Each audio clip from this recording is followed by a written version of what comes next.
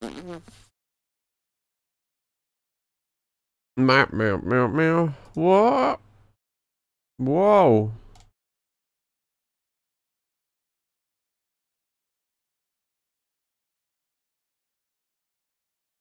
What? What?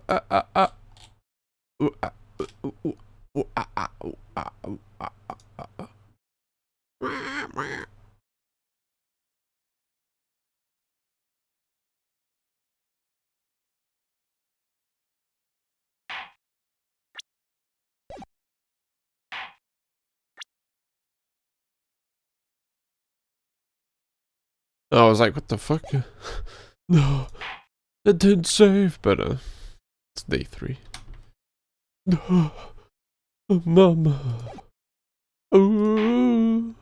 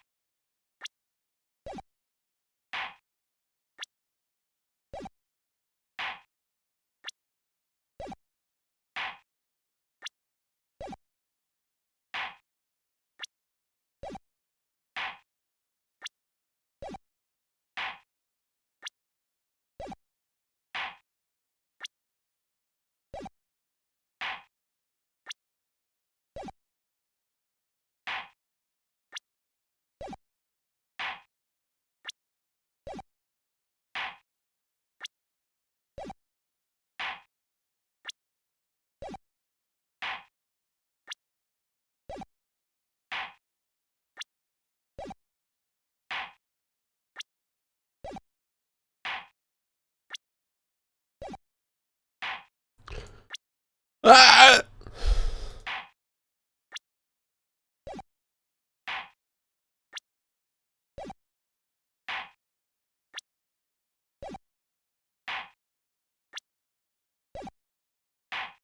Yeah, it'd be someone that shows up at some point.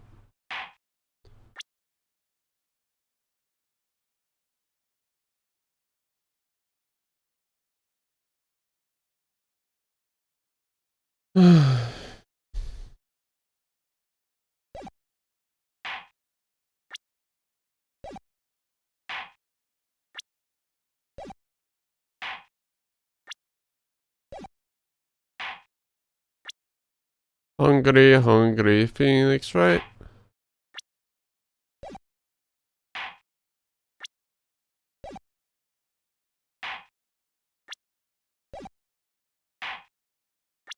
Should I lower the bitrate in the Discord channel to 8?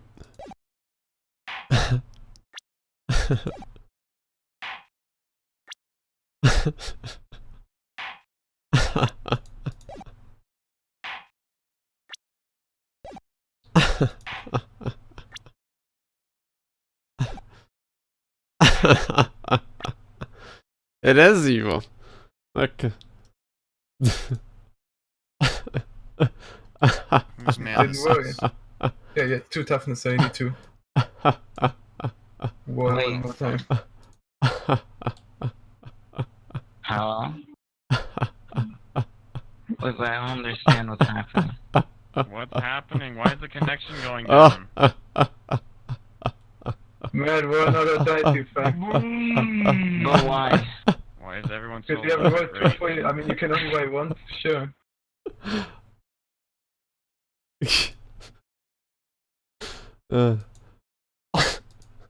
Alright.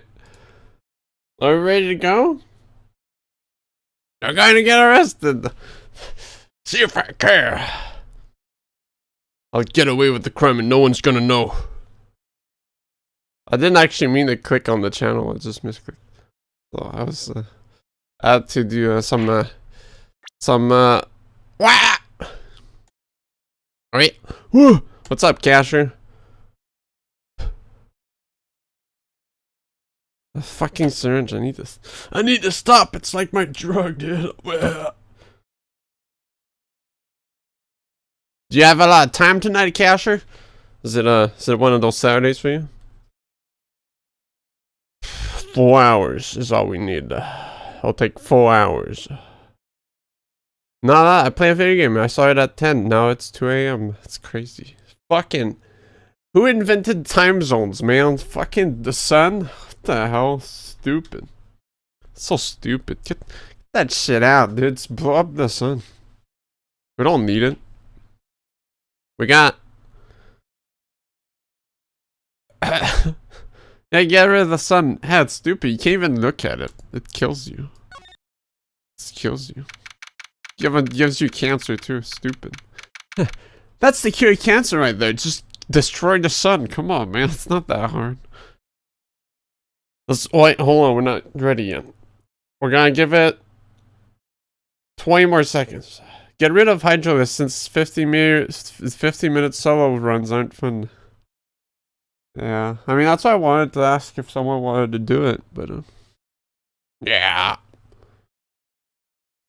It's finding time to do it, though. Fucking the time stump.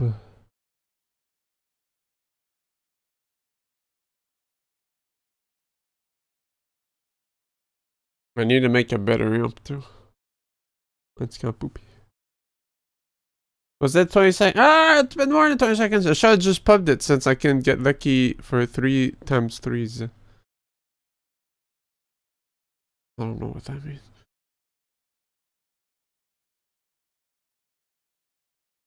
There's only Russians when I do Plains of Eidolon.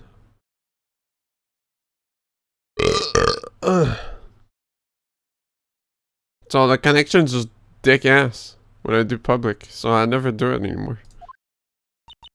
People are phasing you on shit. I don't bother anymore. I'm so sorry, Mr. Wright. So sorry for what my sister said. Drastic crimes require drastic measures. That's just the way it is. We did what we had to, in order for him to get the verdict he deserved. I didn't know. Never knew that the SL9 incident was just another name for it. The Joe Dark killings. Sounds like everyone's heard about these killings with me. Yeah, what the hell was I? Sleeping? Lana wanted Dark convicted so badly. That's why she used me. That's why she used what happened to me. What do you mean, what happened to you? Oh, what the hell? It's all there in the file. Joe Dark's last victim was Prosecutor Neil Marshall. When he murdered Officer Marshall's brother, he left behind an incriminating piece of evidence. But what did you have to do with those killings, Emma? Emma goes! On the night Prosecutor Neil Marshall was murdered, Joe Dark tried to kill me. What? He tried to kill you? Officer Marshall's brother, Neil, was only trying to save me. No. So that means you... Yes. I was a witness in the Joe Dark trial. Didn't see that one coming.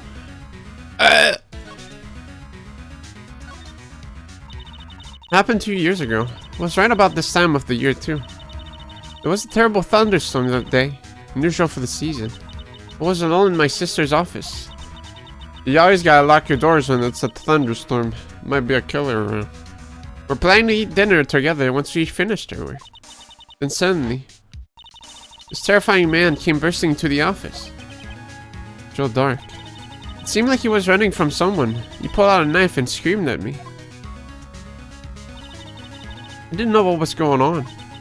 Just then, Prosecutor Marshall showed up. Jake Marshall's brother. Joe Dark tried to take me hostage.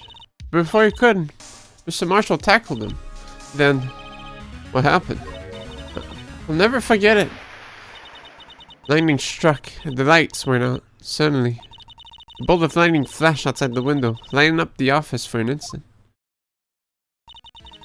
What I saw then burned a permanent picture in my mind. I can still see it now. Yeah, that's just how photography works. Permanent picture. I don't remember the moment when Dark stabbed Mr. Marshall. So you weren't able to testify about that? No, I was only asked about when I was attacked. That must be why she made up the crime. Made it up? You mean provided bogus evidence? The prosecutor's office wanted a guilty verdict so badly. Then I forged the evidence and Mr. Edgeworth used it. Edgeworth? Yes, but I'm sure he didn't know anything about it. He couldn't have known he was being given false evidence. Even so, that's when it all started. The rumors about Mr. Edgeworth, I mean. It's not my fault. If I could have testified properly, none of this would have happened. So it's true. Even though he may not have known it, Edgeworth really was involved in falsifying evidence. As that case ended, Lana was never the same. She became cold, like she is today. She must not have been able to face up to what she did. Especially not to Emma. What did you see in the instant that crime occurred? Dark knocked down Mr. Marshall and raised his knife. Neil Marshall was stabbed right in front of this poor girl. I don't remember what happened after that. Apparently I passed out. Damn, for a serial killer, he sure let himself, he kinda got another kill. Just like in the Battle Royale, dude. Maybe he was a BR fan. When I came to, Lana was crying me in her arms. Poor Emma, you've been through so much.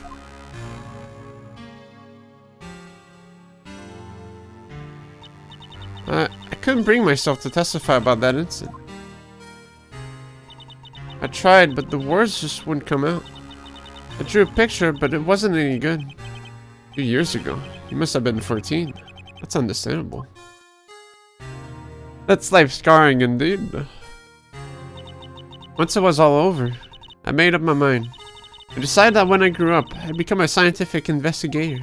I want to be able to fight crime with my testimonies and find the evidence to make an airtight case. That way, Lana would never have to forge any.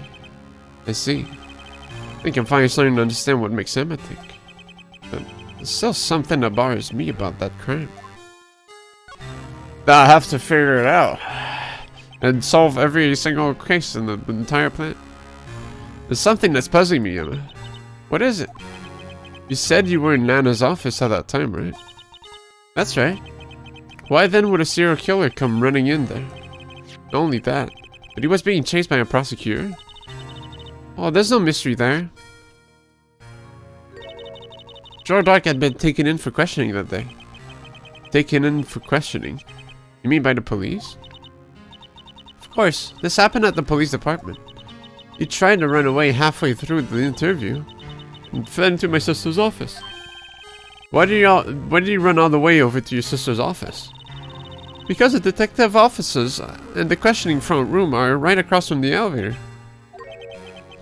Across from the elevator? But Lana was the chief prosecutor, wasn't she? No, silly. Didn't I tell you? 2 years ago, Lana was a detective. She was the best in the entire force. What? That's news to me. After the Joe Dark case, she was transferred to the prosecutor's office and made chief prosecutor. Now you used to be a detective? I better have another talk with her.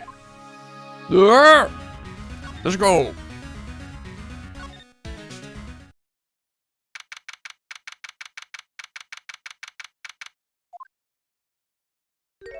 Yeah, she might have some clues for us. Lana, Mr. Wright, it seems I keep causing you trouble. Falsifying evidence. I didn't think you were the type. Criminals don't mind playing foul, why would we? Why should we? But Lana, if you're wrong, an innocent person might be found guilty. Believe me, I understand the risks. Lana, Emma told me about you. Oh? Well, how you were a detective 2 years ago. And how the SL9 incident was the reason for your transfer to the prosecutor's office. That's right. Could you fill me in on the details? Especially about that unusual change of jobs? I suppose you have a right to know, Mr. Wright.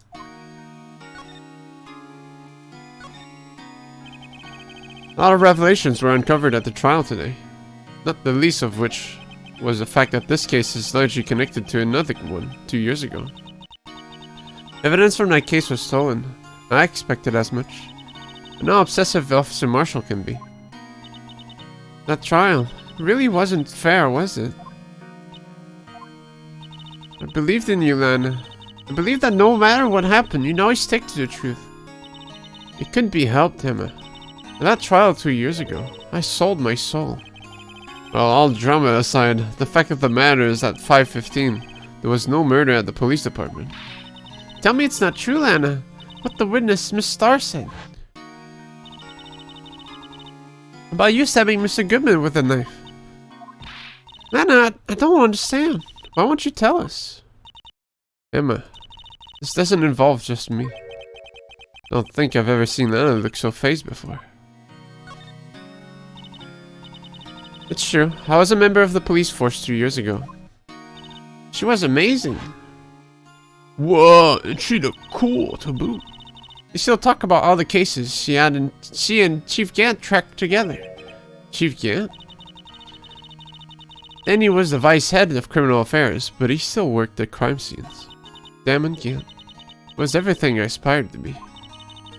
They were the best team ever. They solved crimes before the reports could even be filed. Emma really idolizes her big sister. And now you're chief prosecutor. What happened? I always planned on becoming a prosecutor. The reason I became a detective was to get experience investigating crime scenes, so you could later use that experience in court. Gant's help in the SL9 case was critical in its resolution. After that, he became chief of police, an arrangement I transferred to the prosecutor's office. Maybe I should ask more about this investigation of theirs 2 years ago. 2 years ago, I was second in command of the detectives investigating Dark. Second in command? That means the chief detective was no doubt Damon Gant. Yes, Detective Gant and I shared the same office, and shared the same investigations. They even had the same office. We had a team of the best detectives on the force. Detective Goodman, whose case it was, Jake Marshall, and Angel Star. It was the first time Marshall worked with his brother. It was quite gung-ho. Without a doubt, Joe Dark was the serial killer. We asked him to come in for questioning. We're desperate for evidence. That was when the last murder took place, when he tried to murder Emma. Prosecutor Marshall was trying to save me from Dark. You see, the first person who happened upon the scene of the crime was me. Now you tell us. Detective Gant and Prosecutor Marshall were the ones questioning Dark that day. The investigation was in its final stages, when Dark must have panicked. He waited until Gant and Marshall let the guards down, then fled the room. From there, he ran straight to the office shared by Detective Gant and myself. That's where you found me. So you were the first person to run to the scene then, huh? It appears so. I was filing some papers while Gant and Marshall were questioning Dark.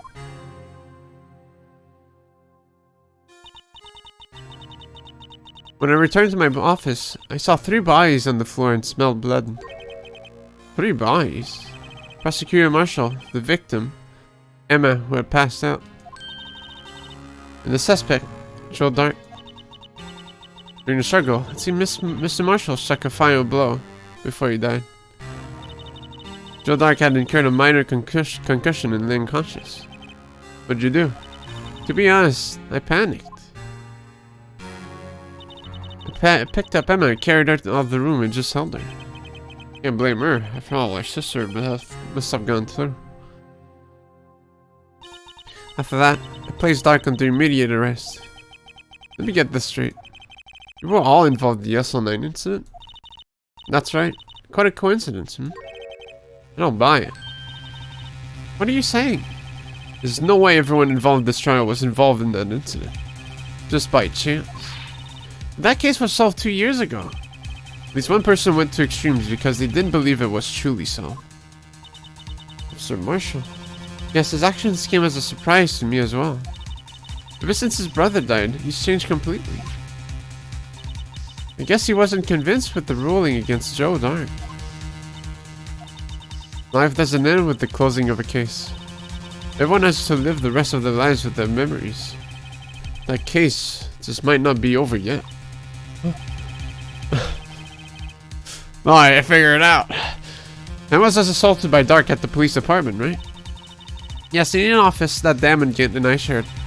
The office that Mr. Gant now occupies by himself. The chief's office. Maybe you should have a look at the chief's office. Site of the final SL9 murder. How do you get there?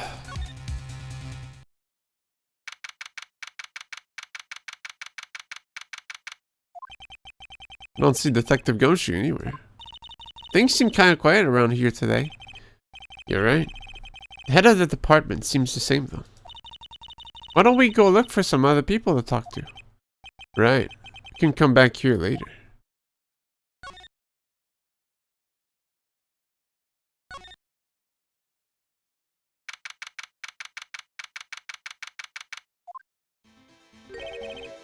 Howdy, Bambina. Oh, Mr. Marshall. I never thought things turned out this way when I woke up this morning. Casera, Sara. You never know where life will lead you. Hey, Bambina. Should've known my luck had run out when old Billy dried up this morning. Billy? Must be his pet cactus. Say, where are you headed? Just over to the prosecutor's office for a little interrogation. It's a voluntary appearance. But we all know I won't be coming back. Sorry, but you can't go in the evidence room today, partner. But Mr. Marshall, why'd you do it?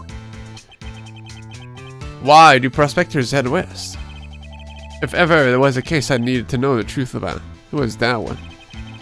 Before you turn yourself in, Mr. Marshall, would you mind telling us exactly what happened? Looks like I won't be getting a steak lunch today. Something was fishy about that trial from the beginning. It wasn't just me either. That's why my Twitch was curious. What's going on? All detectives thought so. What do you mean fishy? Some of the facts reported were inconsistent with the evidence we found.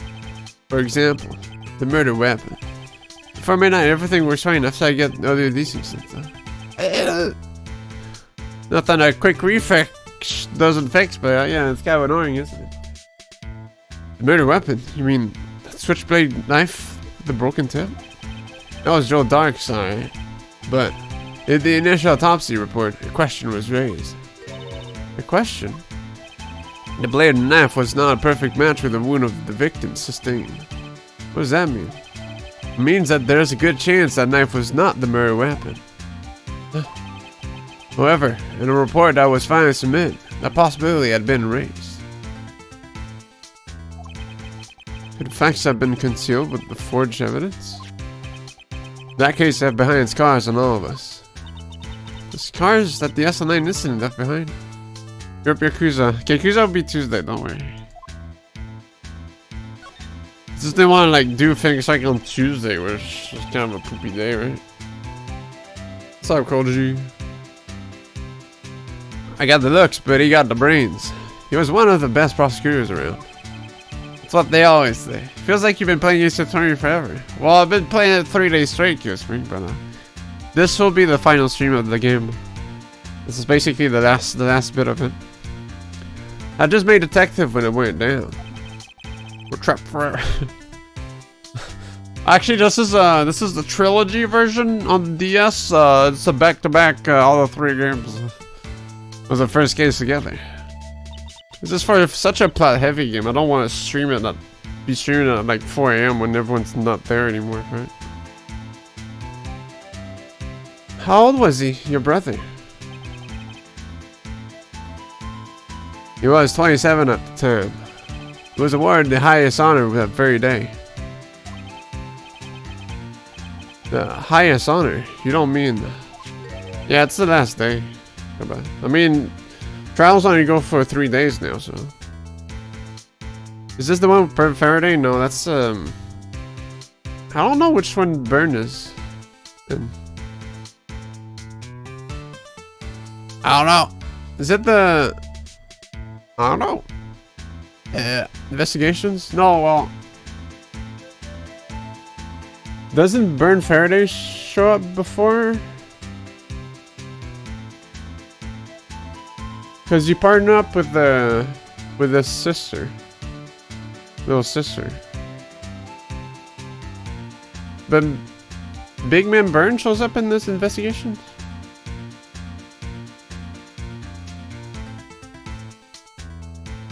I guess. King of Prosecutors. Not that again. What you're looking at me like that for? That's an honor for a prosecutor. Mr. Marshall must have really been close with his brother. The day the asinine incident took place, that wasn't the same day as... That's right. It was the day of the evidence transfer. My daughter? Oh, I thought it was sister. Wow, interesting. It was judging that morning, and by nightfall there was thunder. Can't believe 2 years have gone by already. Tried to steal away the evidence of the case one day. Apparently someone tried to stop you. Detective Goodman was murdered. The evidence locker was empty. There was something going on behind the scenes in that case. We all knew that later. Every detective involved in that investigation, save one, was taken care of.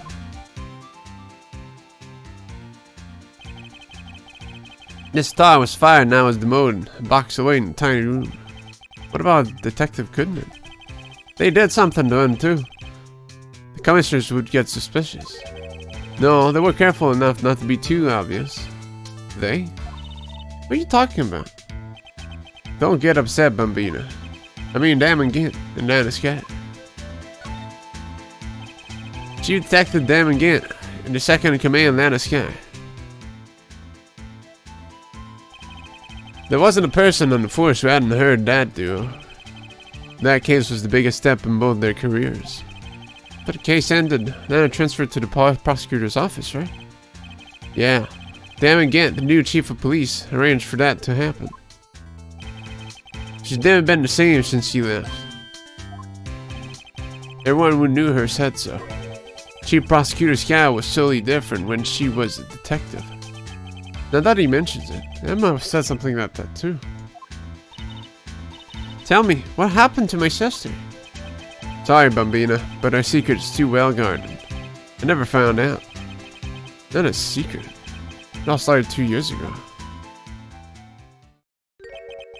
So there you have it. That's my story. Did you enjoy it, partner? It was certainly enlightening. There's one thing for sure I found on in court today. That boy Ainsworth isn't my enemy. He was the one who used falsified evidence to get a guilty verdict. But someone else was the one who gave him that evidence and planned everything. That someone is Damon Gant. Don't believe me? Well, I don't blame you. I won't even be a patrolman after today. No. Too bad I won't be around to work with you when you become a real scientific investigator. Adios, Bambina. No! Cool guy. This liver is finally failing on. Can we go here now? I think I went to the criminal affairs department from not the front entrance. This place is always pretty empty, but today's deserted. It must mean everyone's busy solving crimes. Oh, if you're looking for others, they're all in the conference room. Thanks. Wow, you actually talked to us. The chief prosecutor is saying that what she did and the decision about what to do about Mr. Edgeworth. Not to mention her statement to the media in tomorrow's trial. It's more chaos going on than Thanksgiving and Christmas put together. I think festive is the word usually used for those. Arigato, Space Cowboy. Sir, we'd like to have a look around Chief Gant's office. Just head across the hall to the other building and take the elevator to the top floor. Really? You mean it's okay for us to go in there? I mean, we aren't police officers or anything. Hey, you're right. You can't go in there. It's off limits. Now I see where Detective Gumshoe gets his unique charm. Well, what are we waiting for? What thing for? Let's head to the chief's office. What are you waiting for? Ah! The final boss room. Another error. Uh-oh. Whoa, where am I? The chief's office, silly. At least that's what it said on the door. Check out that pipe organ. That's real, isn't it? Hey, I used to take organ lessons in kindergarten. They used to call me Little Miss Bach. Thought I was a genius until they tried teaching me notes.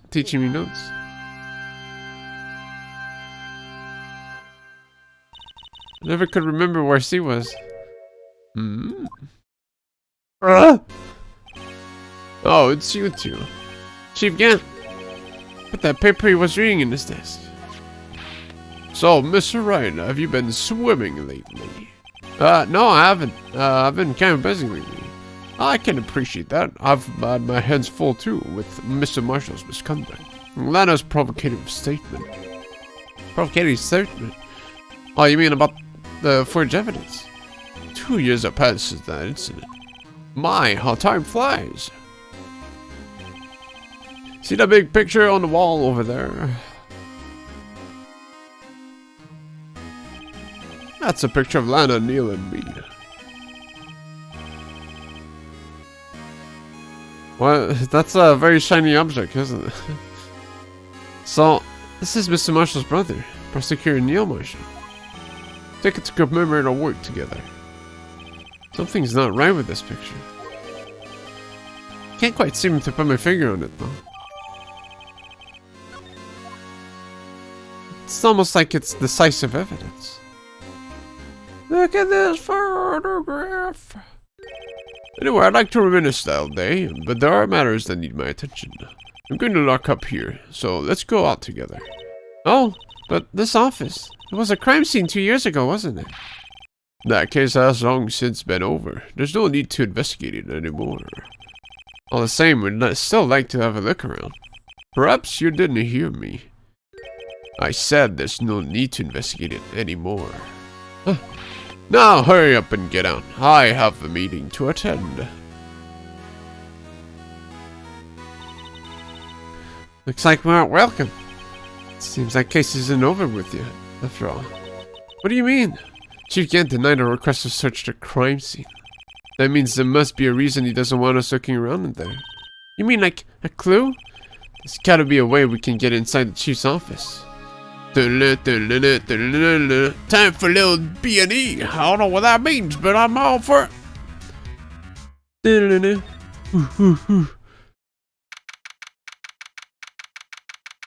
Breaking it. Oh, we got the thing that breaks doors. The gun. Oh, I gotta get off for breaking and entering. Sometimes, man, you gotta open the door. It's just how it is. Call the cops. We're already here, so it'll be a very quick arrest for me, I guess. Detective Gumshoe, were you in a meeting? I was just taking a breather. My feet hurt. From sitting so long in the meeting? Actually, I had to serve everyone coffee. Sounds like Detective Gumshoe's still out of the loop. Say, have either of you seen Mr. Edgeworth? Edgeworth? No. What do you ask? He's under fire from both the police department and the prosecutor's office. It's almost like the battles between you two in court. Sounds serious. Is it because of what my sister said? That's basically what it all boils down to. That falsified evidence 2 years ago. Now Mr. Edgeworth has the whole world after his blood. Yikes. Dun dun dun dun dun dun. That's all good. But why would Edgeworth be blamed? It's not like he knew the evidence was forged. This guy is the guilty party here, isn't she? Regardless, the prosecutor is responsible for the evidence he presents in court. Not only that, but as you know, there have been a lot of rumors going around about Mr. Edgeworth. Those who don't like him haven't been able to do anything because of his amazing talent as a prosecutor, but now with this, there are really so many people who hate him. In our world, only those with talent rise to the top. Mr. Edgeworth not only had that, but he's young. There's no better recipe I know for making enemies. Hey, Dick, keep up the good work. Yes, sir. Let's go out for lunch again sometime. I'll treat. Yes, sir. Gotta take me back to that joint sometime, okay, Dick? Yes, sir. Seems you don't have any problem with enemies. Yeah, well, I'm careful not to stick out. Anyway, I'm a bit worried about him. Under all this pressure, I'm afraid Miss Edgeworth just might crack. Actually, I took a look at the file earlier while the coffee was brewing. Seems genuinely concerned for Edgeworth. What's up, King? There we go. Now we can beat the game. Well, did you find out anything? If you want a little recap, King, how far away are we in? Well, it's only been 3 minutes, but at the beginning of today's investigation, Emma said that she was a witness at the SL9 incident, which was the Joe Dark killings, and that basically Joe Dark, the killer, was being interrogated, put into questioning. And then he managed to get away and went to the chief's office, which was Damon Gant, the big orange man, and then SK's office back in the days. So kind of like, who knows, right? Now give me a recap of Phoenix Wright's story. And Emma was there. Dark took Emma as a hostage, and Marshall, the cowboy man, his brother pursued him to the office, and then he. But that's how his brother managed to die from the conflict, from him trying to save Emma. Well, trying, he did save her, but he died in the way. And then, like, Phoenix thought that was weird. It was weird that it all happened there, and that something was quite fishy, because Emma didn't see the kill. It was just like, storming and the power went out, and she just saw a flash from a lightning in the window. And apparently Nana was a detective 2 years ago, but she was made into a prosecutor afterwards. That's why he was like, maybe it was Credit Crimson's down the world. Well, Phoenix is like, well, something's fishy. The case is not yet solved. I know what to do. So we should look at since the chief's office was a crime scene, we should go check it out. Maybe there's still clues around that's being concealed. And now we're trying to get into the chief's office, but when we went there, Gant was there, which is the chief himself, and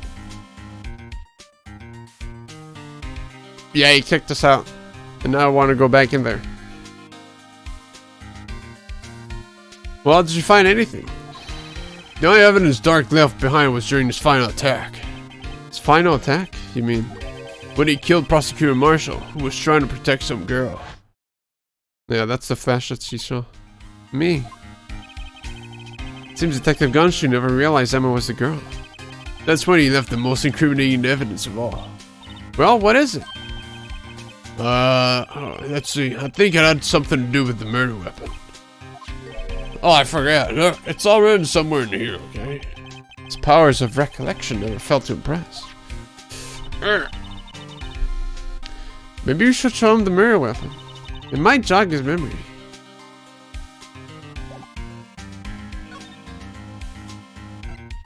But we just went over this. That this was maybe not the murder weapon. About this. Hey, don't tell me that's... There's a tag attached to it with the label SL9 incident on it. I believe this would be the broken murder weapon you were speaking of. What are you doing with that? Ever since that case was closed, that knife's been locked away in the locker. On the day Detective Goodman was murdered, it suddenly disappeared from the locker. It was found in Miss Edgeworth's car muffler. That's it! Now I remember what that incriminating piece of evidence was. When you showed me that knife, it all came back to me. Well, what is it, Detective? Quick, before you forget again. You gotta talk to me first, though.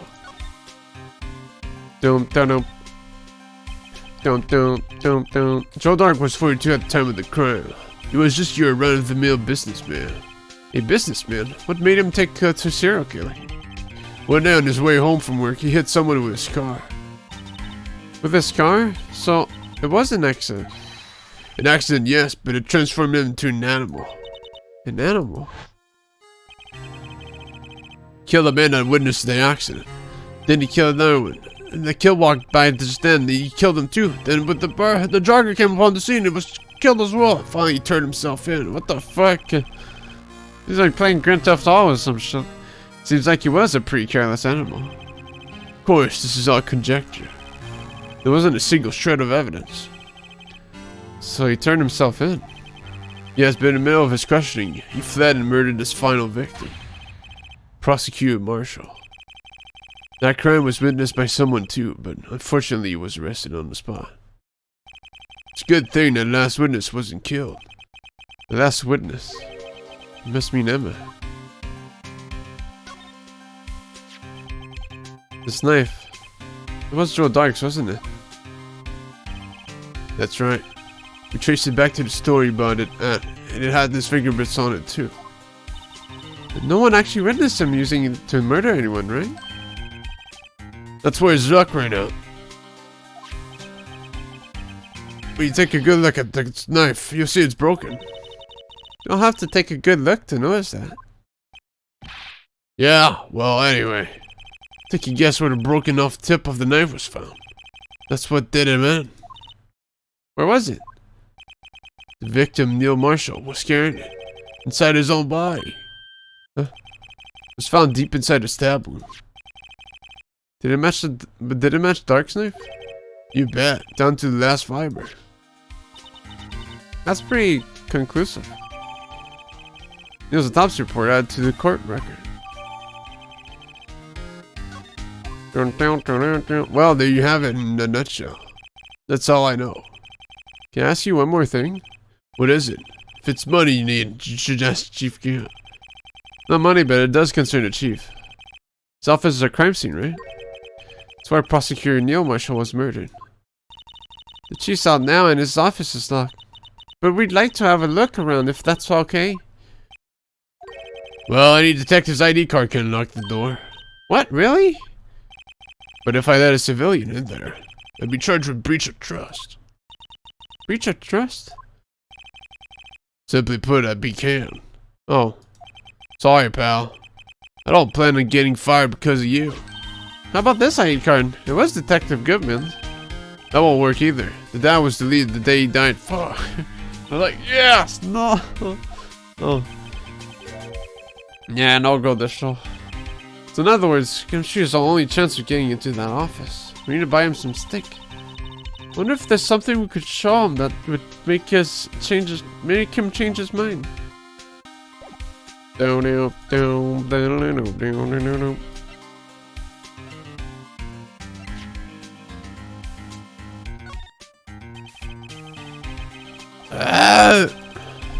It's not that. Sheesh.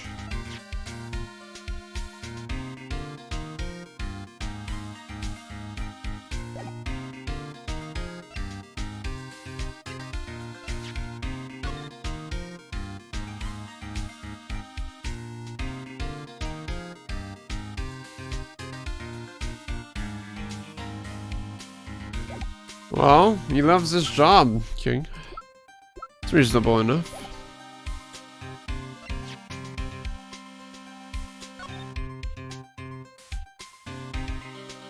I never actually checked this thing out. Tag says AI-16. What's that got to do with anything? Nothing, apparently. At least that's what Edgeworth said. That makes it seem like all the more suspicious. Who knows? This might turn out to be a clue that breaks this case. Would that be nice? The clue that unwinds the screw and makes us win. Hey, do you know anything about this? No. Show him a little something.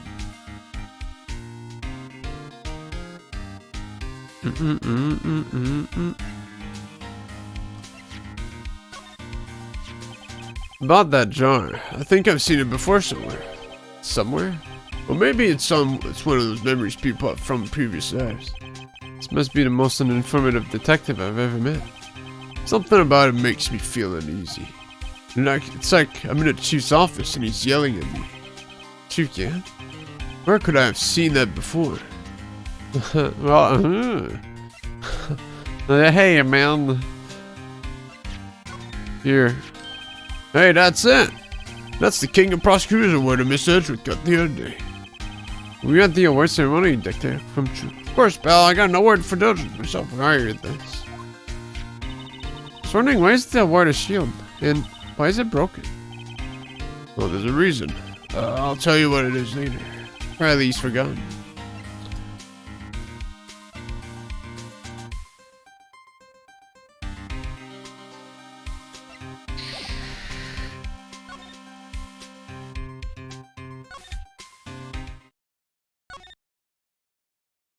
Can we get a Miss Star?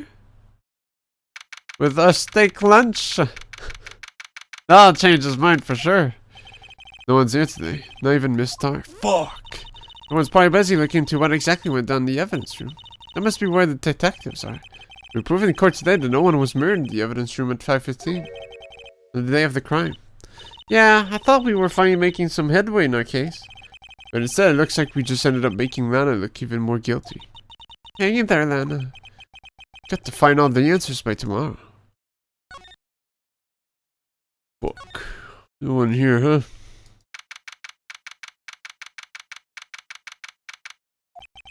Wonder if Edgeworth is back yet. There he is. Looks like he's writing something. He's back. What the fuck? Huh. What are you doing here? Sure was quick to throw that paper on the floor. Tough day in court, huh? I've had to live the past 2 years with rumors flying around. What's another allegation to me? Job, Miss Edgeworth. I'm rooting for you. That's Edgeworth for you. Always trying to hide his real feelings. So what do you want? Like some people, I don't have all day. There's no excuse for what I've done. 2 years ago, I used false evidence to obtain a guilty verdict. That's what it all breaks down to. Nothing I can erase that fact. But you didn't know, did you? I mean that the evidence was falsified. The police department and the prosecutor's office share a bond of trust. If that bond is broken, we stand to lose everything. The police department's error is my error. My responsibility as the prosecutor in charge. That fact remains the same no matter what excuses I might have. Mr. Edgeworth, I take pride in my work. So tell me why. Why has it all come to this? Even Edgeworth can keep this kind of emotion bottled up. Are you up for the trial tomorrow? First, last year's trial, and now this one. It seems all you do is worry about me. To be honest, you're getting on my nerves. But Mr. Edgeworth, you can't just walk out on the trial. Tomorrow's the last day. It's too late to change prosecutors. I'll bet that's what my superiors are banking on. Never thought that case would come back to haunt me like this. What do you mean? That list of evidence, it seems too short.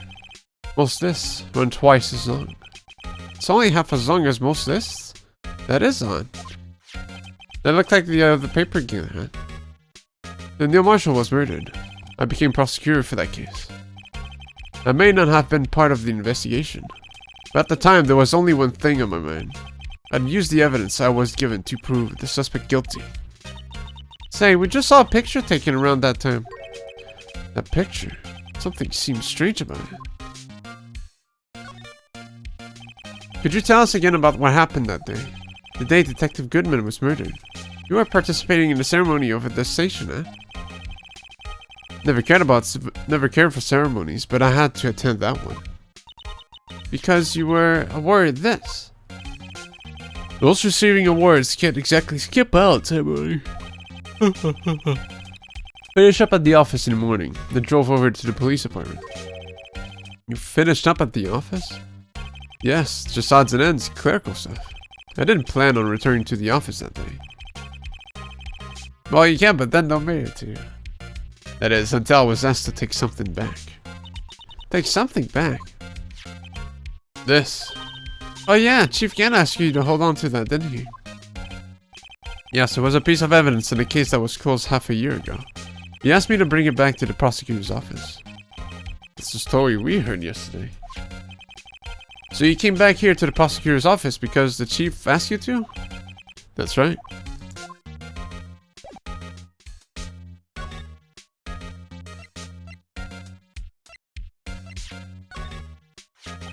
This picture was hanging on the wall in Chief Gant's office. Ah, that drawer is there too. Ah, maybe I could show that picture to Gumshoe. Not that I've shown the jar first. Prosecutor Neil Marshall. He had just started making a name for himself. Looks like this was taken when he received the King of Prosecutors trophy. Speaking of that, there's something that bothers me. Yes? The trophy Mr. Marshall is holding. It's a little different than yours. Yes, you're right. I remember now. Remember what? That was the official prosecutor. That was the official prosecutor trophy used until that time. There's a story behind it. A story? Sounds interesting. Would you mind telling it to us? Simple, really. Contradiction. That's what the award's based on.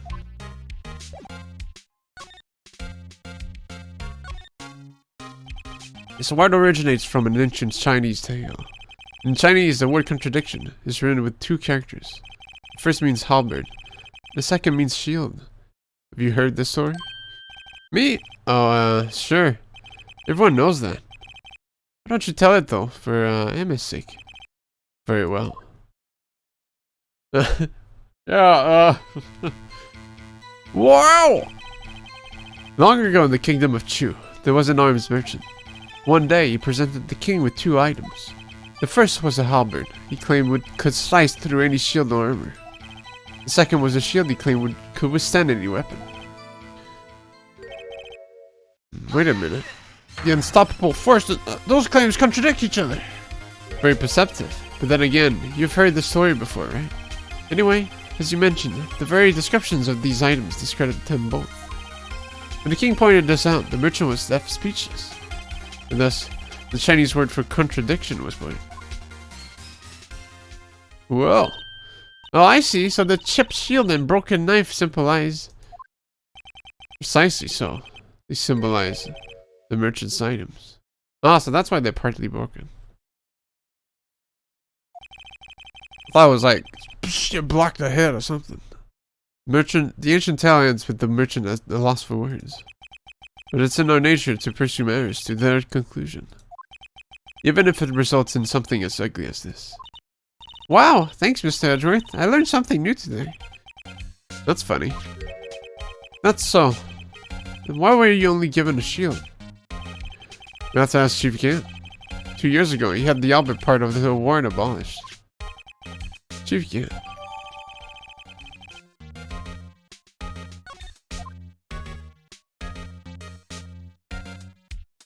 A sword and shield. I can't believe Phoenix are predicting the games. The Pokemon games. You forgot one word.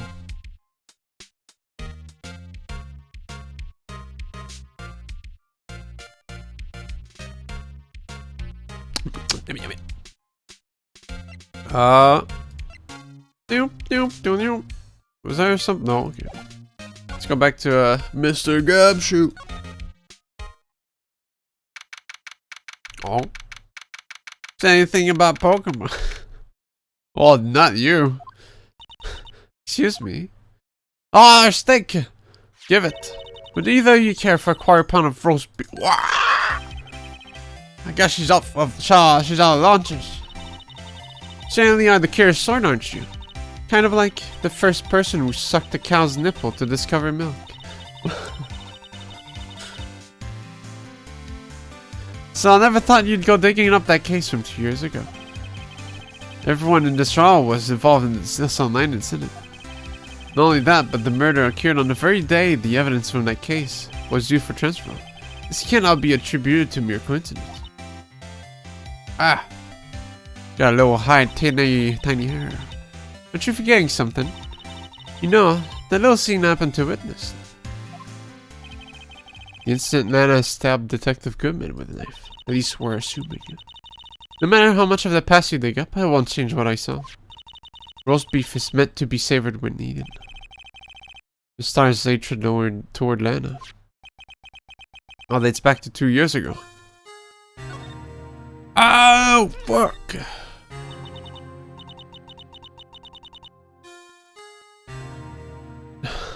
Still dark. That's a name I'll not soon forget. We trailed him for half a year. Oh, the pressure. Still, I don't think I was ever more alive than I was then. Those days were steamier than a bowl of hot gravy. Poor old Jake Marshall, though. Must have been going through hell. Love that cowboy guy. Yeah, well, he's not the happiest right now for sure. He's the most blown deep inside, like a cowboy. Lost his steed. You mean because of his brother's death? They were close, those two. After Neil died, something took over Jake. He became obsessed. Seeing Jake like that made her all the more desperate.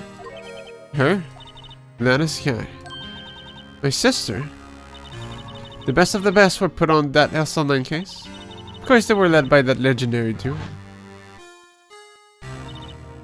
Lana and Chief Gant.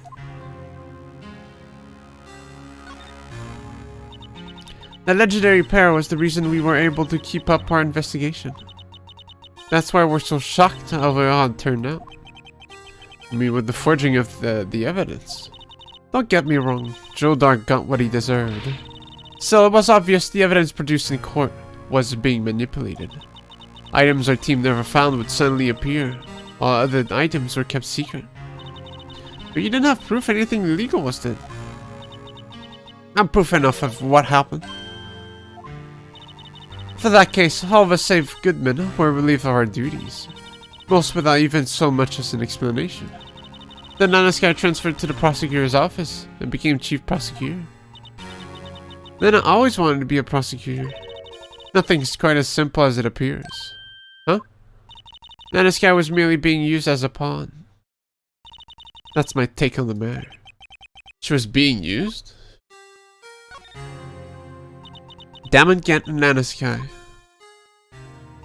2 years ago, Gant was chief detective and Nana second in command. They were the best. They solved all kinds of cases together, didn't they? Damon Gant's magnetism in particular was almost unreal. His magnetism? By that I mean his ability to attract evidence.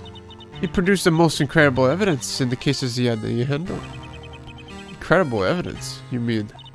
Oh yes, there were rumors about him even back then. Who doesn't fucking forge evidence? What the fuck?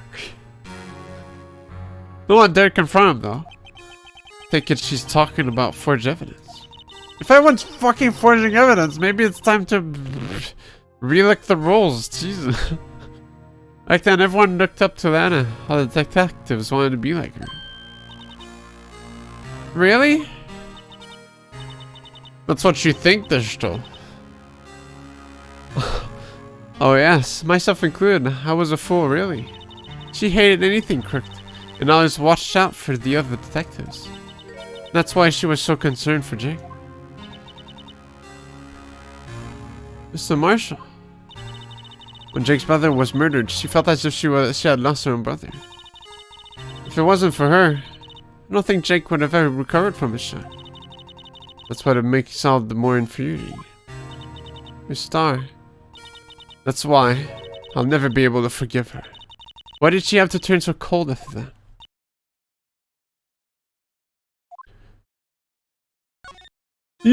Oh, that's the music.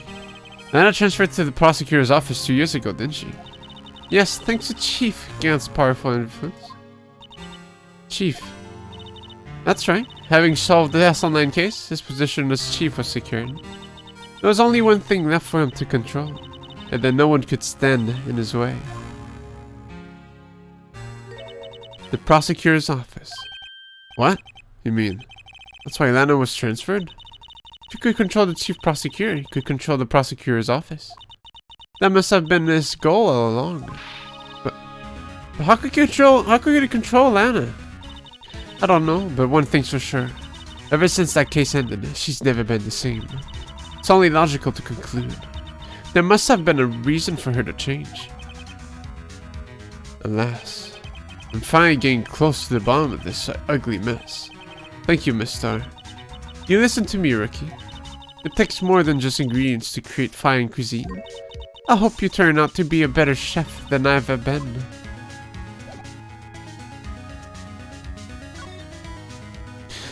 Actually, I forgot about something. You gonna keep that paper, dude? wonder what he was writing before. Come on, Mr. Wright.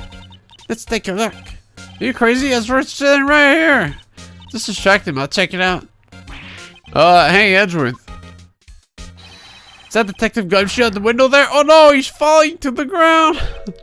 Hold on. First, let me see what this girl's doing crawling around my feet. Even looking. What? Letter of...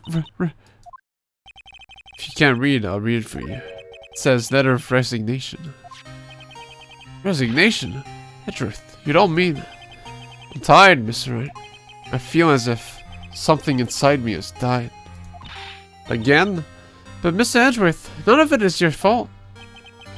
I know the path I've walked. You don't need to tell me. And the path I've walked hasn't been a just one. I can't forgive myself for what I've done. And no one else should forgive me either. Uh-oh. You think he's serious? Mr. Wright, please. You have to do something. Instead of resignation, I wonder if I can use it for anything. Kinda like, just do a little shove for someone.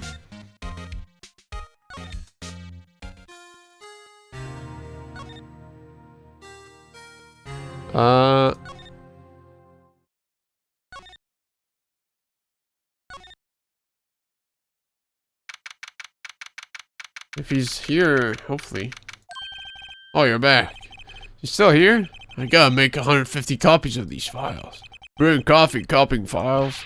Turn into a regular DJ. You're a DJ as well? If I'm not mistaken. I think he means desk jockey. Oh, that DJ. I gotta buy your persistency, but my answer's still no. I'm not letting you in the chief's office, period. Be my neck on the line. That office is the last crime scene in the Yesel incident. I have to take a look in there. There's gotta be something we can do to make the detective change his mind. Trial can't happen as the prosecution is resigning, and here's his form. Whoa. No, it won't work. What's this crumpled up piece of paper? No way! Mr. Edgeworth can't be serious. Is he ever not serious? I can't believe they've pushed him this far. Mr. Edgeworth really feels responsible. At first I thought he was as cold as ice, but now I know different. He trusted us detectives to provide him with sound evidence, but we betrayed him. Detective. That's it. I made up my mind. But here, take my ID card. Can't do that. If someone found out, they wouldn't let you off the hook with an lost item report. Look at me. It's no secret I'm already out of the loop. After all, I'm friends with Mr. Edgeworth. Depending on how this case turns out, I may already be as good as terminated. What? So at least let me do this, for Mr. Edgeworth's sake. Alright, detective. Thank you. Monkey's. They got a nice smile on him. Well, do you proud, Gumshoe. I hope we don't get his music though, it's so fucking creepy. It's almost a spoiler. But I don't even know what's going on. Here goes, Mr. Wright.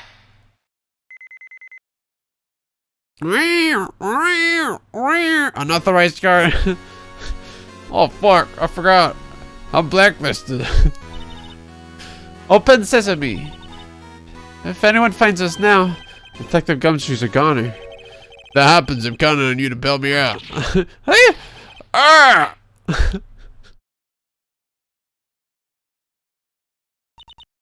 Sorry, I thought you were a ghost. I didn't even know you could snap a ghost. Ah! Detective Gumshoe! What are you doing sneaking up on us like that? I wasn't sneaking, I was just worried something might go wrong. So I came to. You're here, then what's the point of giving us your ID card? Carl pulled Gumshoe's ID card in the pocket. Hey, don't do that in my car. No.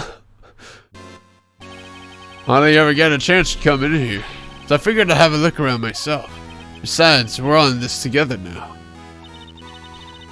You really do want to get fired, don't you? No, if we're lucky. Now come on, let's see what we can find out. Got a bad feeling about this.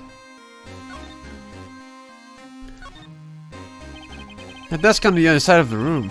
Was that your sister's? Yes, that's why I was waiting for Lana. That day 2 years ago. Is anyone using it now? No, sir. This is entirely Chief Kent's office now. He practices a strict policy of preserving the crime scene. It's a strange reason to leave it there. He leaves it as a warning to everyone else. He wants us to always be alert. Told us so himself at our New Year's party. Of course, he was pretty intoxicated at the time. Let's see. Ever since I left, no one ever touches that desk. No one except Chief Kent. And the cleaning lady was in here each morning. Still, 2 years have passed since that incident. There can't possibly be any clues remaining. Or can there? Can I ask you something? Sure. You only came here to look around, right? Because it's one of the SL9 crime scenes. I mean, that's your only reason for coming here, isn't it? Why do you ask? You don't think... Nah, you wouldn't be. No. No, there's no way. Never mind. Don't worry about it. Okay, well now then, let's take a look around a bit more.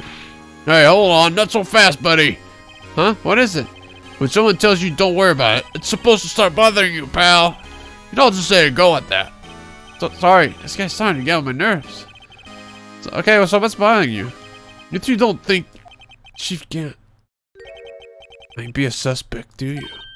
What? Yeah, Miss Wright, what do we think of him? Chief Kent. So it's finally come to this. What do I think of him? Perhaps it's best I don't divulge my feelings. Yeah. There he goes, ignoring me again.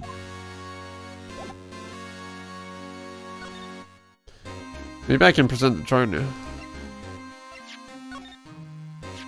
Now I know where I saw that before. It was right here. Here? You mean the chief's office? If I recall, it used to sit right on top of that shelf 2 years ago. I used to stare at it while being forced to listen to that organ. You would stare at it? I tried to use my telepathy to knock it over. The telepathy. Hey, there it is! Right there in that picture, see? Oh, yeah.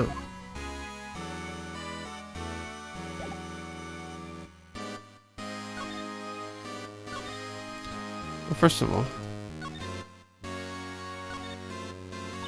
Wow, look at the size of Chief against this. Speaking of that, we were here earlier. Oh, it's you two. Chief Kent! Put that paper in the was reading this desk. I wonder what he was reading. This looks like a list of evidence used in a case. List of evidence? In most cases, the list runs twice as long as this. Hey, look at the case name. Huh? That's a night incident. I wonder what this is doing here. Hold on, detective. What did you just say?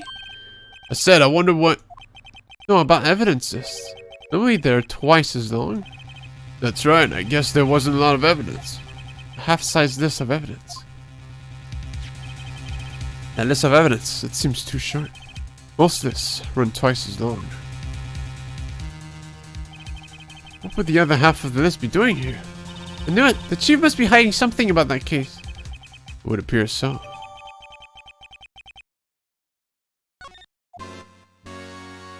Let's check it out! Well, I can read everything on it. Well.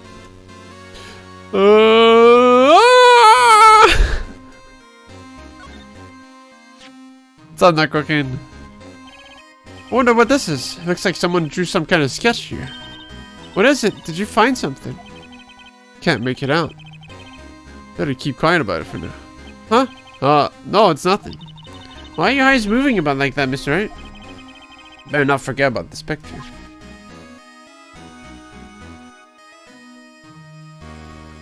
I do the eye thing too in real life.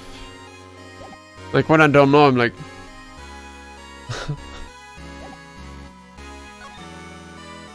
My boss is taking notice of that.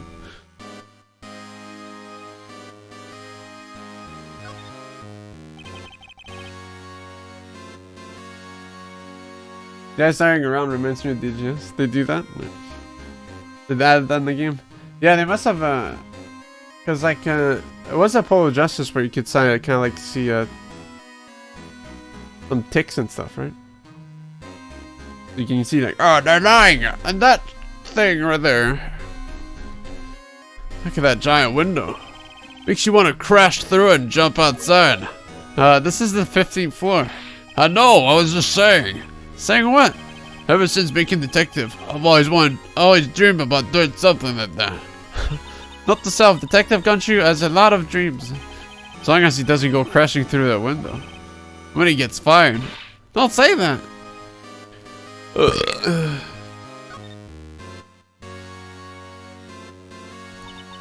This was taken on that day 3 days ago, yeah. Day Joe Dark. We're in a questioning room and tried to kill Emma. They're receiving his award trophy. Mr. Marshall took a picture here. They went along with Chief Gant to question Dark. I bet he never knew he'd be dead just a few hours later. Gee, you think? Imagine knowing you'd die. That's crazy. These shelves are mostly empty. Nana must have cleaned them out when she transferred over to prosecutor's office. There's a small picture frame on the left shelf. Hey, this is where Nana and I went to that theme park. She never took that picture. What the fuck? These shelves are mostly empty. Wow, it's the same shelf. This was Nana's desk. Sure as titty. Nana's always been a meticulous cleaner. There's not even any dust on it. Looks like someone's still keeping it clean. Does Nana ever come back here? No. Chief Gant must still keep it clean in memory of their partnership. And where the stuffed legends are made of. Does he keep it in memory of her or in memory of the crime?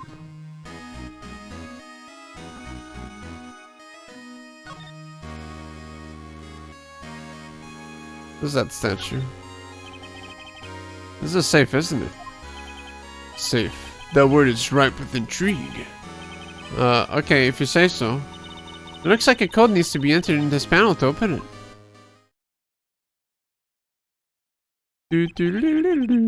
7-digit number. I think I just might know what it is. Do you know what it is? I have a hunch. Oh, I know. You want to try my birthday? It's I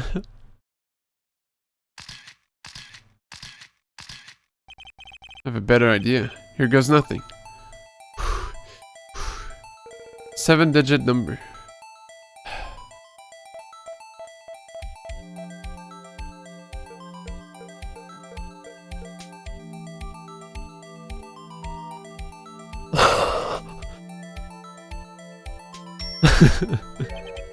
Bingo. What number did you enter? Whose birthday was that, pal? Imagine being that stupid. The final ID card number in that record. What? The number of the mysterious executive officer who entered the room that day. You mean 777777? That ID number? I think you're 1-7 shy this time. This can only mean one thing. That's Chief Gant's ID number. Say, anyone care to look inside? No, fucking dip, dude. What the fuck? What? I mean, gonna talk to us here. Is there anybody in there? How much does he have stashed away? Yeah, I should have looked at the statue first, honestly. What if I can't go back here afterwards? It's hey. Sorry from a broken cup. Someone looks familiar. Where have I seen this before? There's something else in here too. What's this? Looks like a piece of leather cloth. This is a handprint, isn't it? Hey, I saw someone wearing a shirt like that once. Think the chief made up the design? I don't think so. Oh, well, it was just a thought. Is that it? This is all that was in the safe? Apparently so. It's empty now. Piece of cloth with a handprint on it. And a broken shard from a cup. They look like pieces of evidence. Unless you can prove they have something to do with this case. I'm afraid I can't just take them. After all, it's my neck on the line here. Great. Now I have to prove their relevancy to get them. Why are these 2 items related to the Yasunine incident? Come on, there's gotta be something we can show to the detective. See this Emperor t-shirt? Yeah, the chief police designed it. This is the real deal, isn't it? This armor and these weapons? Sure is, pal. The chief doesn't care for imitations. First the pipe organ, now this armor. Do you know how many taxpayer dollars must have gone into this room? What? You mean we're paying for this? That's it. I'm not paying you 1 cent of my taxes. You don't have any taxes to pay. Shh. Be careful what you say. Who knows? The chief may be hiding in this armor as we speak. Don't think he'd fit in there. Even if he did, you'd have to be able to get out. You'd never be able to get out. Cut it out. You guys don't know how scary that guy can be. Yeah, I'm on Gumshoe's side, dude. What the fuck? What if he is?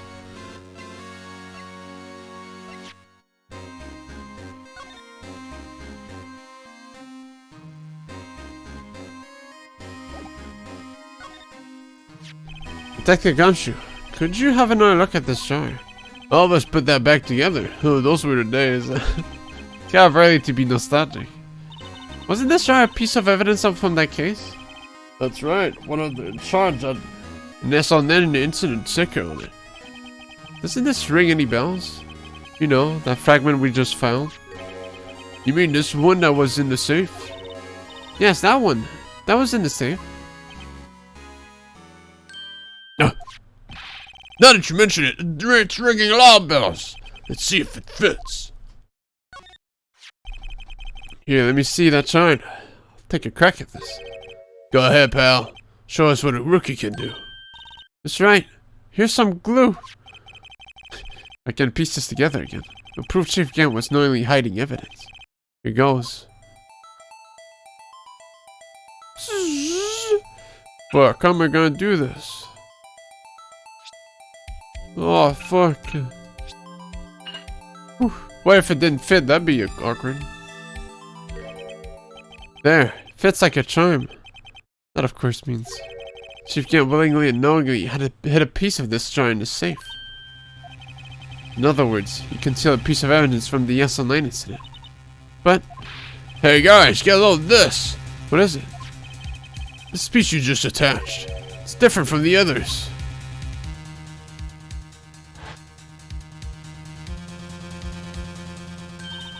There's a reddish line on it.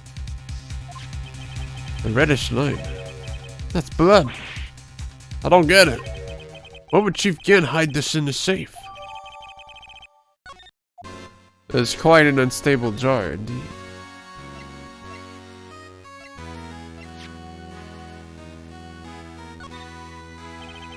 Detective Gumshoe, I'd like you to have a look at this. Hey, I know what that is. So you want to take some fingerprints? It's a great idea, Detective. Alright, go to town, cheers. What are you doing? Why are you sticking out your hand like that? Go ahead, take my fingerprints. It's not your fingerprints we want to take. Huh? Come on, this isn't time for jokes. Talk about that cloth we found in the safe. Oh, I knew that. The one with the imprint on it, right? Jeez, where's your sense of humor? Alright, boys, better clean your ears, because I'm going to clean them for you. Okay, Mr. Wright, let's check for prints. Sprinkle powder on the cloth, and then once they've been absorbed into the prints, blow the rest away. What are you, my mom? I don't have to be told a million times. Alright, let's get this over with. Blow me! That's a pretty good one.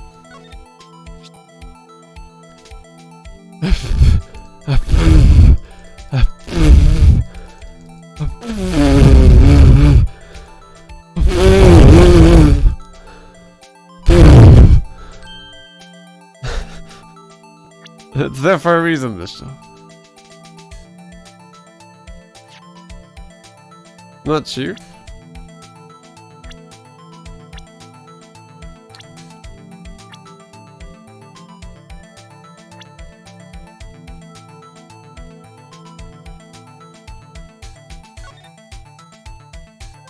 What does it mean?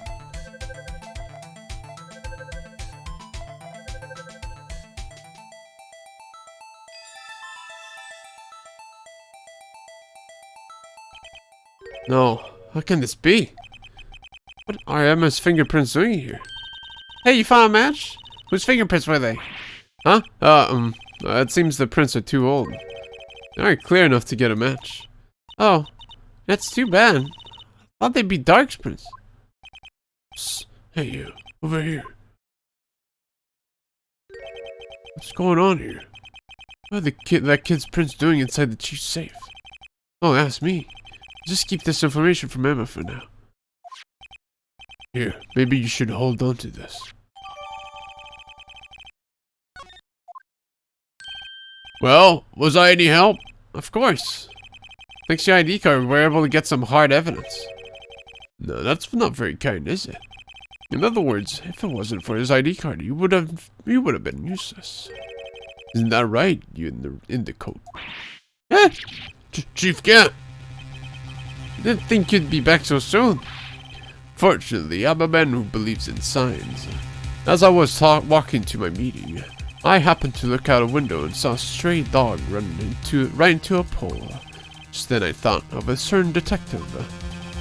Do you mean me, sir? Now then, I'm afraid I'm going to have to ask you all to leave. Yes, sir. Sorry. Don't mind the open safe. Oh, you in the coat. Me, sir? Drop off your ID on the way out. You won't be needing it anymore. But, sir, no. Now get out. Yes, sir. No, come. We'll be on our way too, then. Wait, you're the one without the spike here. Don't go yet. Me, sir? I'd like to have a word with you. But sir, I'm not a licensed scientific investigator yet. You with the spike here, you're free to go. Mr. Wright?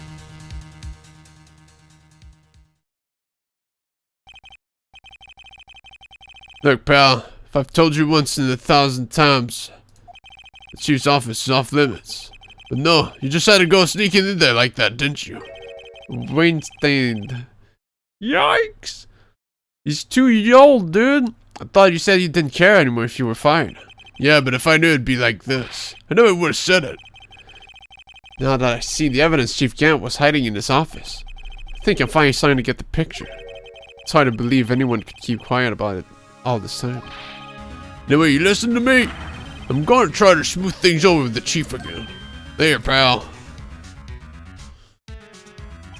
Godspeed, Gumshoe. After that, I heard from Emma. She said the police want to ask you some questions. She'll be busy for the rest of the day. Uh-oh, it's time to go solo again.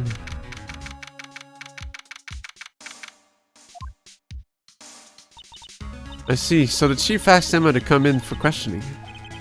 So he was thinking about it. Tomorrow's the final day in court. I'm committed to doing everything I can to defend you, which is why I'm here. I told you all I can. You've told me over these past couple of days. It's absolutely nothing. Not a single useful thing. Really? I believe I did mention something quite important. Something I told you right at the beginning. I said that I was the one who stabbed Detective Goodman. You know, I think I finally figured it out. Who it is you're hiding behind those words. Me, I did a good job mentoring you. I'm rather jealous. Seems Edgeworth was right. Edgeworth?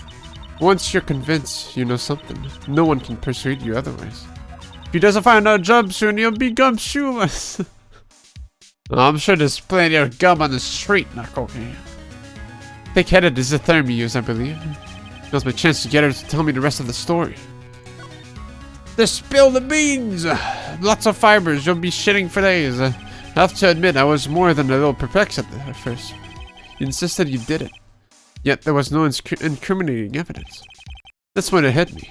It's not that you're unwilling to tell the truth. It's that you're incapable of doing so. Because of a certain individual. What an intriguing notion. A certain individual, you say? So you think I'm protecting this person? Protecting? No, I think afraid of is more like it. I'm not mistaken. The person in question may have persuaded you to silence. For argument's sake, Mr. Wright, who may I ask is this person you're speaking of? The one I am supposedly so frightened of. What is this person's name? Detective Gumshoe. Well, Miss Guy? Mr. Wright, you are addressing the chief prosecutor. Do not forget your place. Take it she's still not ready to spill the beans. My apologies. Could you please tell me a bit more about the circumstances? We're partners until 2 years ago. I respected him as a detective. Assuming he is respectable, then tell me something. What would he try to hide his crimes? His crimes? Both you and Edgeworth will be brought before a board of inquiry for what you've done. Specifically, hiding and forging evidence. Of course, there are serious offenses. Why is it, though, that Chief Gant's name was never mentioned? Chief Gant? Edgeworth didn't know the truth behind the forgery. The only party who could have possibly investigated that evidence was me. Had access because I was second in command of that investigation. Yes, you. But also one other, Damon Gant. If you intend to accuse Chief Gant, you'll need more than just words. Show me proof that Chief Gant falsified evidence in that case.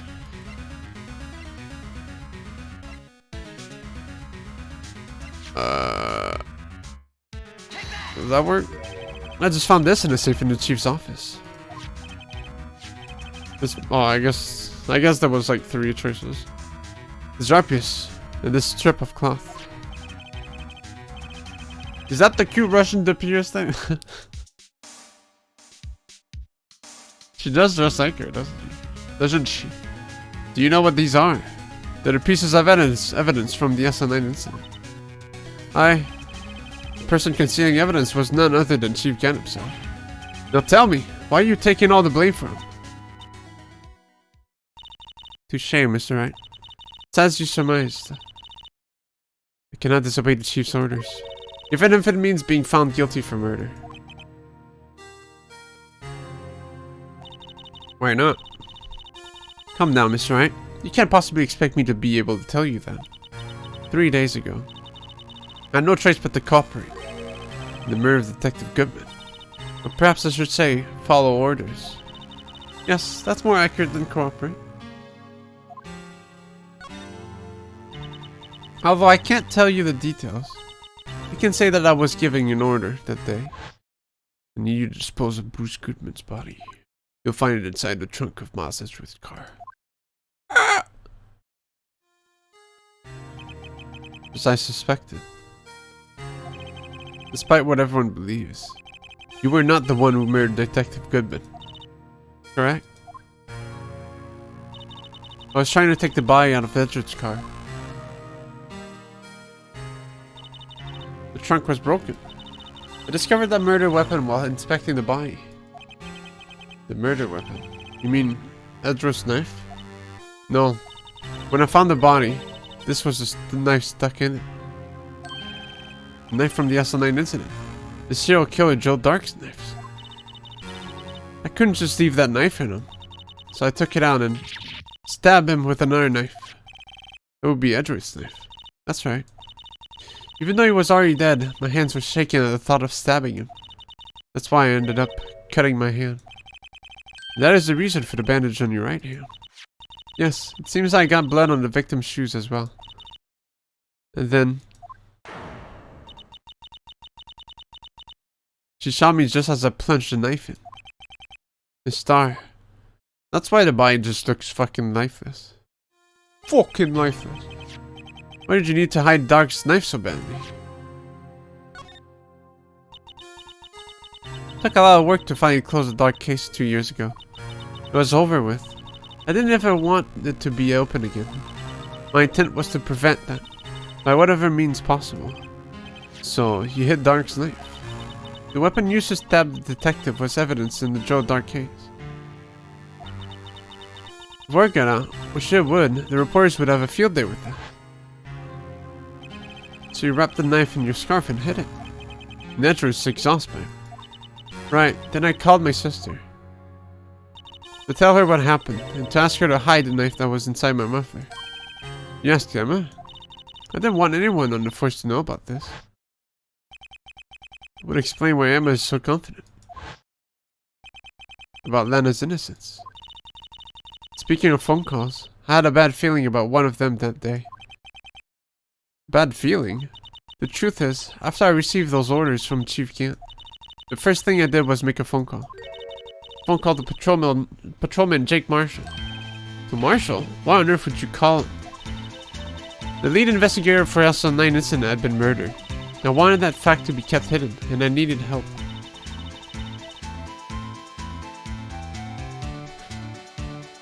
He was the only other person I could trust. Or at least, I thought I could trust him at the time. However, it seems that after I spoke to him, he went off on an escapade of his own. Oh, you mean... Not wanting the case to die, he decided to take things into his own hands. His music goes wrong. Yeah! He disguised himself as Officer Goodman and tried to steal the evidence. He had already stolen the ID card, but it seems Isan made up his mind to break into the evidence room. After my phone call, any remaining doubts he had made must have disappeared. So your phone call caused the incident in the evidence room.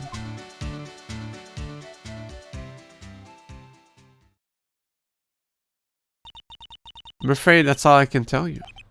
But Lana, for my respect, Mr. Wright, both as a defense attorney and an investigator. Now please, don't pursue this any further in the court tomorrow. Tomorrow's trial. There's only one way to drive off Lana's demons. Got to get to the bottom of everything. Please don't chase this. You tested me then? Because like the Goodman's real murderer. No, please give up. What went down in the chief's office 2 years ago? Now it's making some fucked up associations.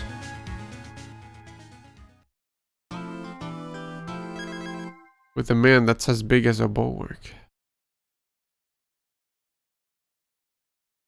There must be some pretty nice swivel chairs in the detention center. Yeah, she turned around a lot. Baby, you know you can't stop the green ghost from finding all the clues. Can't stop the green ghost from finding all the clues. Green ghost is actually a very nice guy. Why did Scooby kill him? This is the defendant lobby, alright? But there's no defendant. I've been trying to reach Lana all morning. Where could she be? And where's Emma, for that matter? It almost seems as if something's been happening behind the scenes.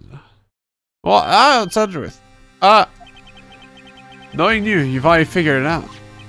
Who the owner of the 7777777 ID number is. Well, I have a pretty strong hunch. Looks like I'm not the only one who's figured it out. You know, the only reason this trial didn't reach a verdict yesterday is because there was still room for doubt on this ID record. That number does belong to whom you suspect, and no doubt will remain. After all, he hasn't been officially charged with anything. True. Not yet. In any event, once all doubt has been removed from that list, I can call for a ruling on the defendant. 5 minutes after the trial starts, Lana will be found guilty. But she didn't do it. I figured you'd say as much. That's why I came here, to hear what you have to say. It's the first time he's ever done something like this.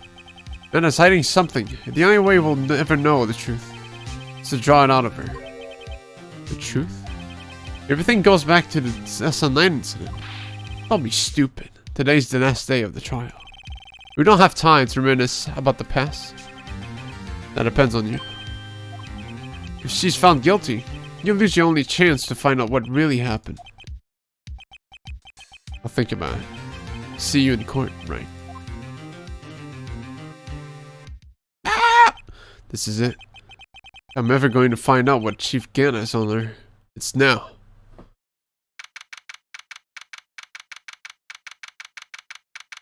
Time to not like this. Court is now in session for the trial of Miss Lanaskye. Defense is ready, Your Honor. Gantondorf. Sure. What's up, Waffle? Prosecution is ready, Your Honor. Normally this is when the prosecution puts forth its opening statement. But before that, the police chief has a proposal to make. Chief Gant. I was there all along. Morning, folks. How's everyone doing? Hey, Edgy, been back to the pool yet? No, I've been drowning enough as it is in my own work.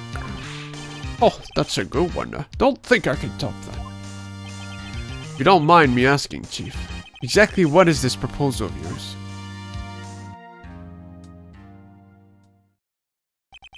Then, that is to say, the defendant has asked me if she could speak directly to the court. She wants to do what? Having heard what she intends to say, I feel she should be granted her request. In the end, it should have saved everyone a lot of time and trouble.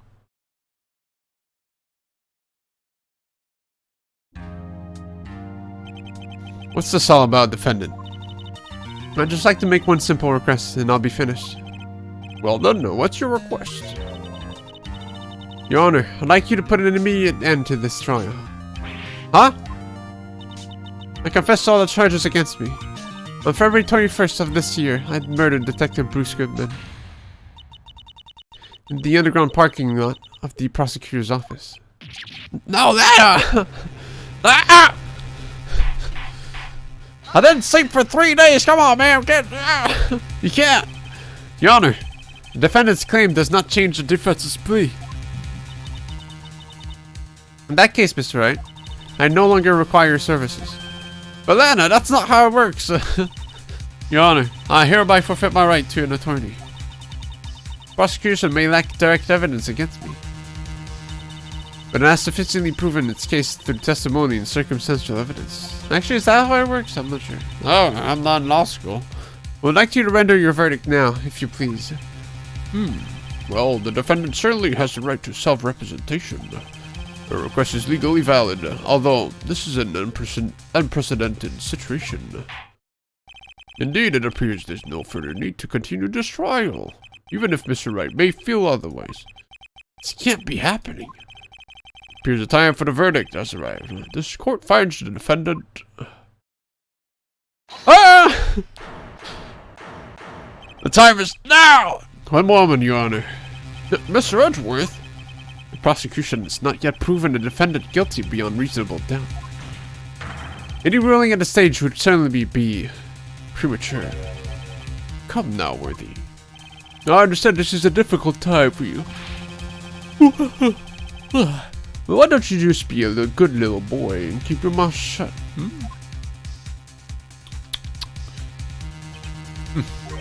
I don't think I care for your tone, Chief Gant. What?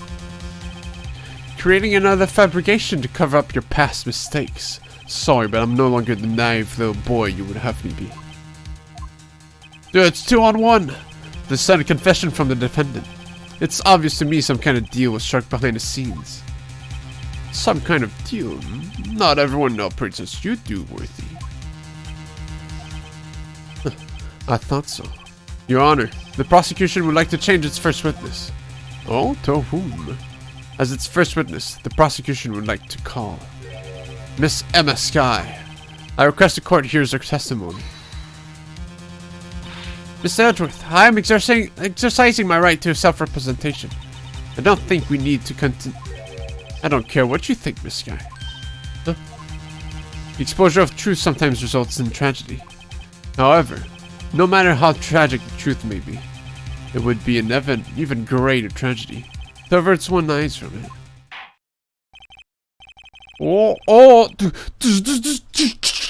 Dude, ran the spleen. Very well, the court shall grant the prosecution's request. That's okay with you, right, Chief Gant? Worthy, you'll live to regret this. Mark my words. You won't, Gant, because you... Miss Emma Skye, please take the stand. Looks like Edgeworth has decided to take the horse by the reins. I'm just gonna threaten you in court, don't mind me. Now then, witness, please state your name and occupation. My name is Emma Skye. My occupation? I'm Lena's little sister, and I want to be a scientific investigator. 2 years ago, You encountered the serial killer Joe Dark of the Joe Dark killings. Is this correct? Yes. I'm trying my hardest to forget about that, though. I'm sorry, but I'm afraid I'm going to have to ask you to recall those events one more time. Mr. Edgeworth, please remember the trial concerns the murder of Detective Goodman. Is an incident that was resolved 2 years ago really all that relevant? Yes, it most certainly is. Well, okay then. Should keep it fast. Now, please testify about what happened to you 2 years ago. Chief Gant just shitting his pants right now. The trip to yesteryear has finally begun. It's bound to lead to the truth behind this trial.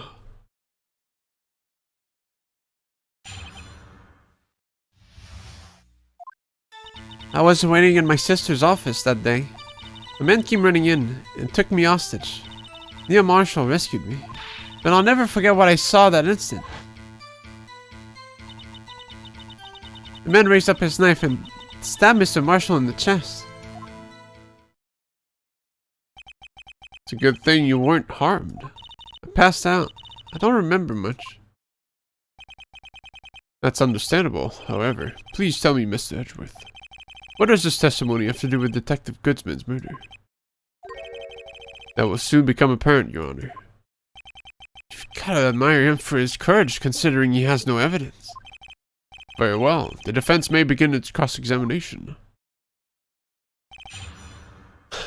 As per always, Scott. As per always. I was waiting in my sister's office that day. 2 years ago, the defendant was a detective at the police department, correct? Yes, she was second in command under Chief Detective Gant. My sister.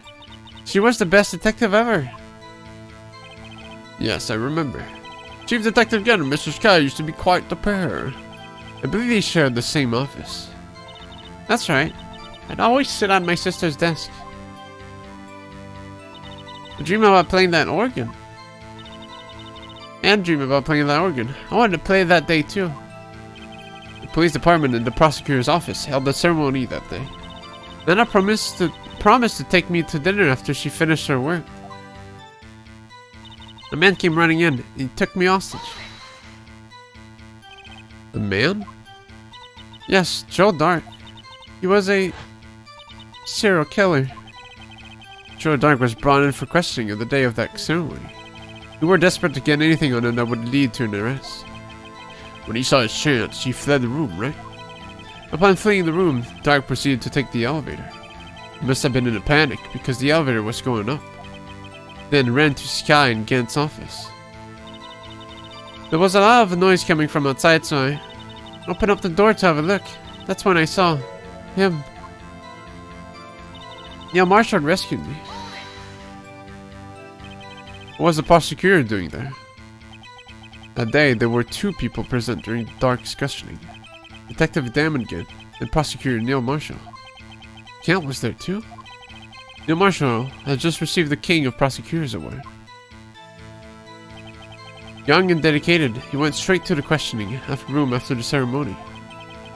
I assume that would also be why he was the first to run after Dark. When Dark grabbed me, I thought I was as good as dead. And that's when Prosecutor Marshall came running in.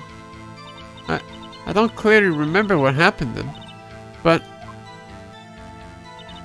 I'll never forget what I saw that instant.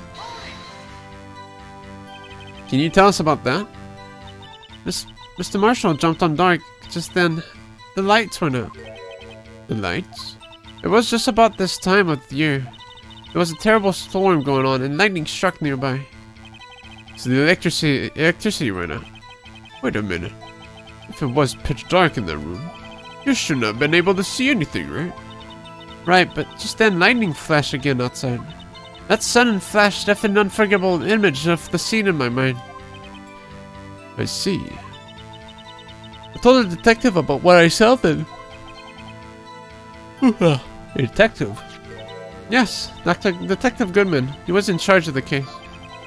Detective Bruce Goodman, the victim. So you spoke with Detective Goodman about this 2 years ago? Yes, that's what's so scary about this trial. And why you told Detective Goodman about... And you told Detective Goodman about what you saw. Yes, but... At the time, the words just wouldn't come out. That's why I drew a picture. A picture? Yes, I think she mentioned that before.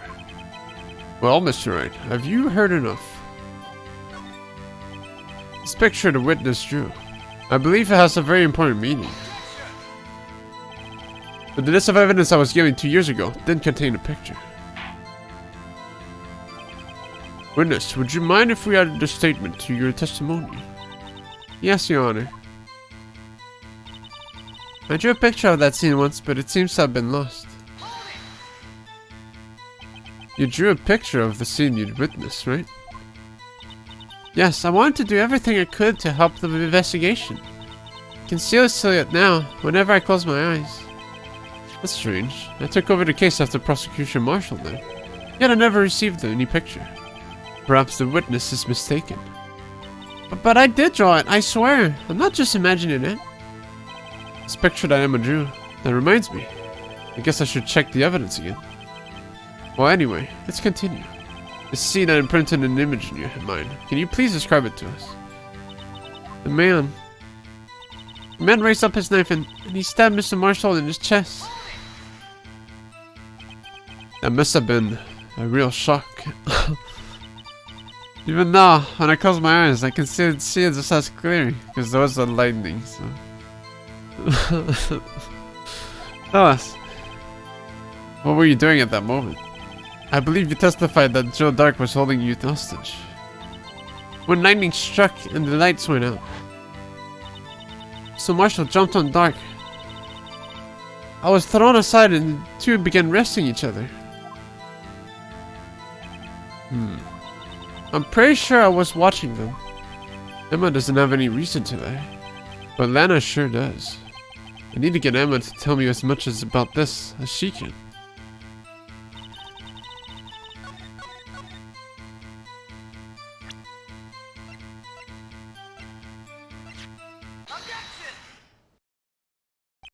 Miss Edgeworth. This little girl put all her heart into drawing that picture. And yet you still insist on denying its existence? Huh? Hey, I'm not the bad guy. All I'm saying is that as the prosecutor for that case, I wasn't handed such a picture. That may well be. But that doesn't mean it doesn't exist. Behold. This is the evidence is for the Incel 9 incident. Please turn it over, Your Honor. Turn it over? Turn it... Ah! What's this? Yes. What is that? Hey, that's it. That's the picture I drew. Indeed. Two men appear to be wrestling here. Of course, why did we flip it over? Ah, there's a bunch of charcoal on my hands. What's going on? What's the meaning of this? What are you doing with that list? Me? Only prosecutor in charge should have access to that list. Huh? These lists, they're different from each other. What? It would appear, Miss Edgeworth, that the evidence list you were handed 2 years ago was incomplete. These two lists fit together to form one. You can see the marks here, where they were torn apart from each other. So you see, Miss Edgeworth, it's quite obvious what happened. I'm the prosecutor now. Not guilty, I win. 2 years ago. Only half of the evidence in that case ever reached you. What? What? Order, order. Who'd have thought the picture would have been drawn on the back of the list? I was handed to Detective Goodman in the questioning room. What a blunder. Wait a minute. If this list was torn in half, then that means... Your Honor. You alright, Mr. Wright? Your eyes are bulging from your head. If the evidence list was torn in half, then it might be more of the drawing in the back of Mr. Edgeworth's list. Ah! Yes, that's quite conceivable, Mr. Edgeworth. It's possible. It's the... Something wrong? Do you even have to ask? What do you mean you never checked? Sorry, Your Honor. There is something drawn on the back of my list. This is that thing.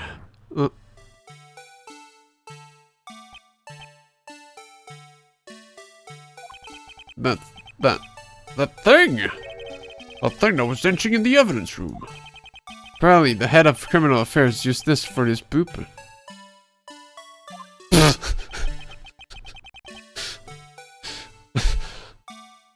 I guess he was out of scrap paper.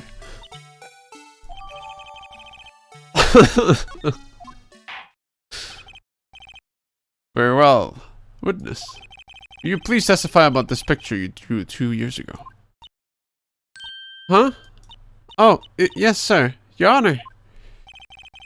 What's wrong with Emma? She seemed to be thinking about something when she saw the picture.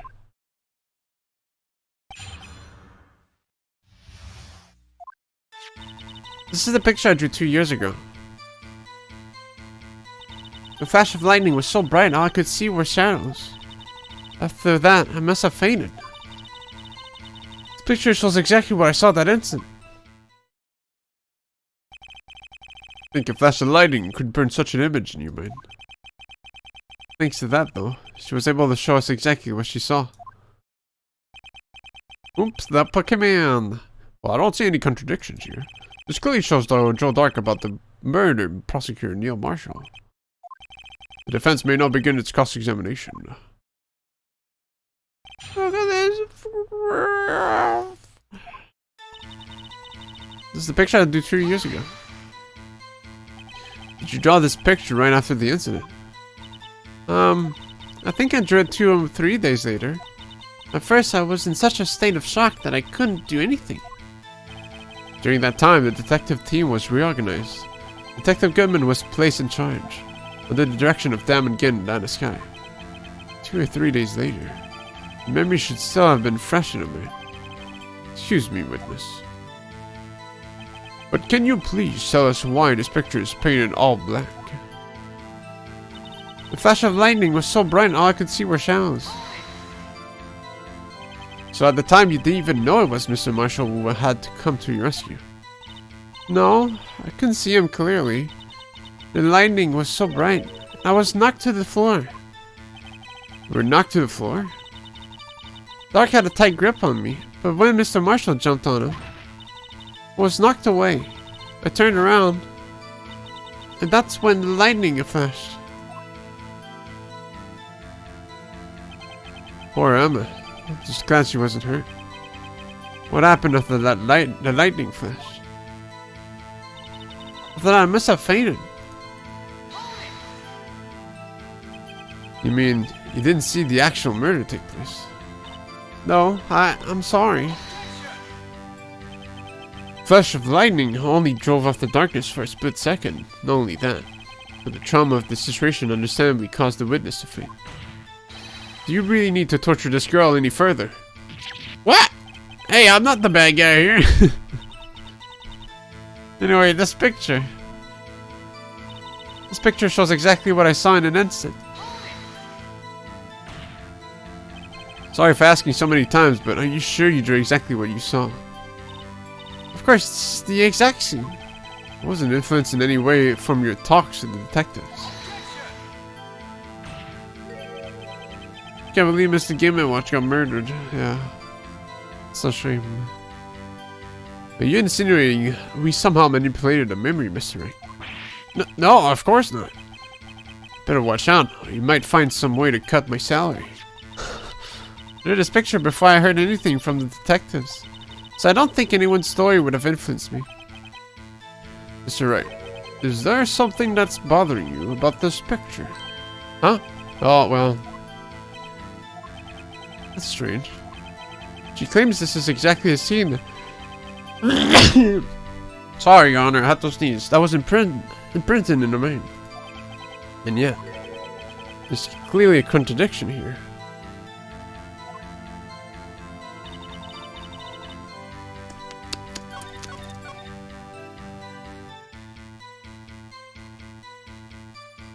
It's not a very strong project.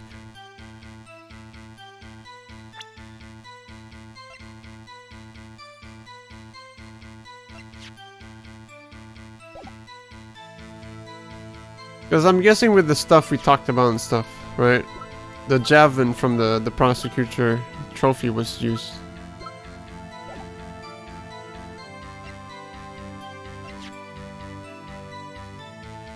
But do we use the switchblade knife?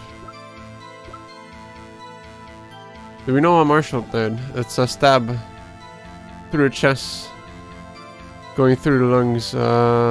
We have his autopsy here. Knife from puncture the heart and lung. Knife tip was in the wound. The ruler!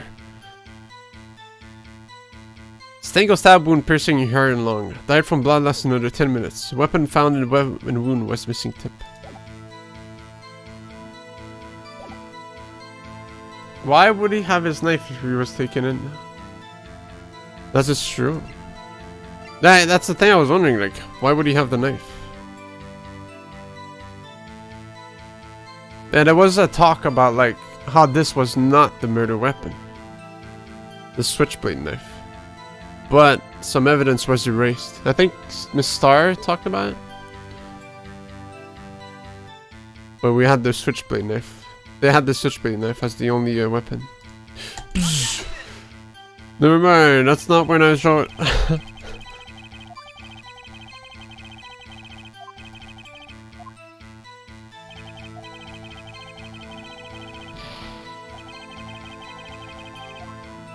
Okay, so that's not exactly how I present it.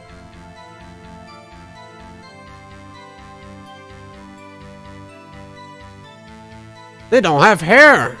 Of course, everyone has hair in this game.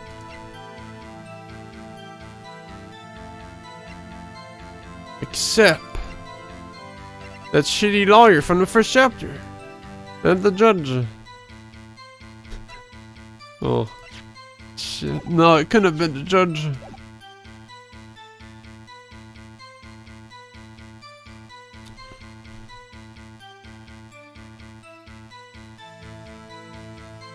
What was the autopsy again? Stabbed in the back, yeah. That is a pretty good detail for sure. They're both naked.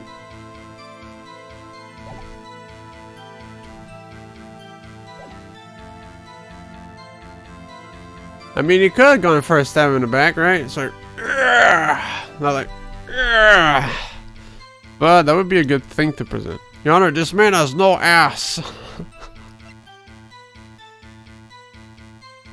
This man has bad stabbing posture, so there's no way he could have killed. Alright. I hate to be the bearer of bad news, but this picture, the witness drew, contains a bland contradiction. What? But I still remember it just like it was yesterday. That'd be a bad news bearer, but rawr. That's right. Perhaps it would be faster if you simply pointed out this contradiction for us. What part of this picture contradicts the autopsy report? Well,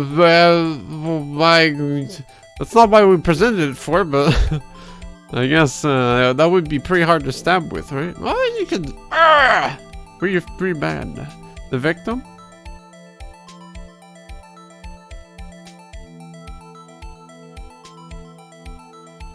Your Honor, this is that's legal. Arrest everyone for looking at it and double arrest the artist. It is currently showing an act of penetration. But the way it's looking, it does look like he's like, presenting his chest. Okay, you close your eyes and open your mind, the truth will appear to you. But is it cause his hand in front of the chest? It could, yeah, that could make sense too. He's how could she tell that his hand was in front of the chest? It's probably the knife. Well, we got two gambles here. The knife or the chest. The stab was in the back though.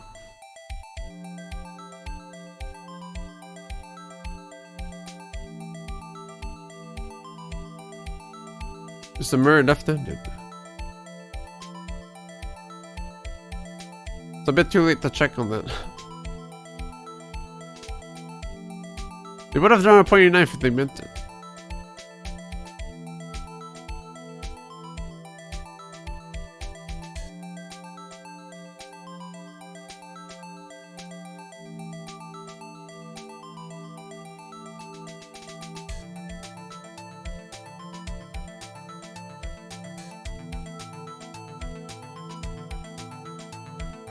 Like, it wouldn't make sense. Well, unless it's like, well, look at this knife. It clearly says a stab. But how can you stab with such a square-shaped object? A square tip? Oh, is it like, oh, shit. Hold on, let's look at the feet. Which one's... Yeah, he's definitely like someone in front of him. If only we could reread the autopsy report. The stab in the back... Piercing the lungs and heart. That's all we need to know about. The profile is totally a backstabbing. Nah, he's got his left shoulder with his right hand and he's swinging it down while the other guy's looking over that same shoulder. Yeah, I guess like, oh. You know, kind of like that. Hold on.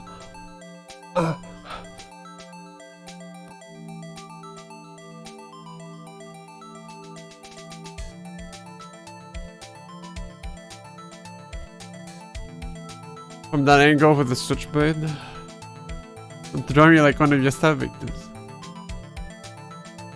Ah, but are we doing the knife or the chest? It's just that the knife is so out of place. Knife is taking 2 hits. The knife is just so out of place. It's gotta be like the elephant in the room. Bolt, not chest. Let's do knife. Take that! Contradiction, of course, lies here. Take a look at the knife the man is holding. If you look closely, you can see its tip is broken. In fact, you don't even have to look closely to see that. Mr. Wright, look at the evidence. See the murder weapon? Tip is broken too. If I recall. The tip of a knife was found broken off in the victim's body. It was a conclusive piece of evidence that would prove Joe Dark was the murderer. I'm afraid it's not so simple, Emma. Oh, so that floor was a square. Huh? What could you possibly see a problem? It's obvious, really. The victim suffered a single stab wound to the back. If the victim was only stabbed once, then the murder weapon should be not yet broken. Ah, what's the meaning of this? Perhaps the knife was broken beforehand. Sorry, but I'm afraid that's not possible. The tip of a knife was found inside the victim's body. If it was broken beforehand, he couldn't possibly wind up there. That's right, the tip of the knife was undeniably discovered within the victim's body. The only possible explanation is that witness's memory is mistaken. That's why I asked her so many times if she was sure she remembered correctly. I believe you were annoyed at the time, but she was sure she remembered correctly. But there's no other way to explain this inconsistency. Not so fast, Mr. Edgeworth. There is another explanation. Have you forgotten already about a little something called falsified evidence? Treading on thin ice, right? All I'm saying is that this broken knife might be the piece of evidence that was forged. You can't possibly deny it. The possibly pop pee. No. Ah! Arrgh! See, this part messed me up because I thought the dude was going in for his second one there. Like, knife broke, second swing of that guy was like, ah shit, I'm being stabbed, please no more. But if that makes sense, then if he said that, then that wouldn't make sense either, because there was one stab. And then he died from bleeding out. It's not like from having his internal organs completely rearranged with a knife. Damn, use forged evidence once more. Classic Edgeworth. The Dark Age of... Are you saying the investigation really was corrupted? Your Honor, please allow me to once again go over the events that took place the day of the murder. The police department and the prosecutor's office were holding a ceremony that day. Yeah, but maybe the other guy was like, yeah, I probably shouldn't stab you with this busto knife. I think I got you enough. Okay, this guy's bleeding out and not cold, but we need evidence for the murder. Let's stab him and break the tip off him. There you go, that should do it. Oh, let's take him out. Oh. How does a knife break? Very carefully. Super strong. So receiving the King of Prosecutors Award at the ceremony. There you go. For Neil Marshall questioned Joe Dark along with them again. During his questioning, Joe Dark fled the room. Prosecutor Marshall chased after him, who was killed by Dark. Ouch! It is ASMR scratching, snapping. It is my belief that somewhere in the story, there is a lie. I'm not lying. The man really was holding up a broken knife. If that's true, then there's no other way around it. This could not have been the actual murder weapon. There must have been another broken knife. What are the chances of there being two broken knives? Another broken knife besides Joe Dark's?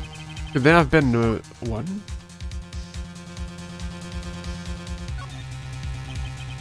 The witness is this adamant about the accuracy of what she saw. It can't just be explained away by a simple observational error. Mr. Wright. In that instant, Emma really did see the broken knife.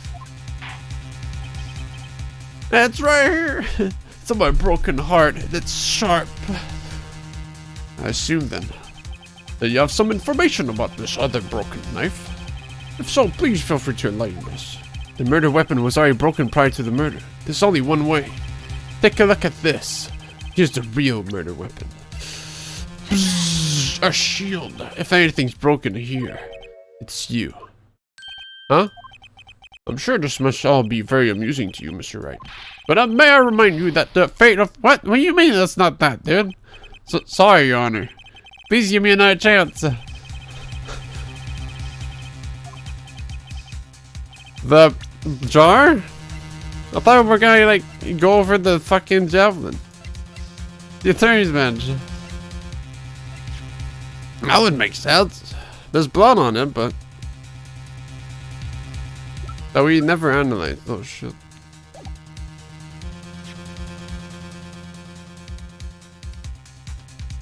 The pop of the green. I can't. Well, I can't. Oh yeah, I never did check the updated blood. Dark red stains must be a blood traces from the incident 2 years ago. Only the fragment found in the Chief Gant's office still has lines remaining on it. Cool.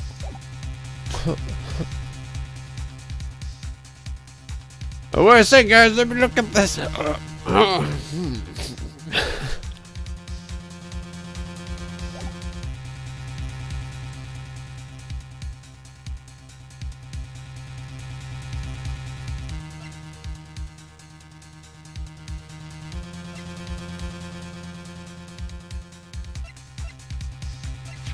Screwdriver? That's from another case. We still don't know what that is for, though.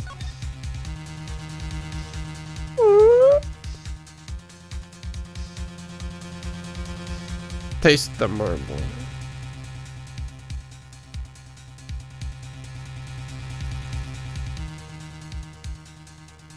That's true. You kind of broken the neck. Grab the piece.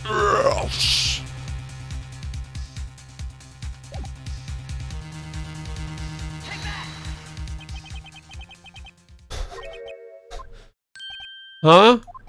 I'm sure this must be over.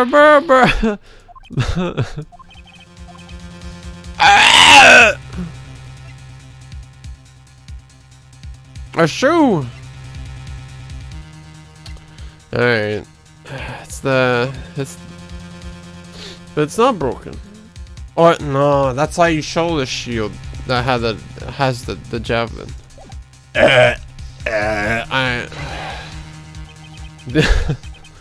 The incident is in the past. 2 years in the past.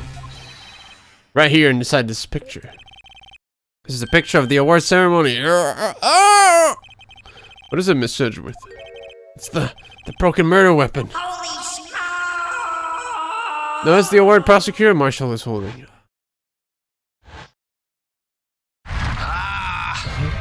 That's when it now works. The broken knife.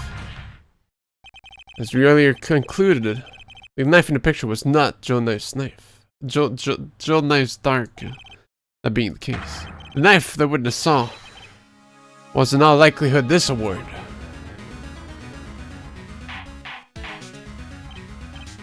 Order, order, order! Neil Marshall was awarded King of Prosecutors that day. Knife dark as Joe. As an award, he was giving this broken shield and a broken knife. When he chased after Joe Dark, he pulled out this knife.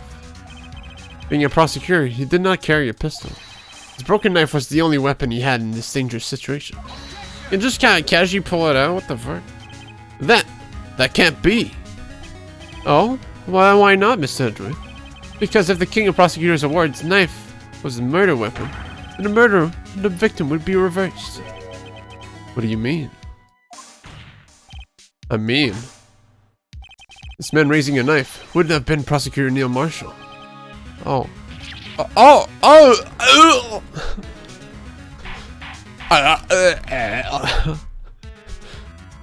prosecutor was the one who actually died.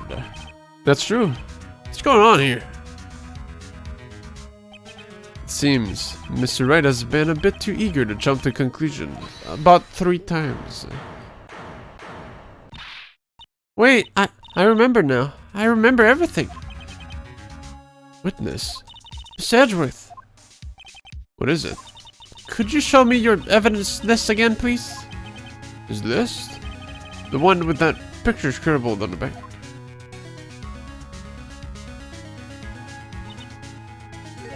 I knew it. This picture. I'm the one who drew it. What? You drew that? That's right. The list wasn't torn in half at the time I drew this picture.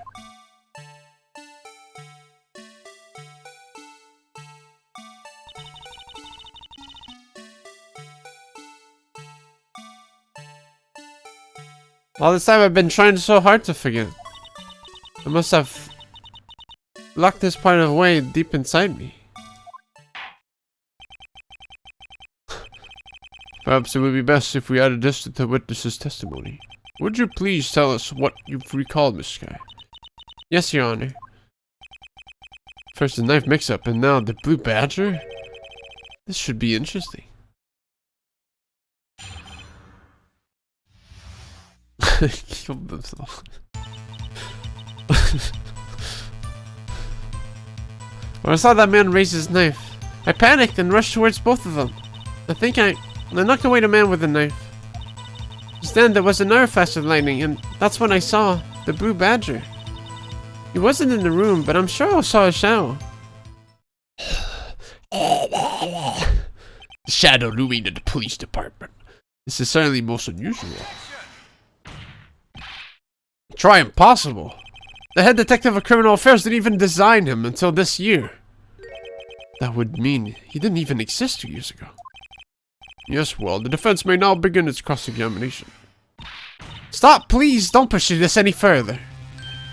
Then, what's the meaning of this? Please remain seated in the defendant's chair. But you can't do this. If I confess to the crime, why can't you just leave it at that? To your prosecutor, Sky. Huh? We've already come this far.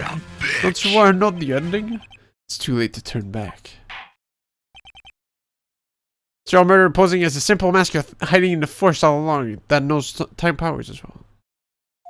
Silence! The defense will now begin its cross-examination. Bailiff, please detain the defendant. Put a sock in her mouth. Seems we're finally getting to the core of the matter.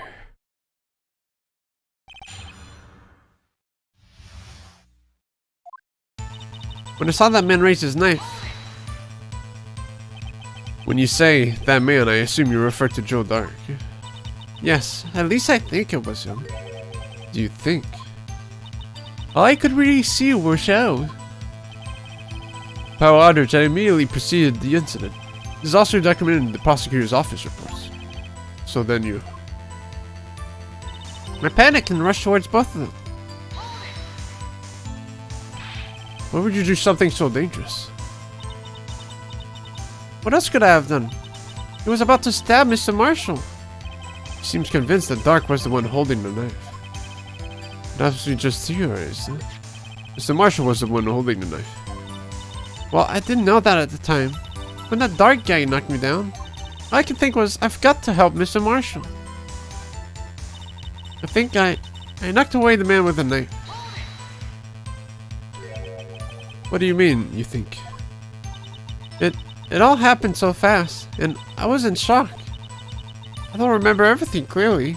What I did, it's all kind of a blur. It mattered just a few seconds with Sky. Was almost killed. That she witnessed a murder about to take place. A little disorientation is only natural. I saw the man about to stab the other person, who I thought was Mr. Marshall. I knew I had to stop the man with the knife. What you did was very brave, young girl. So then, what happened next? Just then, there was another flash of lightning. And that's when I saw the blue badger. Are you sure about this? Of course. See? I even drew a picture of him here. But the head detective of criminal affairs brought up this thought of this hideous beast. And that was just this year. The blue badger didn't exist 2 years ago. This is all quite verifiable. And that sounds strange. I was surprised too when I saw him at the police department. I had this nagging feeling that I'd seen him before, you know, somewhere. Now I finally remember. Oh, brother. Just when you thought that thing had caused enough commotion. Tell us, where in that room did you see him dancing?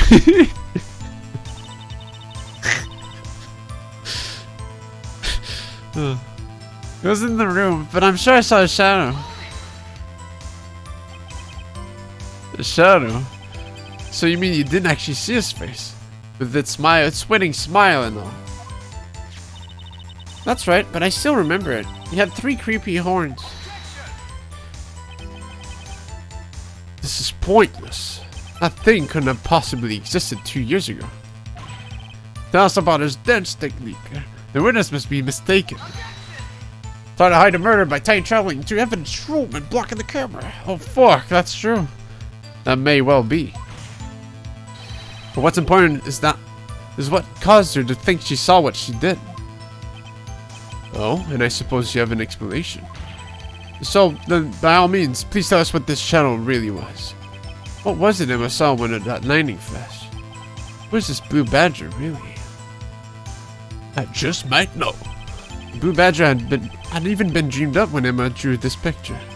Yet she's certain she saw its shadow. Ladies and gentlemen. Yeah, it's most likely the jar. It is the defense's belief that on that fateful day 2 years ago, there indeed was something that looked similar to the blue badger. Something that is now sitting in this very room. Mr. Wright. In this room? Very well, Mr. Wright. What is it that the witness saw in that instant? Please show us this Monsieur Blue Badger look-alike.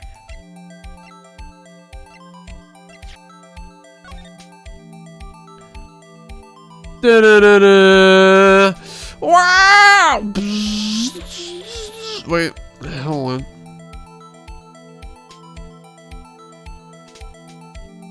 Wow!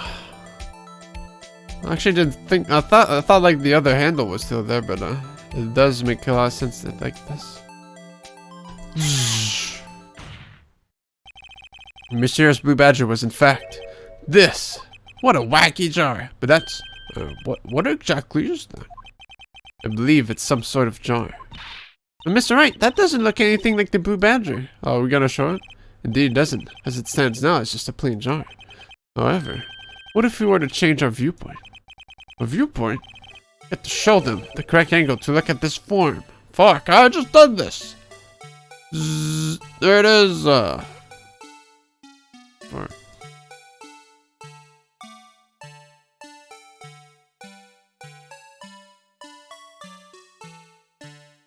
Why is it floating away? Please stop moving. I make it perfect. Nice. Well, is this a miracle or what? Ah, the pinpoint. I'm so strong. Is that the? I get clip me. Oh! No one can possibly deny the jar's resemblance to the blue badger. No, it can't be.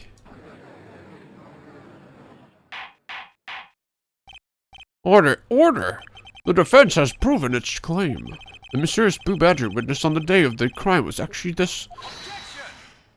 Although we all enjoy Mr. Wright's dramatic performance, one question remains. What's your point? What do you mean? So that badger thing was actually just a jar. That doesn't change anything. I'm afraid that's where you're wrong, Mr. Edgeworth. You see, this changes everything. Indeed? Very well then, please tell us. What's the difference now that we know the witness saw this jar?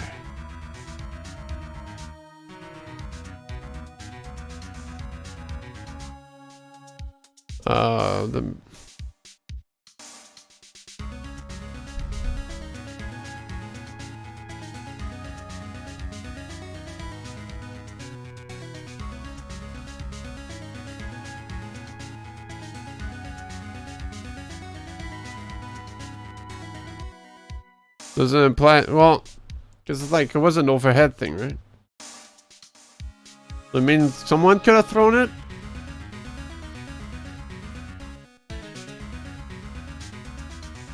They're the same office. Come on, dude. That's why there was 2 desks.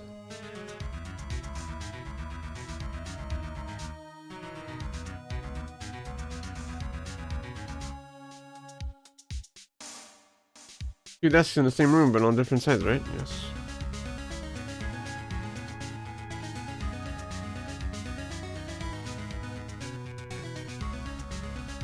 Well, I can't remember if she got the different one after or before the Yesel case. Well, they were in the same office, but then, for the purpose of controlling the evidence, Gant made Lana, the super prosecutor, but she'd have control over the prosecutors as well. So, I mean, I'm not losing lives, so allow me to take these in turn. The moment of the murder, the witness saw this jar.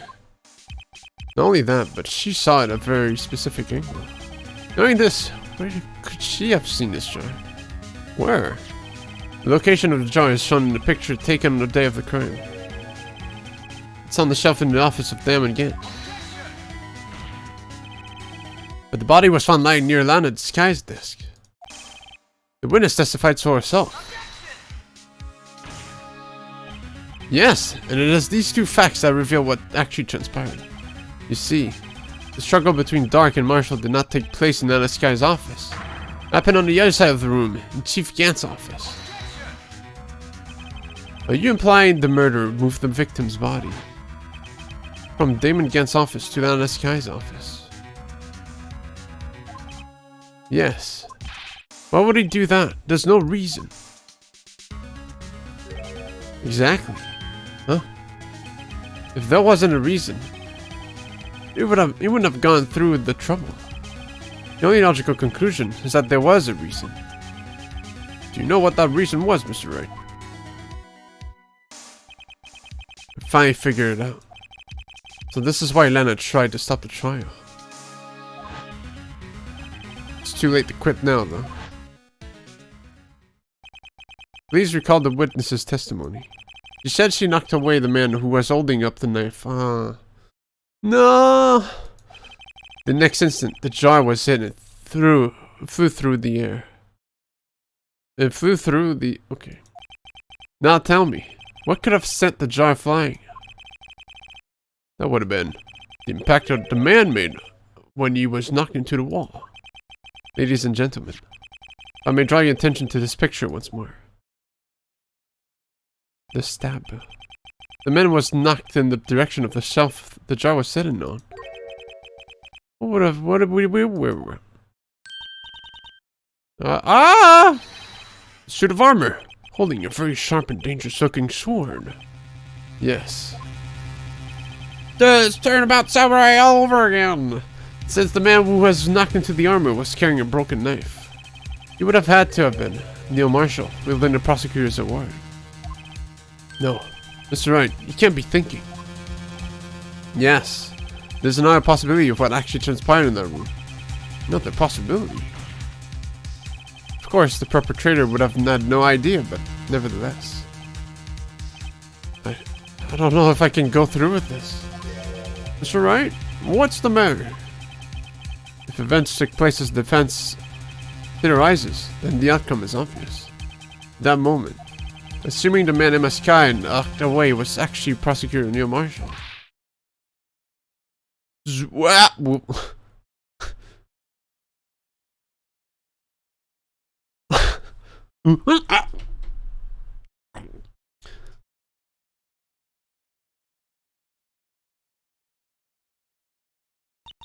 You mean Mr. Marshall died because of me? No! Yikes. It was just a joke. Yeah, now to proceed. Never imagined her testimony would lead to this. There was the witness who took the victim's life, then proved so with her own testimony. This is unprecedented. Unprecedented. What are you saying? I'm sorry, Miss Sky, but given the circumstances, Sheldock murdered Prosecutor Marshall. How can you think it was Emma? How dare you try to pin this crime on her? Imagine that coming from you. You recall, it was you who admitted to forging evidence 2 years ago. The reason you moved Prosecutor Marshall's body was to keep anyone else from finding out about what Emma did, wasn't it? I assure you, Miss Sedgworth, I have no idea what you're talking about. Yeah, hope to have anyone believe your insane allegations. I'm afraid you're going to have proof. Tell me, do you have any conclusive evidence that proves my sister killed Neil Marshall? Evidence? I'm willing to bet you don't. Yes, it certainly would be difficult to prove this with evidence. If we don't have evidence, then we'll have to rely on testimony. I'm afraid that won't work in this case. Both parties involved in the incident are dead. Certainly can't get dead people to testify. This has all been a wild goose chase from the beginning. Well, we can't, but... Touche, Miss Guy. Of course, that only leaves us with one possibility. You mean there's still another possibility? What do you mean, Miss Edgeworth? I mean the possibility that the victim has left us a message. For better or for worse, Mr. Marshall did not die instantly. He may have left behind the name of the person who took his life. Somehow. That's impossible. Well, Mr. Wright, this is the only possibility left to you. A message from the deceased. Does such message exist? You got to think back to the court record. The real murderer's name that the victim may have left behind.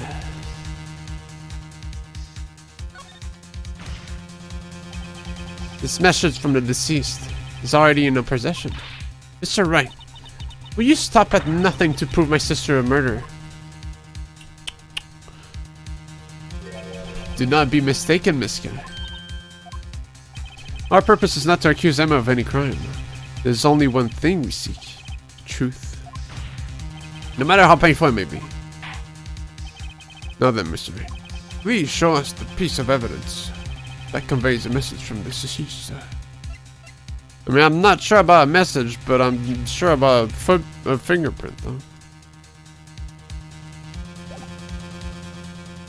Is there anything else? Not really.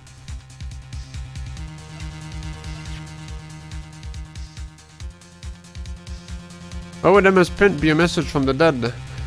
Well, who says this?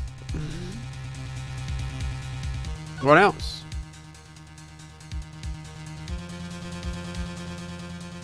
Why not? Okay. Did he? Hold on.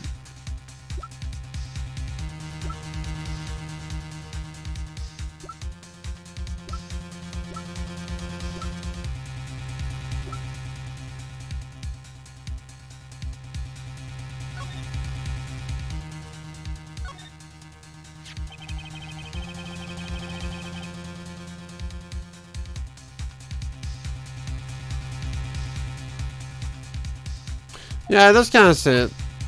It does kind of say the name. Well, I mean, as it could have been like, it's, you know, she left. Well, no, that would be her, right? But it would make more sense. This is the message left by the deceased. Because he was wearing the clothes, right? And it's like there was like a handprint on it. It's like, here, I leave you my clothes. With the print to prove it that I was pushed.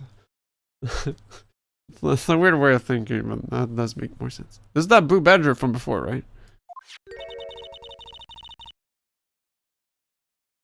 Oh, is he going to speak just speak the killer's name? If that thing could, I'm sure it would. Looks like everyone's forgotten this is just a jar. Message was left here on the surface of this jar. Got a little hair on my nose. What do you mean? If you look closely, you can see a faint trail of blood on this jar. It looks like someone wiped the blood away. Yes, but notice, for some reason, the blood on some of the fragments was not wiped away. Yes, there's a line here drawn in blood. That's what you're saying. These dots were once lines. It says, Prosecutor Marshall did not die instantly. He used a few precious moments left to him to leave behind a message. One that someone apparently wiped away. The blood must have seeped into the jar where the lines changed directions. Precisely so. All we need to do is connect these points. The victim's message will become apparent by using the DSS feature. No! Mr. Wright, what kind of message did the victim leave for us? Your Honor, I believe these bloodstains will reveal us the answer. Got to connect these dots and make the letters. There's only one thing the victim could have read, given the circumstances. The murderer's name.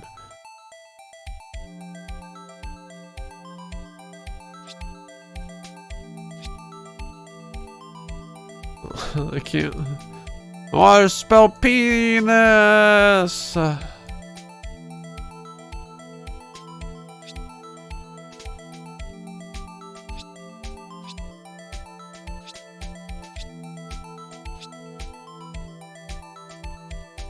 Is there anything else I need to connect? Oh, no. Remove that one. Shit. Nemo. Oh, okay. Whoa!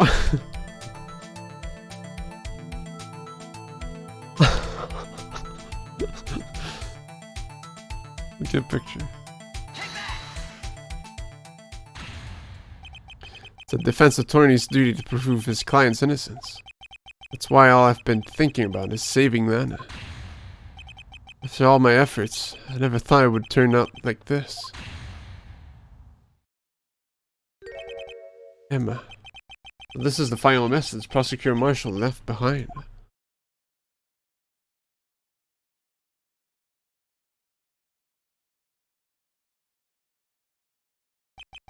Of all people, she may not have meant it, but in the end, the one who took the victim's life was Emma Skye.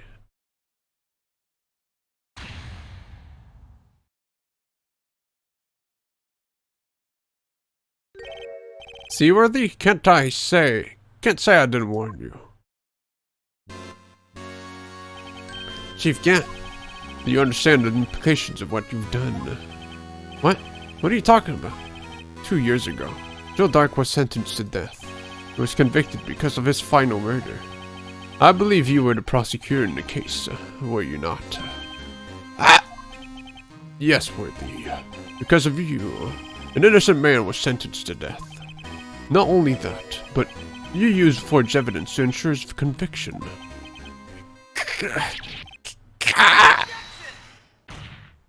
Haha, you got right into my trap, but Joel Dark really was a serial murderer. That's undeniable. I'm afraid that's not important. Didn't you know? We aren't defenders of justice. What? We're merely keepers of the law. Sentencing a man to death is no light matter, even if there wasn't any cover-up or evidence forgery. Ultimately, the responsibility falls on the prosecutor in charge.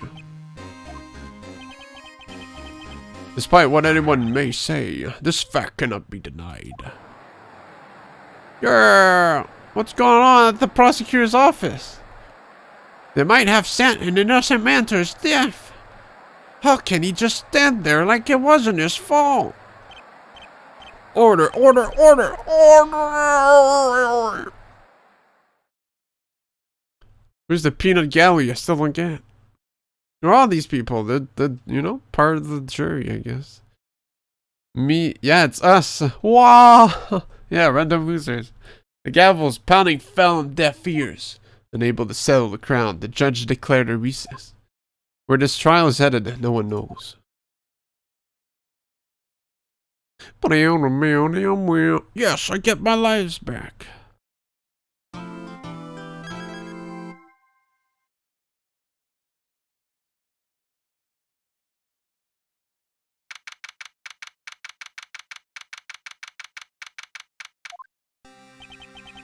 Sorry, Edgeworth. I didn't mean to get you in trouble. Don't worry about it. This is my problem, not yours. Oh, I'm not interrupting anything, pals. Oh, I guess I am. I'll come back later. Oh, Detective Gumshoe, what is it? Got a lot of nerve, pal. Making a detective run all around while on duty. And to top it off, you called me here. I've seen happy people at funerals. Think Atlanta's having you run errands again. Let me tell you, this is the last time, pal. Here, she asked me to give you this to use if there was a break in today's trial. Evidence law. Edgeworth was talking about this just the other day. There's a book to teach you how it works in the fucking court. Sure, you know the 2 rules of evidence law, don't you, Wright? Rule number 1, no evidence shall be shown without the approval of the police department. Is that right, Mr. Wright? Seems so. You can at least study some evidence law, really. The chief prosecutor also wanted me to give you a message. A message? He said if you're planning to take him on, you're going to need this book. Him. I guess I'll need to give this book a thorough read. Doesn't look like that book will do any good now, though. All that's left now is the chief prosecutor's sentence. That's where you're wrong, Detective. Huh? Haven't you figured it out yet? Why I'm still sitting in that prosecutor's seat? Despite all these allegations being thrown at me. Mr. Edgeworth, the real trial today hasn't begun yet. What? What else was there left to do? Your credibility's been all but ruined with this forged evidence you weren't aware of. And the Sky found out she unwittingly caused a man's death. And now, you're telling me you want to do more? Gotta be kidding me, pal. You're missing the point, Detective.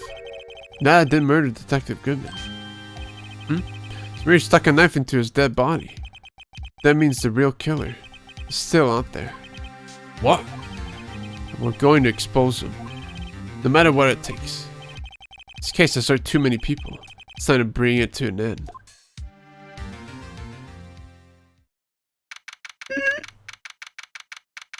It's Christmas.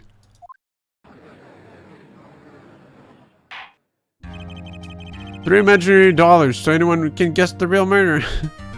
Who's the last person left in this? He's blue. The judge. With his chisel and his hammer, carve the death sentence onto the person. The court would all reconvene for the trial of Miss Honest Guy. Hold on, dude, I'm not ready yet.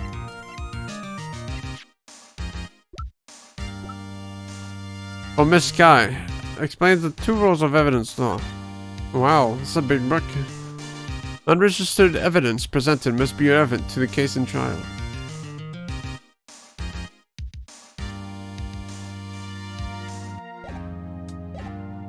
So that explains all my... Okay. We have to follow rules now? It's Edgeworth. Yes, Your Honor. The Inquiry Committee is planning to impose harsh penalties for your actions. Thank you for the news, Your Honor. Yes, well... normally, this is where the prosecution calls for the witness. But, this isn't easy to say. You see, there is some concern that Mr. Edgeworth may have, struck a bargain. You think I may have manipulated the witnesses? I didn't say that. It's just, you see, everyone has been talking and... Very well, Your Honor. I have a solution. A solution? That being the case, the prosecution will allow the defense to call forth all further witnesses. What? But there has never been a case example. Undeniably, this is an unusual arrangement, but a very effective one. It would prove that I haven't struck any deals with the witnesses. But what if you struck a deal with the defense? Well, Mr. Wright, what do you say? Unbelievable. Edgeworth has found a way to continue the trial. Very well. The defense accepts the prosecution's proposal. Nah, no there. That it's settled. The defense may now call for the next witness. Mr. Wright. You do realize this is your last chance. If you call the wrong witness, this trial is as good as over. The defense calls Larry Butts. Time finding out to bring out the real murderer. Oh.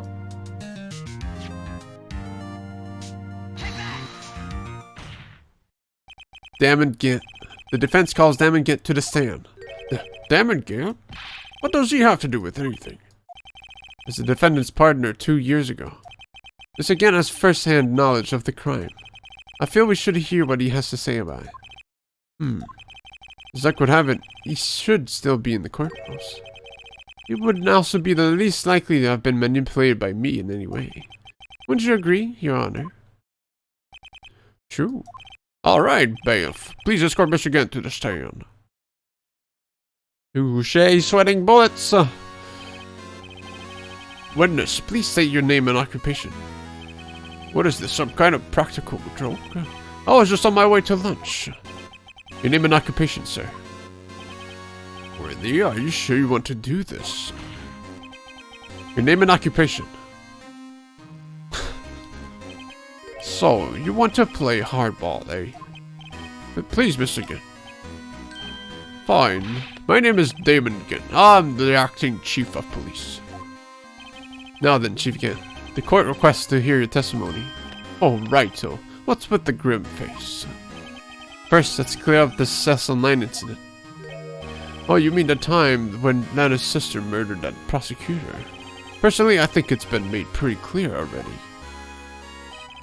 There's still some things unaccountable for. Oh, like what? Like the role you played in all of this. Son, either you're very brave or very foolish. You're aware, of course, that a police chief has all kinds of weapons at his disposal. Weapons? The final boss. Sure, take my testimony, for example. I don't have to give it if I don't want to. What? Is that true? I'm afraid so. The chief of police has the right to refuse to testify. Of course, such an action carries it with certain risks. Don't worry, I'm not here to hinder your trial. Just remember, if this turns out to be a big waste of time, don't say I didn't warn you. Look at this gun! Very well, the witness may now begin his testimony.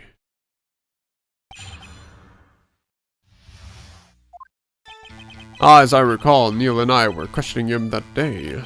To make a long story short, we slipped up. That power outage didn't help either. When I went to my office, I found Lana there. Apparently she had already arranged a crime scene. As you can see, I had nothing to do with the forgery. Damn, dropping the big bombs already. Is that when Dark was arrested? He was lying on the floor unconscious.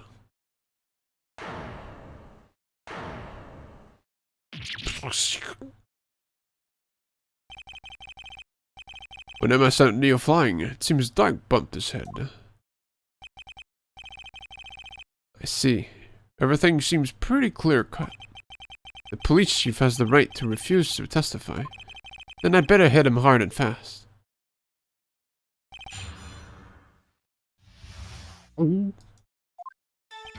As I recall, Neil and I were questioning him that day. As I recall, a ceremony was held at the police department that day. Yes, that's right. I guess you could say I'm a workaholic. After winning his award, Neil was all fired up too. That's probably what spooked Dark and made him run away like that. Was the defendant Lana Sky also present in the room? I don't quite remember. At the very least, she wasn't there when Dark ran for it. To make a long story short, we slipped up. That power honored shouldn't help either. The two of you ran immediately after him, right? That's right, but Dark made it to the elevator first. So Neil and I split up. You went upstairs and I went downstairs, I guess you could say. You got lucky. What's this about a power outage? Oh, that. The elevator stopped all of a sudden, and I got the shock of my life. Well, probably not as shocked as Neil when that knife went through his heart, though. That's not funny. When I went to my office, I found Lana there. Could you tell us what you saw? It was a shocking sight. Neil and that serial killer were lying in a heap on the floor, all tangled together. Dark was also lying collapsed on the floor. But bad. Yes, apparently he hit his head and was knocked out. Next to them were those two poor girls, Lana and Emma. Lana was cradling Emma in her arms. Looking back at it now, she must have already known what her sister had done. Apparently, she had already arranged a crime scene. How can you know that? Because of the victim's body. It had already been moved. So that means you found the body near Lana's desk. That's right. I think you said earlier. It was my suit of armor. I really stabbed the prosecutor. Yes. Anyway. As you can see, I had nothing to do with the forgery. So you're saying that the forgery had already taken place by the time you arrived at your office? That's exactly what I'm saying. I can understand how Lana must have felt, but moving a body and hiding evidence are inexcusable no matter what the circumstances. Is that how it really went down? Saying that a witness won't do you any good, Miss Wright. If you're going to stare at nothing, you'd better off staring at the court record. Worthy, always the smooth talker. But which piece of evidence ties Gant to the forgery? Lana did admit to forging evidence. But that can't be the whole truth. Somehow I've got to link Gant to the incident.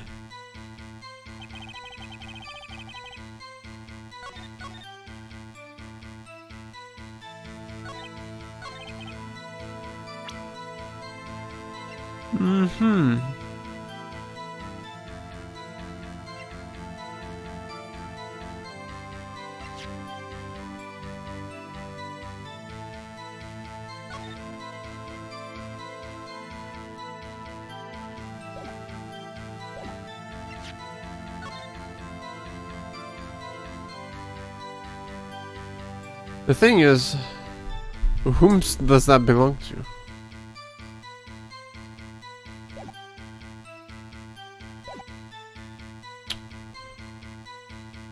Your Honor, may I have a detailed analysis of what crowd this patch came from?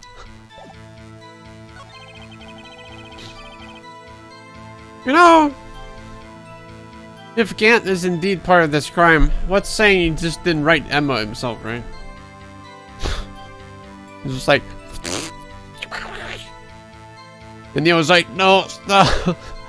You're not gonna stop me. You think he would go and do that? Why is he wearing the same outfit he was wearing 2 years ago?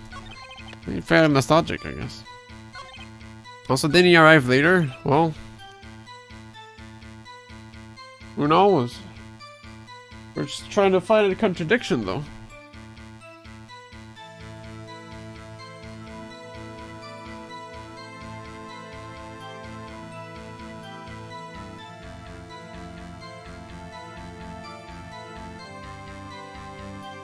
Yes, what is it, David?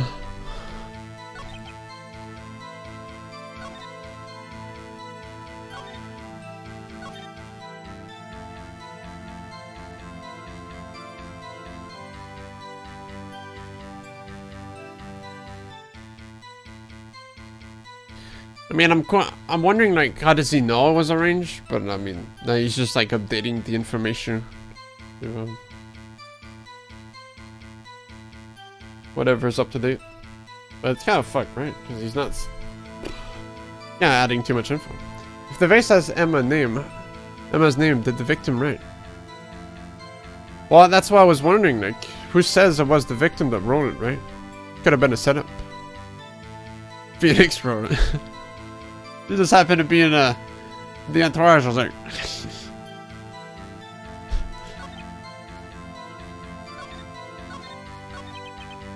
Which I'm guessing is going to be something that's going to be brought up at some point, but the time is not now. We need to find out something else.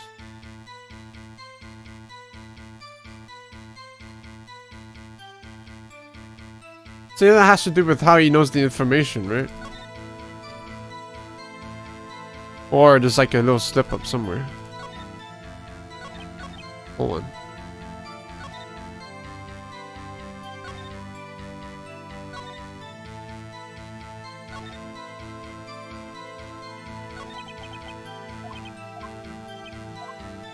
I was gonna say it was with forging evidence in the cloth.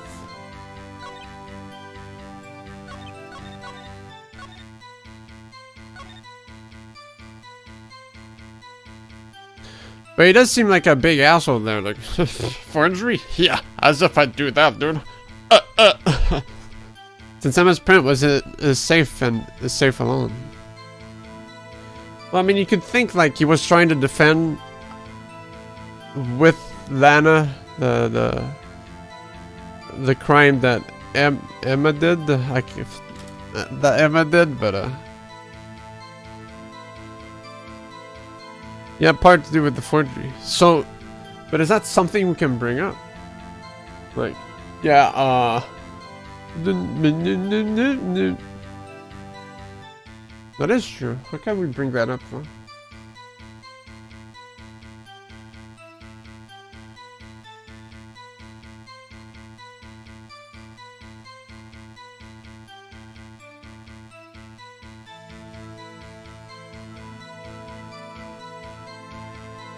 Because wouldn't Phoenix just be talking out of his ass like, yeah, but you say it didn't have anything to do with this forgery, but why did I find this in your safe? Who says you found it in my safe, huh? You know, kind of like,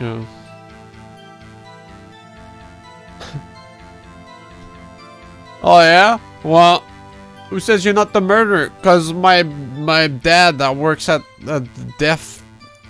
the company told me you did. The cloth has prints? Well, the cloth itself has prints of Emma's hand on it. So it could have been like, it could have been made too, but this wasn't brought up yet.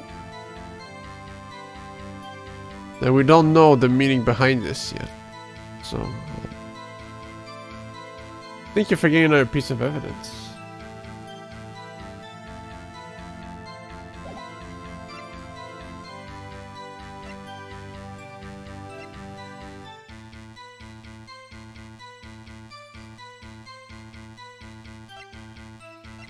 Well, the thing with the screwdriver... Blue badger. The thing with the screwdriver is from a... If we look at it, we can actually look at the tag. It's from a case from a year and a half ago. Not 2 years ago. Oh, thanks, Felix. We don't know what that's... I think the screwdriver was just a reason to have... the screwdriver is gonna come in play later when we're trying to defend Lana herself.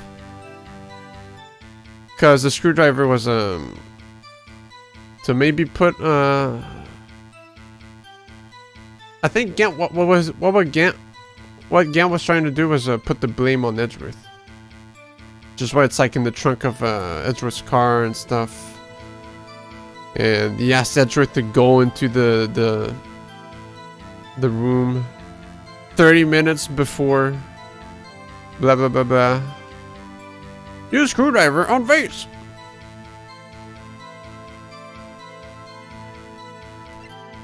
Another piece of evidence.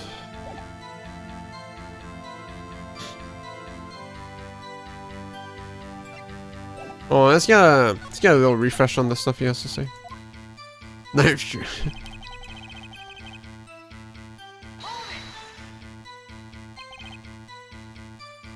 Ceremony, yes, that's right. He likes to work. He was all fired up. Dark was fucked. Then the sky was just MIA. Yeah, it's cracking the first shell, and then it's like everything sets in place. But he's just like prepared himself, and he's just made the first one like hard to go to see through. I bet that picture can show you the key piece of evidence.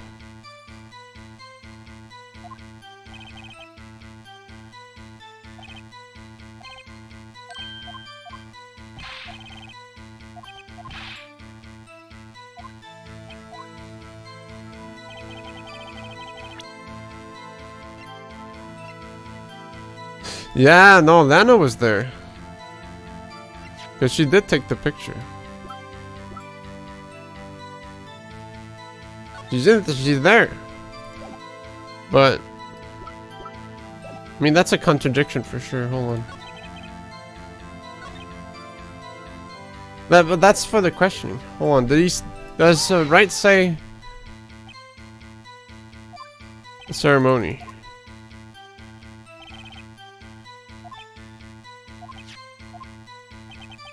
Fuck.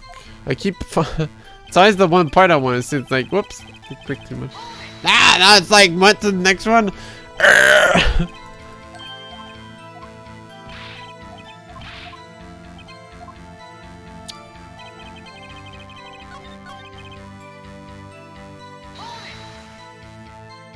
Because I think on this one, they're talking about the questioning. Because the defendant and this guy also present in the room.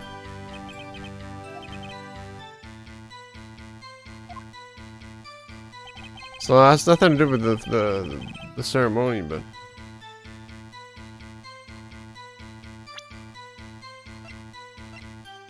there's something else we could see.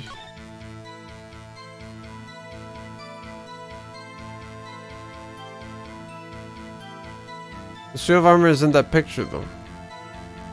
That's his office. The waffle. The reward ceremony was in his office. And this is this side of the office.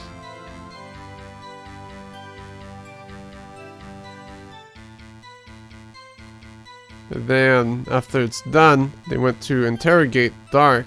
So everyone left and went to do their things. Lana probably had something to do. Emma stayed in the office. Fucked around at the desk to wait for her sister. He was pushed to the armory in the jar at the same time. Well, that's the thing. Apparently, like, the jar fell After being pushed against the armor, it's like, ugh, it caused such a ruckus that it probably fell on Dark, but Dark was like, was that side, and seeing the picture, you know.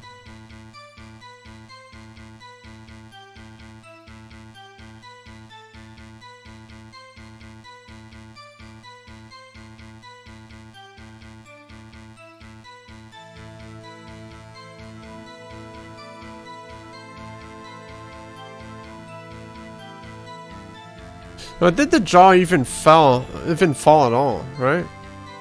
No, yeah, it did, because it was in the shower, right? Oh, that makes sense. So like, what if Gant just arrived like, oh. And then you rolled the name.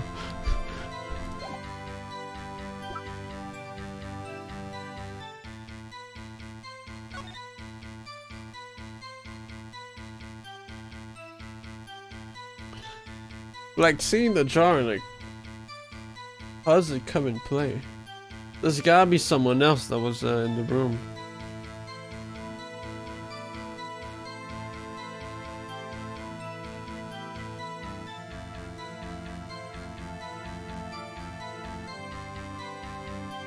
Well, where did we find a jar?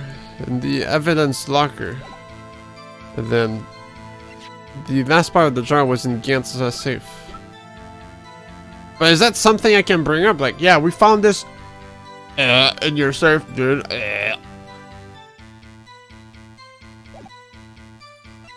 Is the safe present in that picture? No, yeah. No. Where is it, David?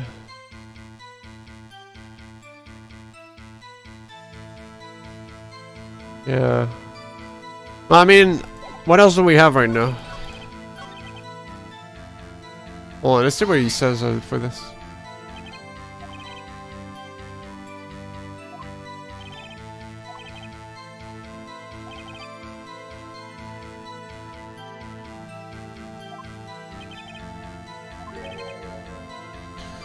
Because, well, I guess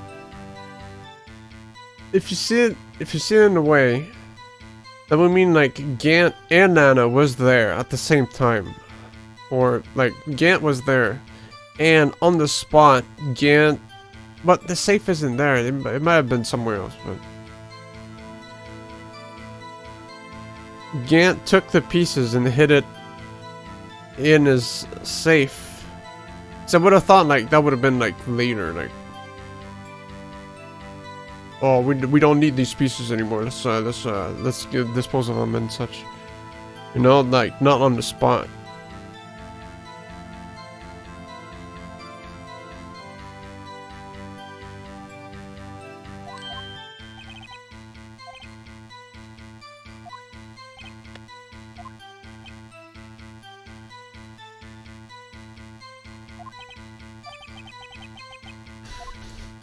Well, I'm just gonna hope the game makes sense of it.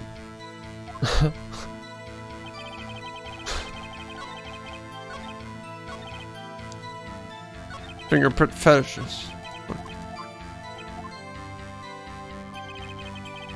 Is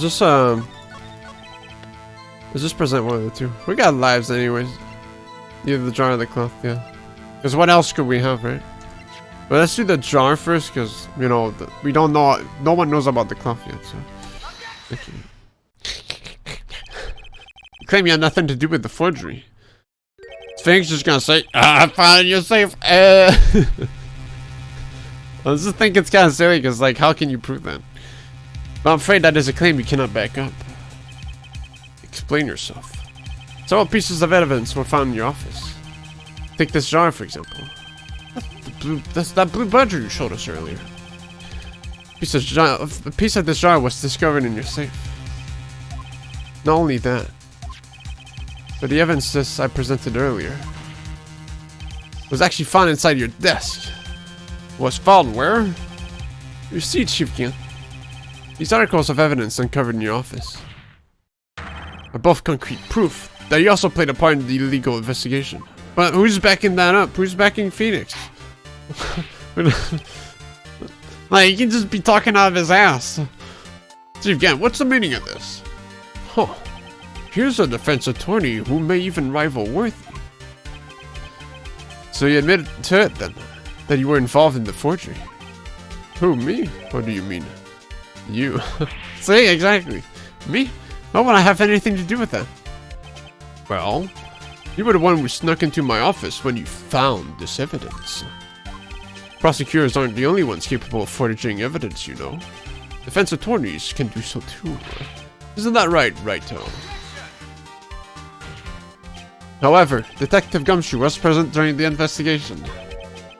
But Gumshoe's not a cop anymore, man. With you, my boy. Not even detectives are exempt from the law. Rest assured, Dick will receive his due punishment. Wah! If Detective Gumshoe's salary jumps any further, he'll end up paying to work. Yes, well, in light of the detective's presence, please give us your testimony regarding these pieces of evidence you found in your office, and their relation to the forgery that took place at the crime scene. My. These kids these days no longer know how to put 2 and 2 together. That's like even if Gumshoe was there, it's kind of like, well, who proves, right? I need some more witnesses to the pieces. I don't know. It's kind of a weak link, but punish Dick. Back to a single cup of the noodle all day. Back to eating gum off food. Let's see, what was it now? A jar fragment and a list? For all I know, you could have planted them in my office. But I guess that's part of the gameplay, so it's kind of like, yeah, who says you found them there? Anyway, you can't prove when those pieces of evidence were discovered. If they were found after Dark was convicted, then they're worthless. There's no reason I'd participate in a forgery. Rearranging a crime scene wouldn't help me out in any way. Well, we have the drawing on one of them. Mr. Wright. Well, doesn't the list have a date on it too? Like, who cares? Who knows? Yes, Your Honor, but we could have forged that too, fuck. What can we do, dude? Everything's forged, man. That's too strong of an argument. When investigating the crime scene, you should have been more careful to observe protocol. You do understand that I am the chief of police, right? There will be consequences. Oh, indeed, I believe I will press charges, so you won't make the same mistake again. My apologies, Chief, but would you mind waiting until tomorrow for that? Today is, well, you know. Alright, Edgy. In return, though. I know, that place, right? Huh? Why are these guys telepathic? Everything is a memory. Yeah, it's not real. Where did it go? For all I know, you could have planted them in my office. I'd appreciate it if you'd stop making these ridiculous allegations. Yes, you do have a point. You wouldn't have the guts to do something like that. What? I'll have you know, back in the day I once broke into a cattle ranch and tipped... Mr. Wright, what are you saying? Anyway, you can't prove you didn't carry in the evidence, can you? If you have proof to the contrary, you're going to need it later. Later? What are you talking about? What else? I'm talking about when your fingerprints are found. Yes, if they're found inside my safe, they would prove your investigation was illegal. I've never faced anyone as slimy as this guy. Anyway, you can't prove when those pieces of evidence were discovered. I'm thinking the evidence list was gonna come in play here. What do you mean by that? Because there was a whole paper at first, but then it was split in two. And Edgeworth had one of the pieces for a while. What do you mean by that? This is all purely hypothetical, of course. But suppose I did place those items in my safe. Such an act wouldn't necessarily constitute forgery. If concealing evidence found at a crime scene isn't forgery, I'm not thorough speaking yet, Mr. Wright. It all depends on when the evidence was discovered. If they were found after Dark was convicted, then they're worthless. Are you saying this jar fragment wasn't discovered in the initial investigation? It would appear not. After all, it wasn't listed in the evidence list. For all we know, it could have suddenly materialized the day after Dark was sentenced. Oh, wouldn't that be convenient? Right. The chief is talking about a possibility, so long as you can't rule that out. Your remarks, however clever they may be, will only succeed in wasting time. Tell me something I don't know. Come on now. Come now, Mr. Wright. Think about it. Time to attack that statement. Yeah, it's pretty fucked up. Because we do have a list of evidence. That was like... It could be on it. I think it was on it too. There's no reason to participate in a forgery. How can you look me in the eye and say that? Because I'm innocent. Remember? Who was it that murdered Neil? I'm not sure I care for the word murder here.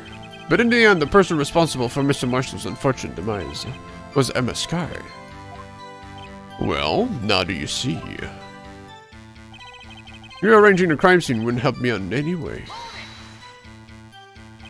Really, Chief Gale? At the very least, there's one very large benefit you've reaped from all this. Oh, I wasn't aware. What is this benefit? That would, of course, be the position you have, Chief of Police. Oh. The resolution of the SL9 incident secured a promotion as Chief. That in itself is sufficient motive. Oh, ho, ho, ho, ho. Oh, that's a good one. Huh? Do you really think I'm that incompetent? What do you mean? Even without that case, I was already in line to become the next chief. The resolution of SL9 merely sped up the inevitable a little. Is that true, Edgeworth? Yes. It was going to be made chief anyway. Ah! Be careful when pointing that finger. Oh, you might wind up being the one pointing that. So that means there's only one possible motivation for you to commit forgery. If you didn't do it for yourself, then you did it for someone else. Don't be silly, Worthy. You know me better than that. There are only 3 people I look out for. Me, myself, and I. There, it's out in the open now. What about Udgy? Udgy, would you mind if I change my testimony a little? Would you mind if I open up a bunch of holes? By all means, please do. I wouldn't be anyone's accomplice if there was nothing in it for me. Nothing in it for you? Sorry, but the only person I care about is yours truly. That girl, Lana's little sister, was it? If you think I felt sorry for her, you'd better think again. You're right. You don't feel sorry for anyone. Be tough on crime and tough on people. That's how I was raised. You seem to be lax enough on yourself, though. Ho ho ho ho ho ho. That's a good one, Worthy. Could there have been something in it for him? Given his selfishness. Would he have helped someone out?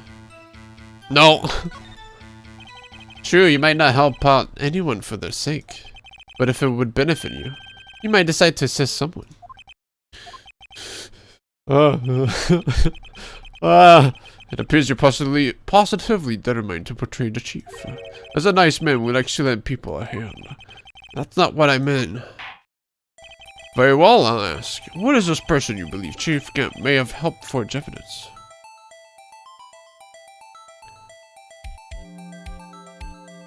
Meekins. I mean, in this picture, there's only 2 people related to the SL9 incident. Well, Goodman, but Blue Badger.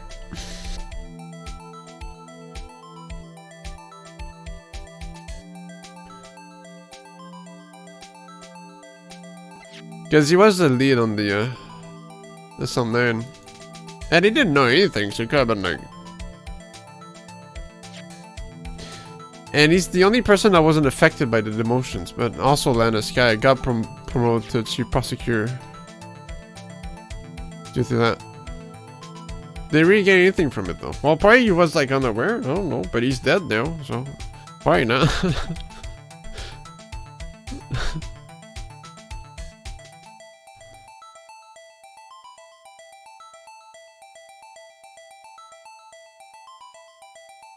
I mean, this guy's the only, you know.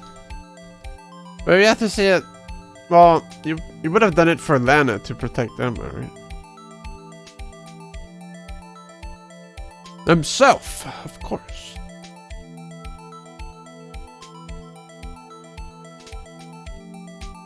Well, what if it was the case? What if, like, Lana just didn't do anything, but it was just Chief Gant that did everything, right? Like, you're right, Chief. It was all for yourself. Because you forced it all out. Did it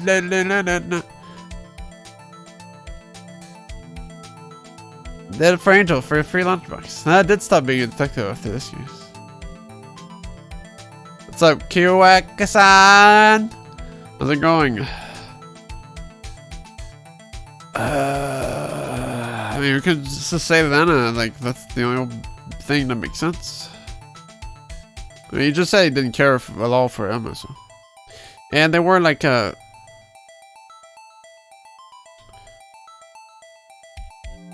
well, then since this Capcom, a bunch of zombies come out and bursting through the corners. Yeah, the dynamic duo. But like, that's basically it, because from getting that promotion, from getting that green light to give Lana a promotion, he had control over everything. Which would imply, like, does he have something to hide? Zombie lawyers! They'll probably gotta do that at some point. Chief Prosecutor Lana Sky, the defendant. I know this seems like obvious, but you gotta think about it. You don't know, like, what kind of flip they're gonna pull. If he had Lana in his pocket, that'd be beneficial for him. I believe it's quite obvious in light of the circumstances. Emma Sky fell a victim to an unfortunate series of events. Who would want to help her more than their own sister, Lana? And as for Chief Gant, he would also have a reason to help Lana if she asked him to. That reason, of course, is self-profit. Self-profit? What do you mean? The fuck, Waffle? After the S9 incident was resolved, Emma Sky was appointed Chief Prosecutor at the prosecutor's office. The person who arranged this job change was you, Chief Gant. Yeah, it does kind of seem fishy that you're just like, well, well, why not? Have a promotion. But how would he profit from all this? He would be able to use the Chief Prosecutor as his puppet. Essentially, he would acquire unchecked authority over all investigations.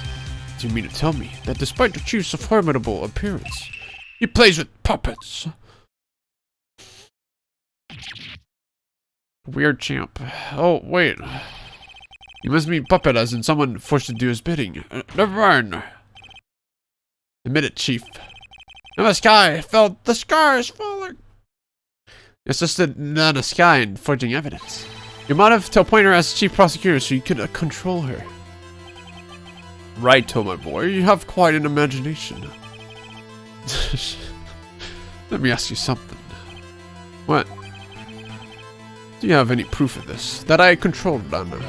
For example, is Lana testifying that I've done such a thing? Lana is keeping quiet to protect Emma. There's no way she'd testify against Gant. I'm afraid without any proof, this all amounts to nothing more than mere conjecture. Unless that is also what happened in this incident. This incident? Which one would that be? Of course I'm talking about the murder of Detective Bruce Goodman. The Chief Prosecutor has been acting strange throughout this entire trial. Almost as if someone has been controlling her. Oh, Miss Star all along? Wow! Worthy, you'd better watch your tongue, your tunge. I wouldn't want you to get hurt. So what do you mean? What he means, Your Honor, is that Chief Gant is involved in the murder of Detective Goodman. Not only that, but the Chief is not making Lana take the rap to cover up his involvement. What? What?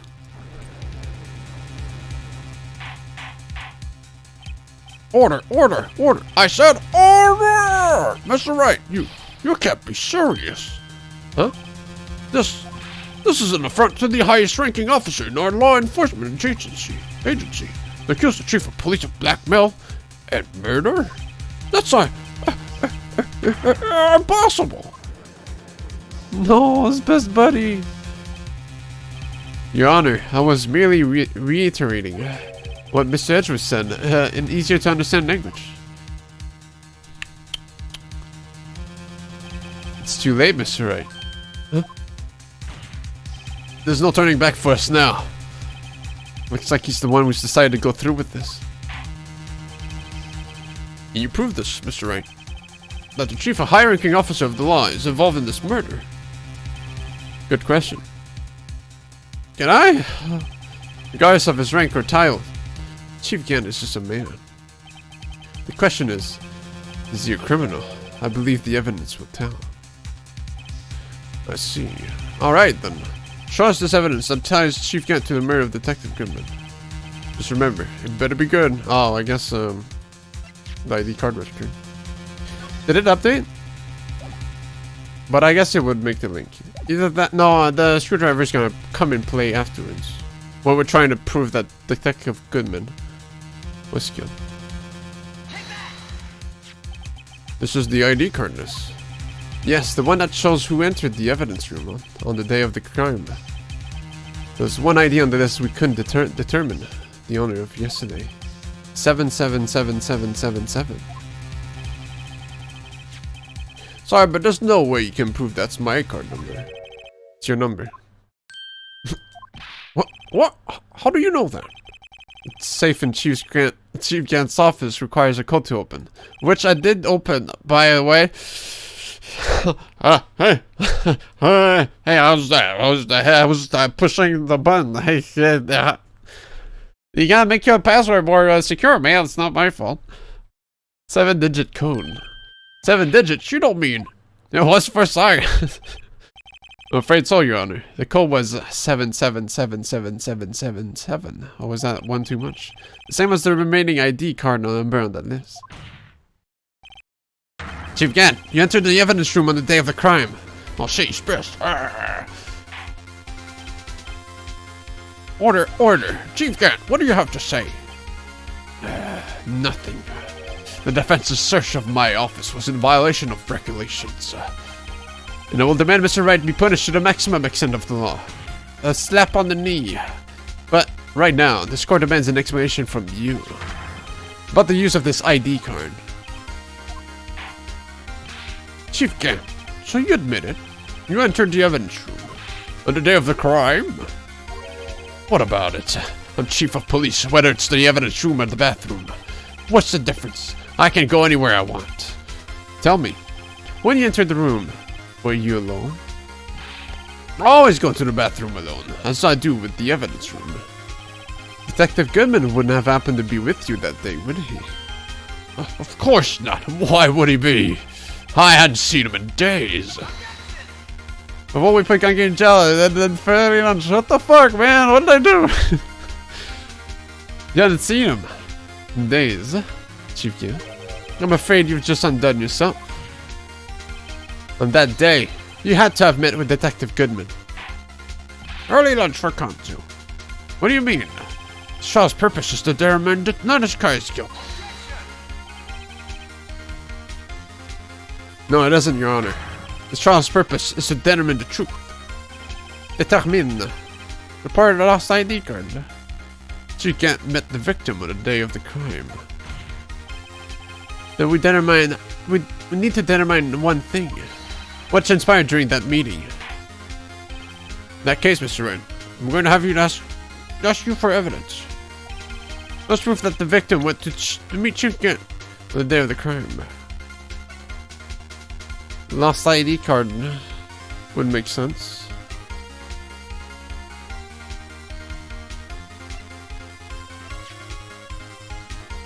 We submit it to the chief. My badge! Let's think, would there be anything else? God, that hand's so scary every time I hear it. I guess not. Well, I mean, it was the day of the booby ass, right? The transfer.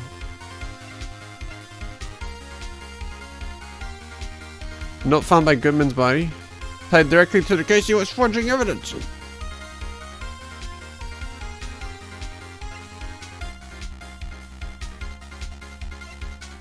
Where is it?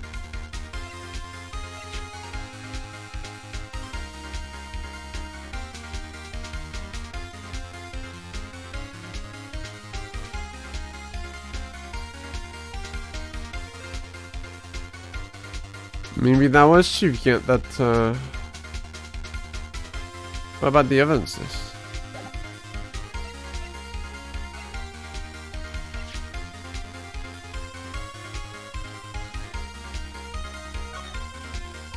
Oh, that's not helpful. Those two, you guys are giving me too many leads. I'll make sense out of anything. No, the other one.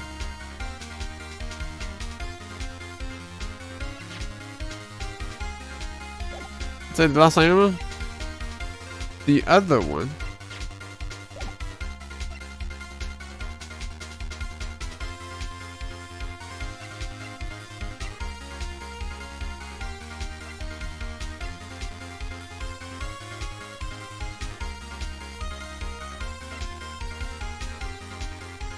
What other one? It was combined.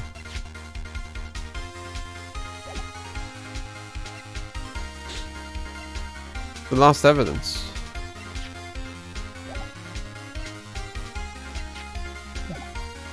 You mean the last item, though?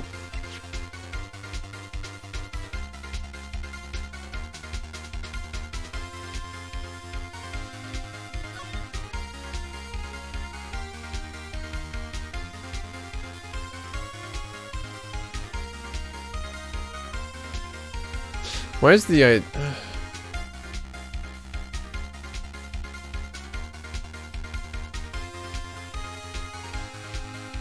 Oh, where does it scratch off? Maybe... I mean, he didn't finish it, so maybe he saw the chief at the same time. I always just present this. A lot of people asked me to present this, so we'll do it. Detective Goodman lost his ID card on the day of the crime. Or to be more accurate, Jake Marshall stole it. Well, Detective Goodman filled out a lost item report. He would have had to give that report to the chief of police. Yet you're in possession of the report. Which means you can't be sure if he filed it. He filed it. How'd I know, you ask? Because he needed to enter the evidence room that day. He needed to? Yes, to transfer the evidence out. Oh. Detective Goodman took the form to you, Chief Grant. Then, you accompanied the detective to the evidence room. I accompanied him.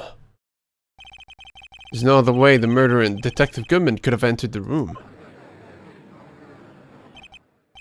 Hold on, let me guess what you're going to say next. That you're stupid. I, the chief of police, murdered poor Goodman. I, the chief of police, murdered poor Goodman. Exactly, but wait. The chief didn't necessarily need to accompany him to the evidence room. He could have just lent him his ID card. Yes. No, that you mention it, I believe I might have done something of the sort. Yeah, actually, that's a great idea. Sorry, but that's not possible. Hmm? Why would you give your super card to someone, dude? According to the record, your card was only used once. But you showed us your ID card earlier. If you had really lent it to Detective Goodman, it would have been found on his body. Which also makes sense. Wow! Holy shit. Is that a storm? What the fuck? Chief Kent, are you alright? You did. Was Ethan trying? Yeah, he's awakening. The criminals always transform at some point in the Phoenix games. The murder was most likely committed on the spur of the moment. No one in their right mind would choose the police department as a place to commit murder. the Super Saiyan. After the murder, you contacted Lana at the prosecutor's office. Why else? To dispose of Detective Goodman's body. However, the victim's body was discovered in the prosecutor's office parking lot. How did you manage to move it there? I was at the police department the entire day, you know. And everyone's aware that Lana stayed at the prosecutor's office after the ceremony. Everyone except me, it seems. Still, you're the chief of police. You have an entire police force at your disposal. Oh, so you think I just ordered an officer to do it? Hey, you, take this here dead body over to the prosecutor's office? I don't think so. Chief Yan, I found the evidence we need to prove how you moved the body to the prosecutor's office. And all this time, I thought it was just a useless screw just taking up space. How could the chief have moved the body? Mr. Wright, show us this evidence. To move the victim's body, Chief can't use this.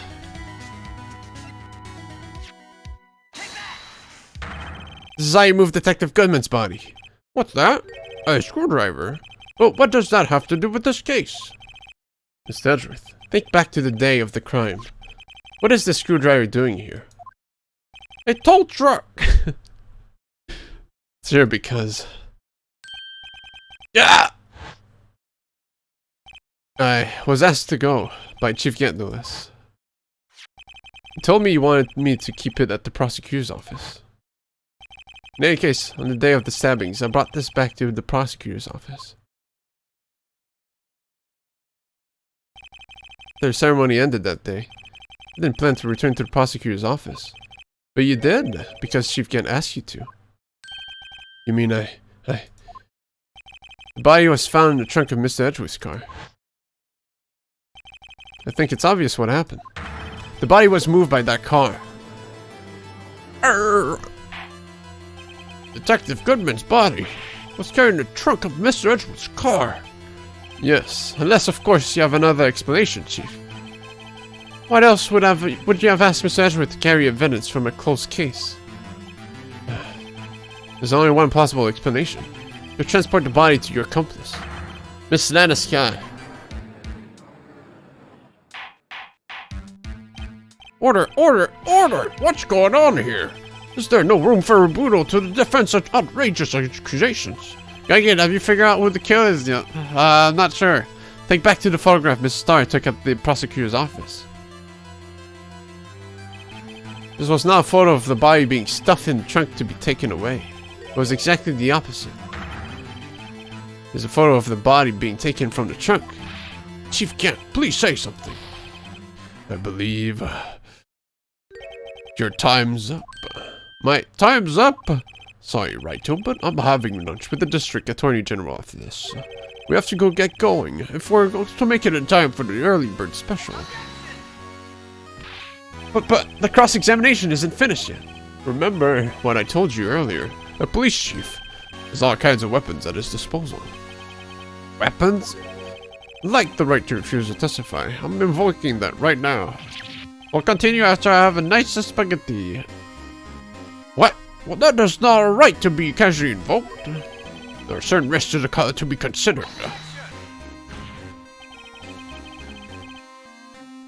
So you're just going to run away after all this?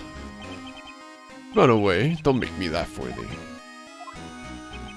I'm sorry, but I'm just gonna leave. It's that about Goodman. That's what you're saying, right? But if you had any conclusive evidence, you would have presented it by now. Well, You think I had Lana dispose of the body? If so, then show your proof and get it over with. I'll say it again, Mr. Wright. Damon Kent is the current chief of police. This court will not tolerate any accusations against him without concrete proof. Well, Mr. Wright. Your Honor. Do you have any concrete proof? Proof that Chief Kent murdered Detective Goodman and made Miss Sky dispose of his body. You have any concrete proof? I can't let him just squirm his way out this. Got to keep the pressure on. Yes, Your Honor. I do have such evidence. Say I did this thing that doesn't look that me didn't do, but I prove it. It better prove Mr. Chief Kent murdered Detective Goodman beyond a shadow of a doubt. I mean, I'm guessing the switchblade knife.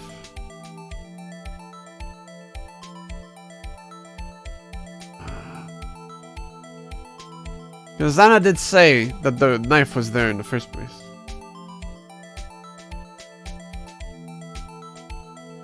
And how could we have access to this without opening the locker, which is only opened by Goodman by himself? Is the bloody print still Marshall's? Oh fuck. Gant wears bloody gloves.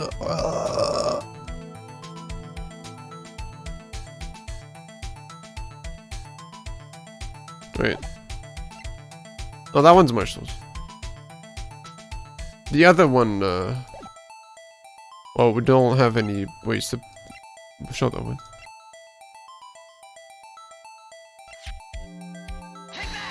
Guess I'll blow up. So, what exactly is this evidence? It's proof as to whether or not it's enough to demonstrate the chief's guilt. I'll let you be the judge, but I am the judge. Alright, well, what do you think, Your Honor? Well, I think, Mr. Wright, I'm going to be late for my meal. Please, Your Honor, give me just a little longer to consider. I'll say it again, Mr. Wright. Diamond Gant is, fuck, what would it be?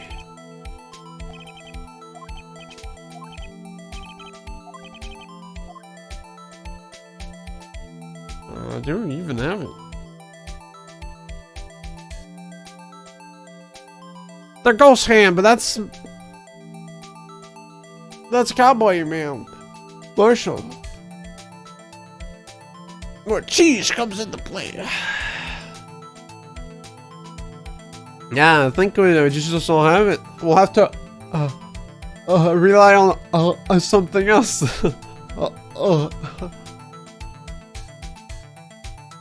Yes, that's like, apart from the knife, like, we don't have anything related to it. My badge! The badge proves everything. That I fight for justice and what I think is right. Just like my last name. That's all of coincidences. Maybe you are right. They're not coincidences, Your Honor. They're the truth. I think we don't have it. Wait.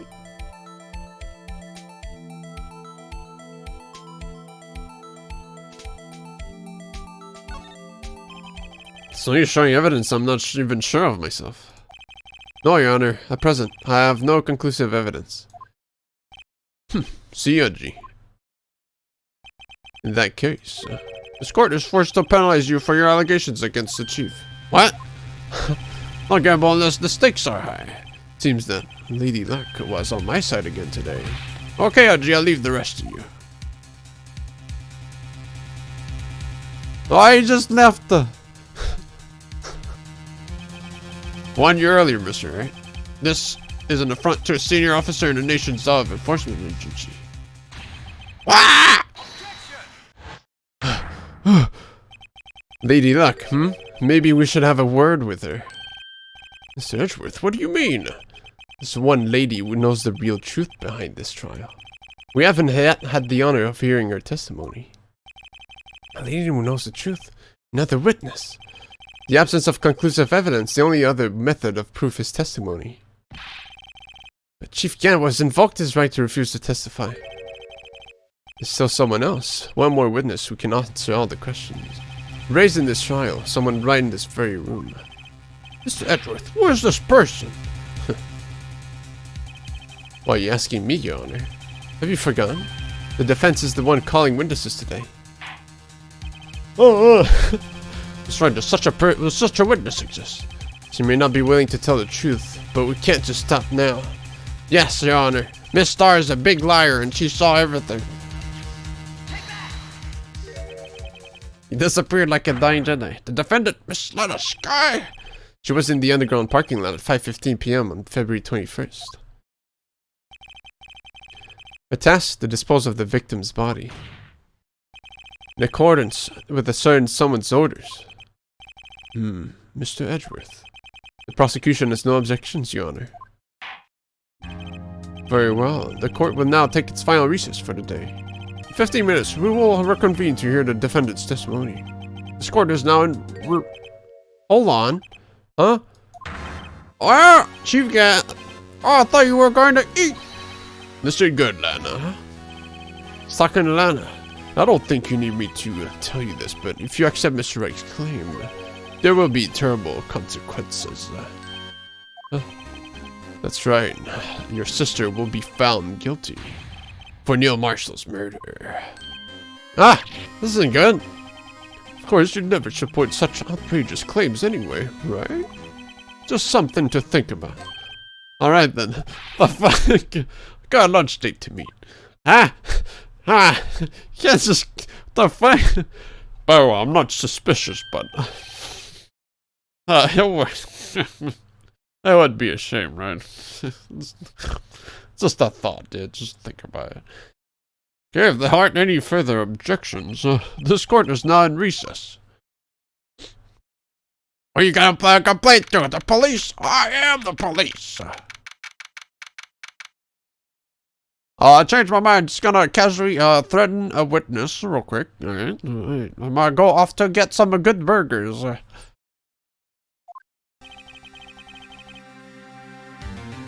I'll kill you. Looks like I managed to stay in the game. Yeah, thanks to your help, Edgeworth. But Chief, he's something else, eh, pals? Detective Gumshoe. Ha ha ha, I'm not a detective anymore. Feels Gumshoe, man. Oh yeah, sorry about that. Don't worry, I've already decided where to work now. At your office. My office? Sure. I'll take the place of that top-dog girl you used to work with. Could he mean... Maya? Still, looks like we're all up moves now. Chief Cat's done it again. How does he always get the upper hand? Not fair, he has the right to refuse to testify. Settle down, Ray. Remember what the judge said? But Chief, that is not right to be casually involved. There are certain risks to be considered. Risks? What did he mean by that? It's simple. The chief refuses to testify. The opposite also holds true. You mean he forfeits his right to say anything too? Emma, are you okay? Yeah, when I came to, I was in the medical office. The fuck? Maya's in training, King. Because she felt like she was a complete trash after the last case. Because she couldn't bring any help. But she did help, but I did the wrong ending. Because I wanted to joke with the parent. And I thought it would give me a second chance, but then... I botched it on purpose, okay? Just wanted to be funny. I'm not that stupid. I knew it was the bullet. But yeah, she's in training, so. Been listening to the trial from the gallery. I was merely pretending to be stupid. Hey, that's true. That's all. It's always the case. So she heard everything that's been going on. Emma, I'm sorry for what I said before. No, don't be. It was the truth. You know, it's funny. I must feel somehow relieved. Relieved? Yeah. Now I finally know what really happened. I think that all this time, my sister was being blackmailed by that terrible man. And she did it all, just to protect me. Ever since her appointment as chief prosecutor, everyone knew her. Everyone who knew her said she changed. Perhaps it was easier that way for her. What do you mean? What do you think I mean? To follow Chief Gant's orders. She must have shut herself up deep inside. Forced herself to do anything and everything the chief told her to do. That must be why she became so cold. It was all my fault. It's all because I murdered Mr. Marshall. Hey, don't go blaming yourself now. If you want to blame anyone, blame society, pal. Chief Gant may be able to fool everyone else with this forgery. What happened? Drop the Dungo, aka Waffle Tower, is that when we went to Chief Gant's office the day before, when Gant showed up, was like, hey, little girl, you better stay here real quick. We gotta have a little talk. And then, like, You forced her to be to answer some questions to the cops. So by the time this trial was happening, she wasn't around, but I guess she showed up at some point. Shigen may be able to fool everyone else with this forgery. Well, if the armor was made by Gat, maybe he is the killer. Cause if it had been there, I mean, it's this armor, like, fuck. Don't put a mirror weapon in the open like that, dude. But he can't fool my memory. I remember now. I knocked Mr. Marshall into the armor. I see. Well, we better get back. It's time for the final act. Maybe Get was the armor. Emma, why don't you wait? No, I'm going with you. I want to be there. When Nana tells the truth. Let's go, right? It's time to end this. Fuck you, Nana. Fucking stuck up, bitch.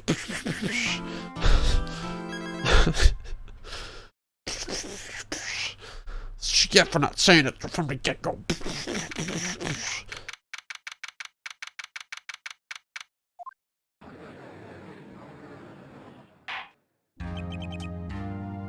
Now then, will the defendant, Miss Lana Sky, please take the stand?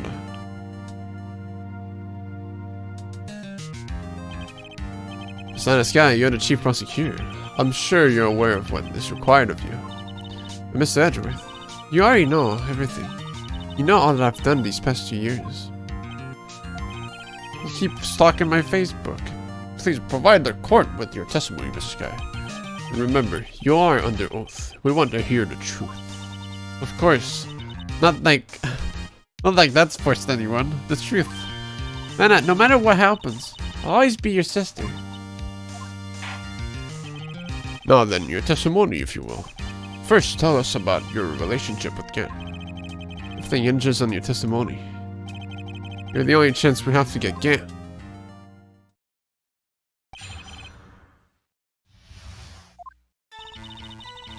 I worked alongside Gant for years. There's no truth to this blackmail theory. I fabricated the evidence 2 years ago all by myself. When I found Prosecutor Marshall's body, I rearranged the crime scene. My only motivation was to get Dark convicted. It had nothing to do with Emma. What a bitch. Are you sure about this testimony? Your Honor, I'm confessing to capital offense. Of course I'm sure. But Lana... Come on, no one's believing you. If this is true, then that means Chief Gant has nothing to do with this. That's what I've been telling you from the beginning. Please, Mr. Wright, you've got to help her. She's sacrificing herself because of me. What if she's telling the truth? She's not. I know my own sister. Whenever she speaks stiffly like that, she's hiding something else. Deep down, she's really screaming in agony. Yeah, this is no time to start second-guessing myself. Who knew that Emma was a better psychic than Maya? God, what? It's crazy. The defense may not begin its cross-examination.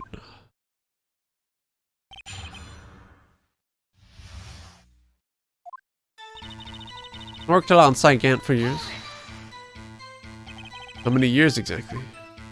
Ever since I made senior detective. Let's see, I was 24 then, so that would be 5 years. The Gut and Sky were legendary partners. I personally saw them testify in numerous cases. She must have been good coming from the same school as me. She's well, shut the fuck up, Waffle, alright? They can like bzzz. It comes with the job, man. It's one of the perks. Now again was a respectable detective, that's why. There's no truth to this blackmail theory. But think about it, Monsieur. You did murder Detective Goodman. You told me as much yesterday in jail. You still don't get it, do you, Mr. A? Any testimony you cannot present in court is as useless as idle gossip. I stabbed Detective Goodman with a knife. And? I guess I could present the book there. Fabricated the evidence 2 years ago all by myself. Did you do so to help your sister? Joe Dark was a serial killer. My sister almost became his last victim that day. I didn't want that incident to ruin our life. But what she did was justify a self-defense. She wouldn't have been charged with anything. That's not the point. She was traumatized that day, all because of that creep. And that's why I couldn't forgive him. I know. That's why you fabricated the evidence 2 years ago. When I found Prosecutor Marshall's body, I rearranged the crime scene. You say you did this all by yourself? Yes. Would you mind telling us what you found when you arrived at the crime scene? It seems I was the first person to discover the scene. The broken Prosecutor Award knife was stuck in the victim's body.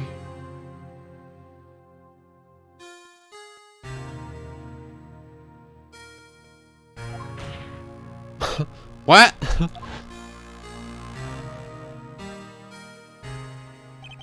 Prosecutor Sean Marshall died from an unfortunate accident. That's only a situation you dreamed was possible. The reality is, it wasn't my sister who took the prosecutor's life. Criticize all you want, Mr. Wright, but I'll never change this statement. You made Prosecutor Marshall wound up being killed by Dark. Something like that. That is so. What happened to the other murder weapon? Dark was carrying a switchblade knife. Oh, that was lying on the floor a little distance away. It was probably knocked away in the struggle. That's not how it went down. She's trying to cover up her lies with more lies. All just to protect me. When you found a scene like this, what did you do? After all, this is what everything boils down to. Yes. You broke off the tip of Dark's knife, planted it inside the wound, and moved the body.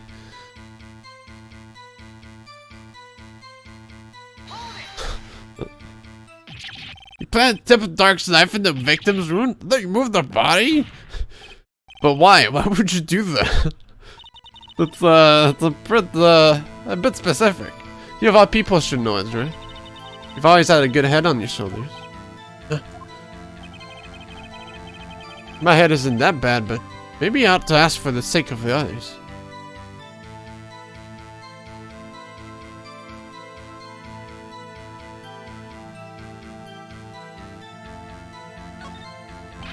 But why'd you do that? Come now, Mr. Wright. Even you should be able to figure it out. Very well, let's add this to the witness's testimony. The reason Miss Carr fabricated the knife. I knew the tip of the weapon found buried in his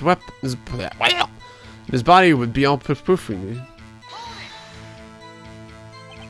According to your testimony, Prosecutor Marshall's broken knife was the murder weapon, right? Yes, and leaving it at that might point the blame away from Dark.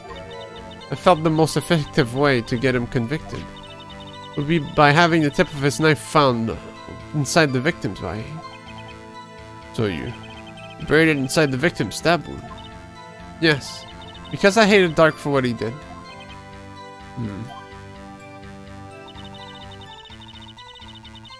My motivation was to get Dark convicted. It had nothing to do with Emma.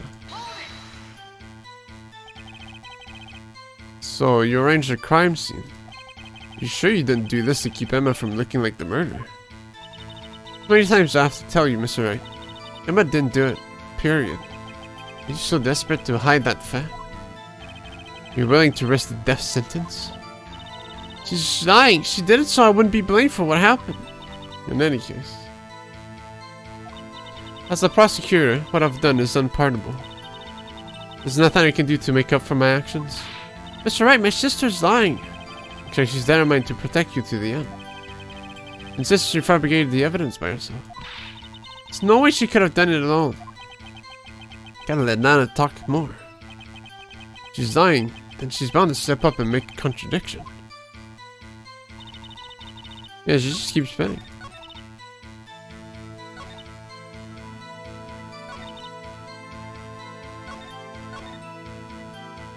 You have the other part of it.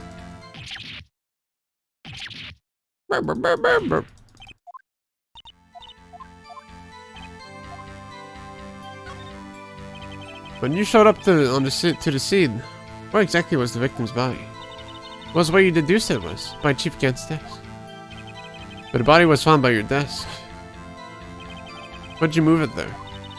The reason for that is simple. Let the witness explain this more in detail.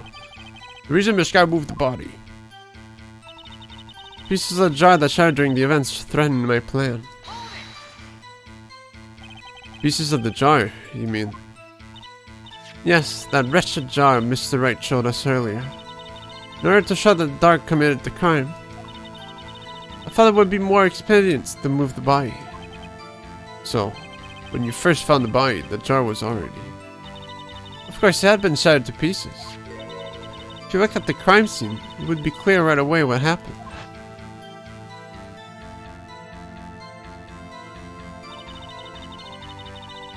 Ursula was dead, and Dark was lying unconscious. You just said that was fabricated, though.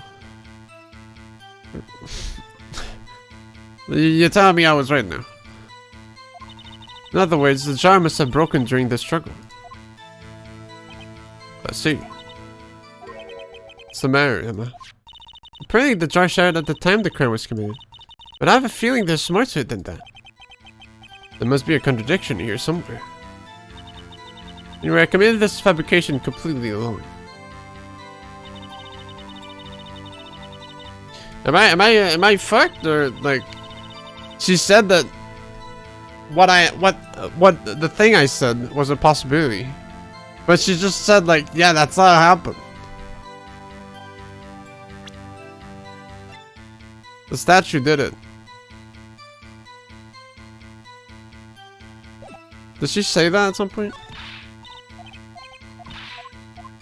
Or was that prior to that?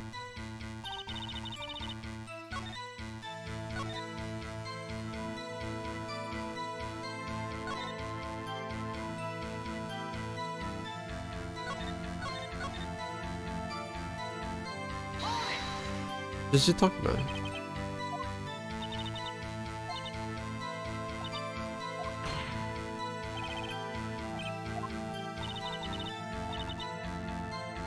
Did I miss?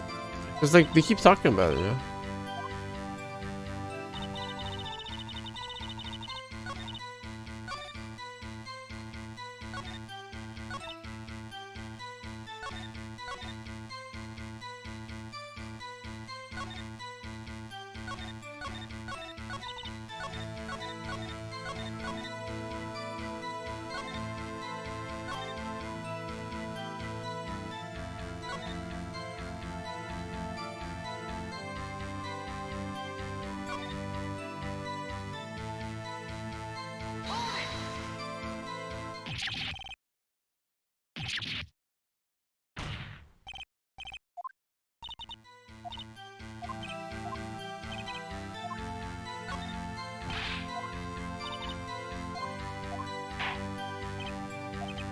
Okay, never mind.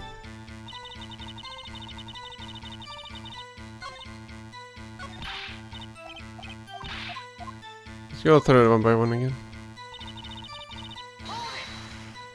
She's not talking about the because she's talking about how she found the room as it was,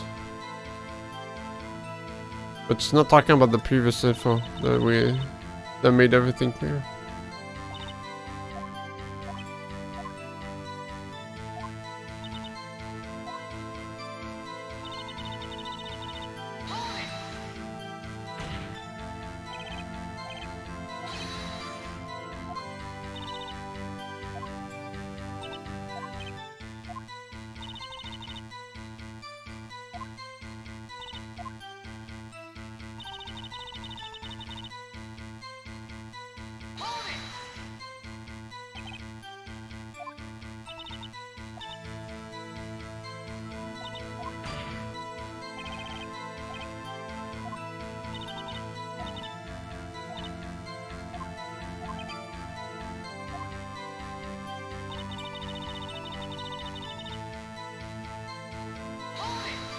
Maybe here, actually.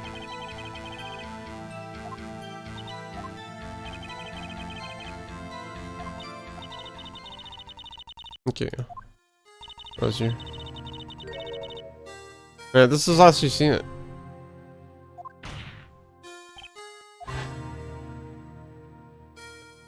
And then this is all fabrication, apparently.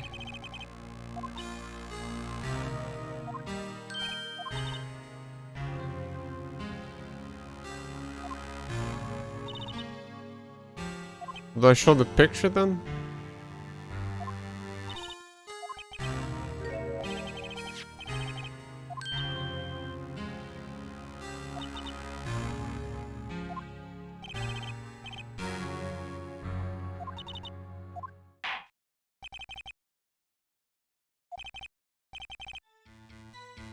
Well, I mean, I have to present it with no, because the new info could just prove that this statement is false. But I could just present stuff here to get these two false as well. Well, not that one, but I'm guessing only one of them can be up at a time.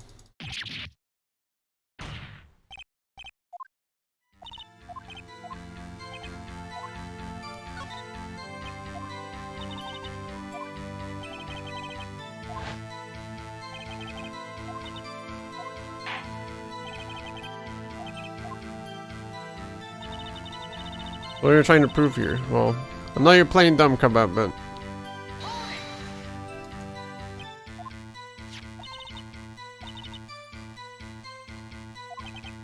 I don't really know, yes, shouldn't it?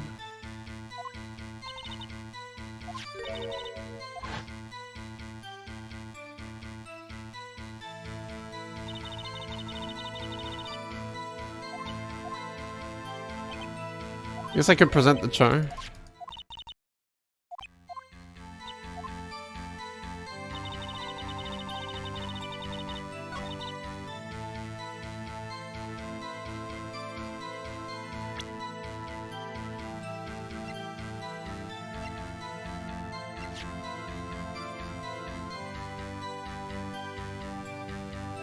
Let's say I could present the picture to show that the statue had a hand in it. I could present the jar because the jar, well, she says it was by her desk. In the first place, it doesn't make sense that the jar would break. Because the jar broke from the statue, which she just admitted right there. And then there's also the knife that makes no fucking sense.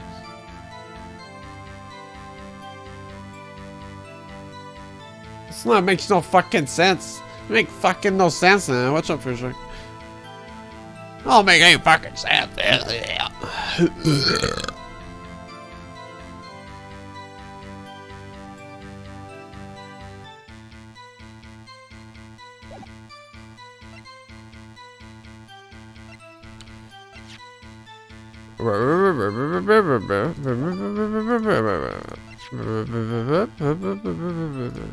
Let's present this to the plan. This guy, I understand how you feel. You committed that crime 2 years ago to protect your sister. You mean a forgery at the scene where Neil Marshall was murdered?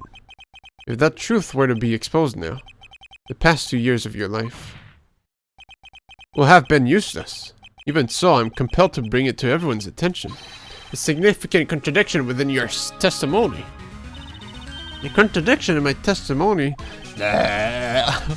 Testified, and I quote, "The pieces of the jar that shattered during the events threatened my plan." That's right. You have a problem with that. It's a simple oversight, really. You see, a message was written on this jar with the victim's blood. Yes, the prosecutor must have written it in his final moments. Exactly so. And this is where the contradiction lies. Huh? In order for the victim to be able to write his message on the jar, it must not yet have been broken before he died. Ah. You couldn't have written Emma's name on a shattered jar. Order, order. Your Honor, it would appear more information is needed in regard to this jar and this bloody message. We may be missing something critical here. Well, I mean, yeah, it's sure that it's kind of hard to write on the broken jar. That's why I want to bring it up for something critical. Complication in my pepperoni. Chief Prosecutor, it seems you're as in the dark as we are about the truth towards which we're headed. What? Just tell us exactly what you saw. We'll piece together the information to arrive at the truth. Very well, the witness may now continue her testimony. Testimony pepperoni. Giant message in blood. I immediately noticed the blood traces on the jar, but it was dark in the room and I didn't have time to check it out. To be safe, I wiped away the blood. The fragments were large, so I sure I got them all. All I could think about was wiping them clean before they were discovered. You mean you were the one who wiped away this message in blood? I wasn't chief prosecutor at the time. Didn't think Dark was the real murderer. That's why she tried to erase the real evidence.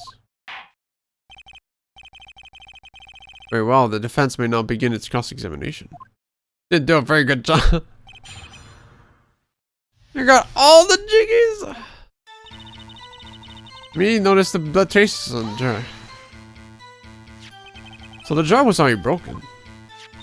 It's a miracle that thing had broken earlier. It certainly looks as feeble as the defense's case, but not as feeble as the judge's judgment.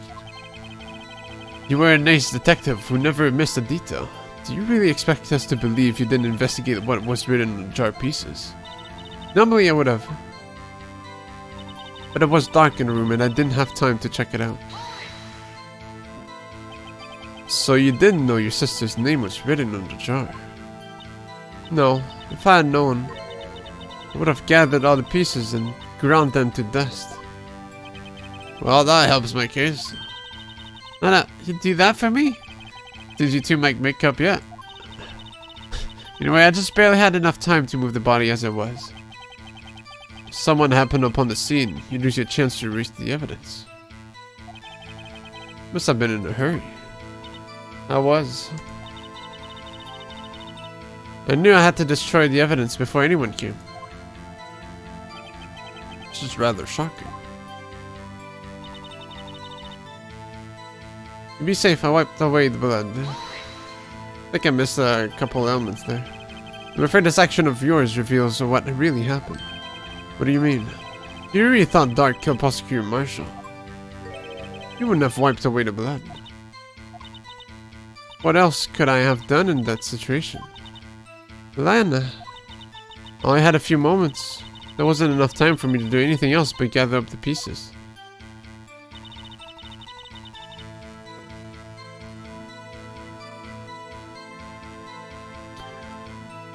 Yeah, so you ask your partner to move the bodies. Yeah, I get it, dude. Yeah. Fragments are alright, so I'm sure I got them all. How could you see with the power out? Should have been a pitch black in that office. Detective is always prepared, Mr. Wright. Even though I always carry a pocket light and a camera with me. Even I carry my A-ball of the emergency luminol wherever I go. I never miss anything. I get every last piece. What I could think about was wiping them clean before they were discovered. Sick, a bottle. So you illegally rearranged the crime scene. Yes, I don't have any excuses for my actions. So sorry, Lana. I didn't know. I've treated you so badly all this time. Not too late. There's still plenty of time to make up.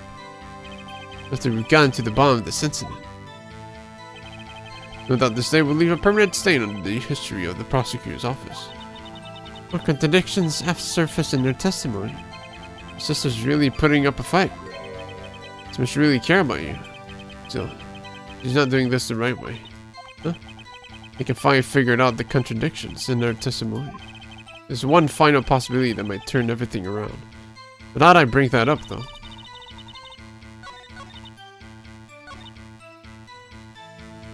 What was this one, right?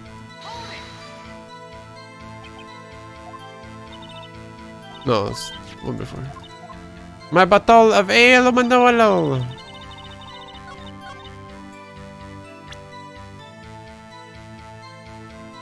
We actually have all fragments of the jar. That's true.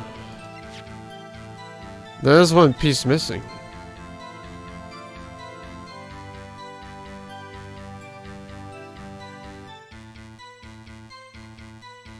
Which is the real name of the real killer. I guess we could try that. Because she says like she spent all her time doing that, so how could she have time to move the bodies as well?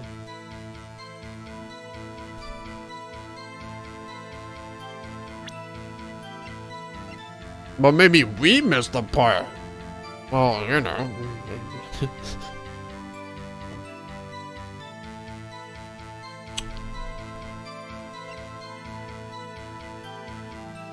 Like, I don't know why, how I would present the bodies. This. Let's do a jar. We'll take a hit if anything. Bzz.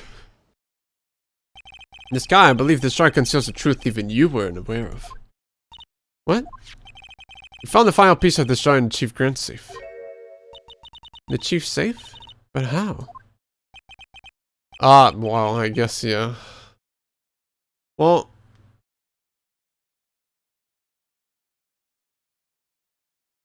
yeah, if all the pieces were...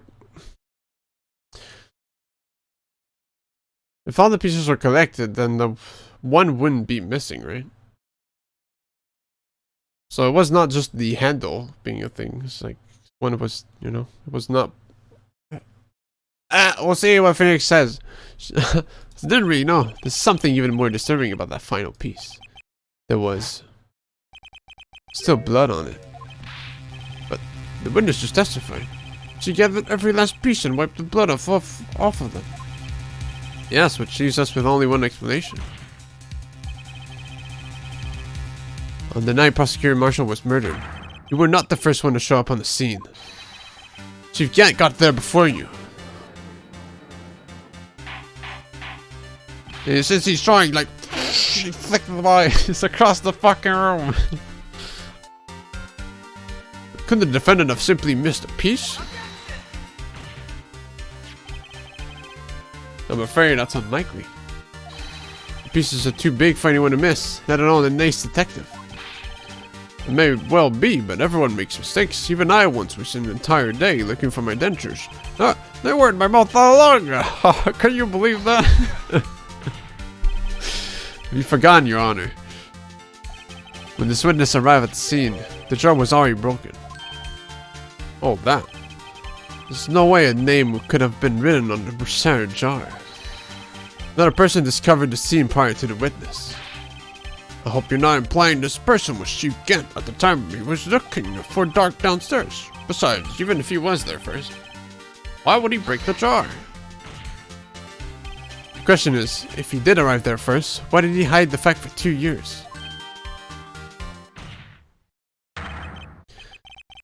Cause he was trying to make pieces to blackmail. Well, Your Honor, can you answer us that? No. No! You know, he can't create the lightning that night. That's true. That's true. He has the powers of the thunder. Even the judge doesn't bring the judge's awakening. Wait, I'm not the one on trail here. The fuck is these mystics, dude? So many, it's like the 5th one we've seen. Then again, arrive at the crime scene prior to the witness. Proceed to break the jar. Purposefully hit one of the broken pieces. Question. What is this action called? Fabrication. But why would Chief Gant do that? In light of what happened afterwards, isn't it clear? What happened afterwards? Discovering the scene, Nana Sky believed her sister Emma killed the victim. Determined to help her sister, she sought Gant's aid. Lending her his aid, Gant helped her create evidence that incriminated the Dark, sparing Emma. And here's the reason. The reason why Miss Sky became the Chief's puppet. Don't make that hard. No, I did it on my own. Please, sis, stop trying to protect the Chief. I can't watch you suffer anymore for my sake. No, you did. It wasn't you, Emma. You didn't kill anyone. Don't believe anything Mr. Wright says. Defense attorneys make up the most foul lies to defend their clients. Foul lies? Imagine that coming from my own client. Oh shit, blood that isn't at the crime scene? Another typo, yeah, there's so many of them. I guess you do seem the type who likes to twist the truth. Not saying it was a lie. Wait a minute. What if we're still smack dab in the middle of Gant's trap? Something wrong, Mr. Wright. Nana may be right after all. What do you mean, right? So, you do tell foul lies then, Mr. Wright. The sky, please testify once more. But, if evidence was fabricated behind your back, then Emma's accidental killing of Prosecutor Marshall might also be a lie. But, I do remember knocking over Mr. Marshall. Miss Sky, if you will. I can't. There's nothing to be afraid of anymore. Well, protect you from... This cross-examination may not change a thing yet. However, there is a possibility that it will, if you tell the truth. Very well. I'll testify about what I really saw. Alright, the witness may testify once more for the final time. Only one last time, though. After that, we're shooting her on the spot. When I arrived, I found Mr. Marshall's body impaled on that suit of armor sword. Not a sword, it's a pike. Emma and Dark were lying unconscious on the floor nearby. When I saw what happened, I thought she did it. That's why I erased all the evidence that linked her to the murder. I had Chief Gant help me remove the body from the sword and carry it. If it already was a fabrication, Emma might be innocent.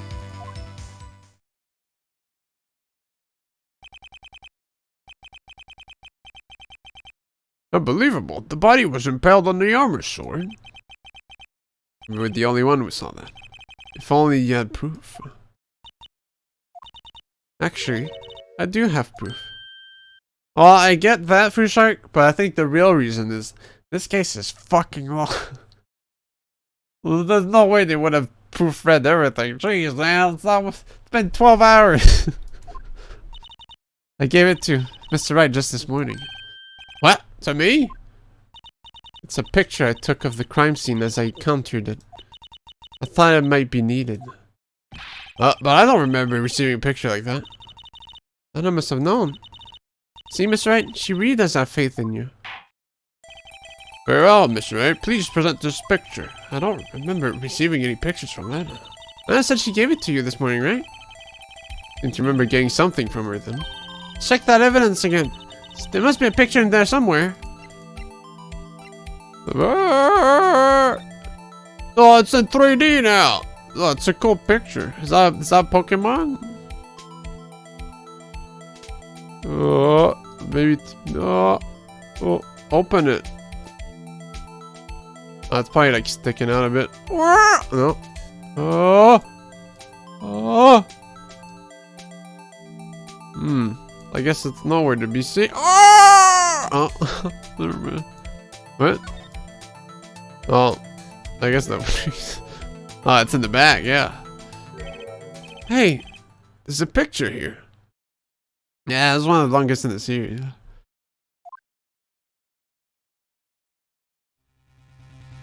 It's basically like every other case is like 4 to 6 hours long, and this one's like, you know. Oh my. This is the actual crime scene. No other detective saw the crime scene like this. It's because I contacted Criminal Affairs only after I rearranged the scene. Great, more bullets to be confused about. Mr. Wright? That piece cut out from this vest, could that be the cloth we found inside the Chief Gant's safe? That's not helping. What's this? There's too much evidence. The hamper. No, it's mine actually. I did it. The cloth had fingerprints on it. Whatever fingerprints those are must be the real murderer. What? But those fingerprints, they're yours, Emma. Why are your lips turning all purple, Mr. Wright? Anyway, let's get on with the cross-examination. So long as you tell the truth, we should be able to flush out the real murderer. Very well, the defense may now begin its cross-examination.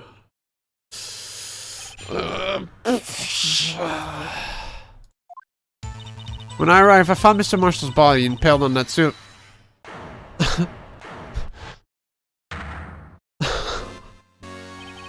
Come now, G. This is the poorest excuse for a tribal I've ever seen. Chief Gant. What? Now you want me to make... Well, you want to make me out as the bad guy too? If so, I'd like to put in a word or two in my defense. I'm afraid it's too late for that. What? You already declined your testimony. That means you forfeited your right to make statements of any sort. This must be the risk the judge was talking about. Just sit back, relax, and enjoy the sound of the noose tightening around your own neck.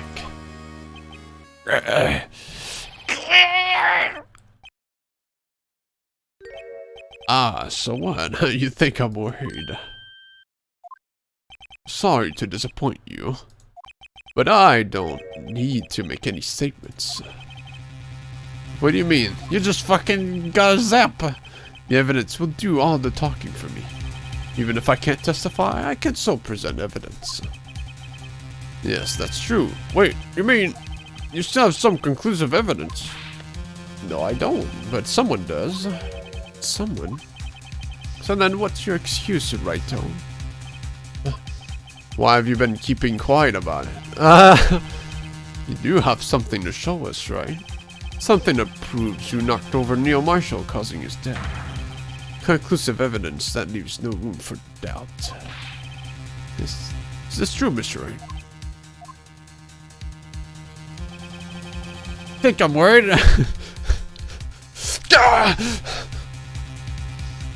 What? What was that? Dude, that pasta is really great.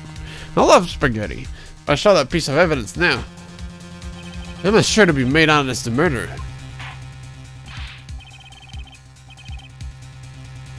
Is this book saying I can't show it? That's true. That's right. If you have any more evidence, present it now. And if you try to conceal anything, you will be the one appearing before the Board of Inquiries. What do I do now? I better think this through carefully. I can't afford to make the wrong decision. Should I present that piece of evidence? The one that shows who really killed Prosecutor Marshall. Yeah, this still has the best idea, really. Yes, Your Honor. I do have further evidence. Alright, the time's finally come to show it to them. Those prints have got to be the chiefs. Alright, let's see this conclusive evidence. The evidence that shows who actually murdered Prosecutor Marshall. Aha! No, I can't show them that yet. Why not? You know which item to show. Mr. Wright. If you're not sure, then think it through again. How can you use that evidence to your own advantage? What do I do now? I better think this through carefully. I can't afford to make the wrong decision. Should I present that piece of evidence? I guess that was... Cannot show the evidence. Maybe if I say cannot show the evidence, it's gonna be brought up. Your Honor, I don't have any evidence I can present at this point in time. What? You lie. Chief Gant? You opened my safe. I know you took what was inside. I guess we only know that the picture, like, that was a little piece. But if we don't present it, we don't know it's correlated to it. Gant knows, but no one else knows. Conclusive evidence. I don't know what you're talking about. That's right. Why don't you show them? We found it together. Oh, I see. It's because you know the truth, don't you? You know whose fingerprints are on it. That's why you won't present it. What are you talking about, Chief Gant? I got you figured out. Take a good look at this picture. No! That's mine then! See the victim's vest? Notice anything odd about the chest area? It looks like part of it's been cut off for some reason. You mean you had this in your safe?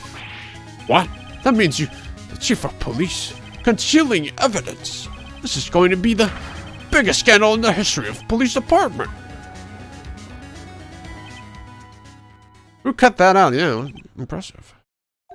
To be honest. Well, I think, well, it's still like trying to protect Emma, so then get out of control over Lana, right? Scott, so any of the two could have cut it out. To be honest, I didn't think you had the gal right, though. Well, I can't just let you pin me up as the murderer. I'll tell you what really happened. What? You mean you admit to it?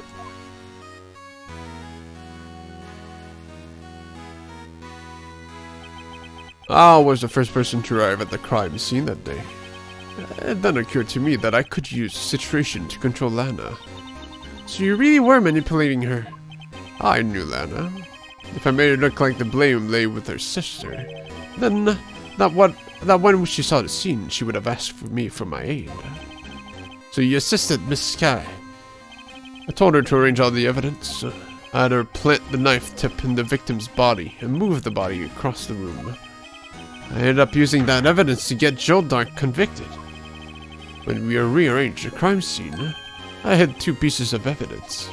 I did this before Lana arrived at the scene. 2 pieces of evidence? You mean those items in your safe? But why? For insurance, of course. Insurance? I was sure my plan would work, but it's always best to be prepared for the worst. I wasn't about to let anyone blame me for a murder that Carol committed.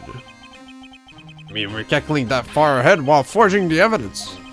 Who do you take me for, a fool? I didn't make police chief by dumb luck. See this jar fragment? I had the most legible part of Emma's name. I didn't expect Lana to go and wipe the blood off all the pieces. But if you fabricated all the evidence, what's to say that you didn't fabricate the message on this jar too? Some people just don't know when to quit, do they? That's why I kept one more item for insurance. He isn't allowed to testify. Why is he testify? Mayor, please remove the chief's mouth. You mean that piece of cloth? Come on, Wright, cuff it up already. I know you have it. What are you waiting for, Mr. Wright? So you admitted to it then, Chief Gant? That you were hiding the cloth you cut off the victim's vest in your safe? Yes, I admit it. I didn't want to have to do that, being chief and all. But it's a lot better than being portrayed as a murderer. Oh, Mr. Wright, what do you have to say for yourself? Just a moment ago, you said you didn't have any evidence you could present. Foolish move, Righto. You should have shown it then, before it was too late. It's been a long battle. But the moment of truth has finally arrived. As long as I don't mess up here, victory's mine. Why? Do we try the same strat?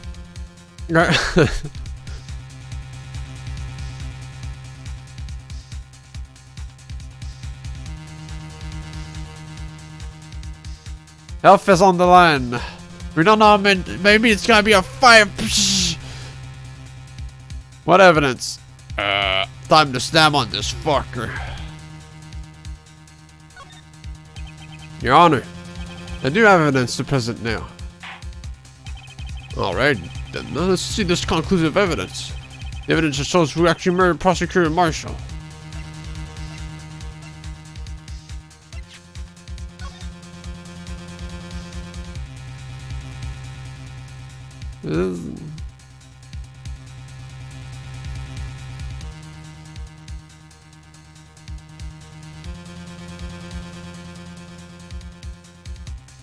It is relevant.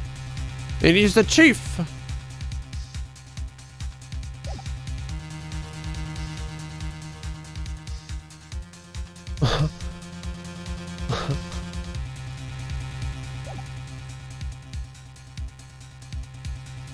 What do you guys think?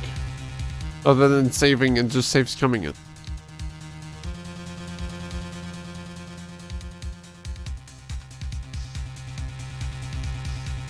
Is it against the laws?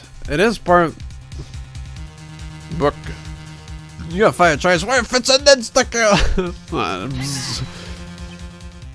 Mr. Edgeworth, your opinion, please. I think Mr. Wright's humor has improved at the expense of his defense. Ah! No.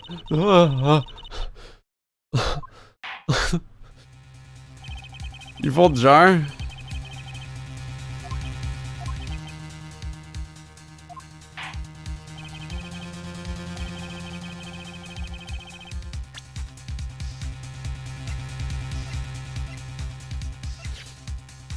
I mean, we have to, because it's not like instant game over, you know?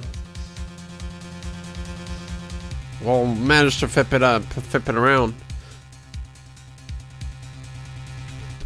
Take that! Take that! Take the piece of cloth. Take that! Take that! Oh, hold on. Take that!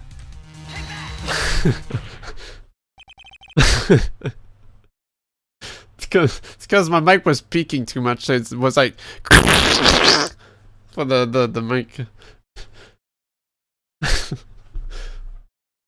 Let me verify this once more. On the day of the crime, you personally cut out this piece of victim's vest. Oh yes, at last you finally brought it out into the open. There's our handprint on this piece of cloth. Your Honor, the prosecution requests that be immediately sent to the lab for analysis. The handprint on the leather. There must have been a strong impact for it to be left so clearly. You mean? Could have not been forged. It must be authentic, conclusive evidence. Edward, no.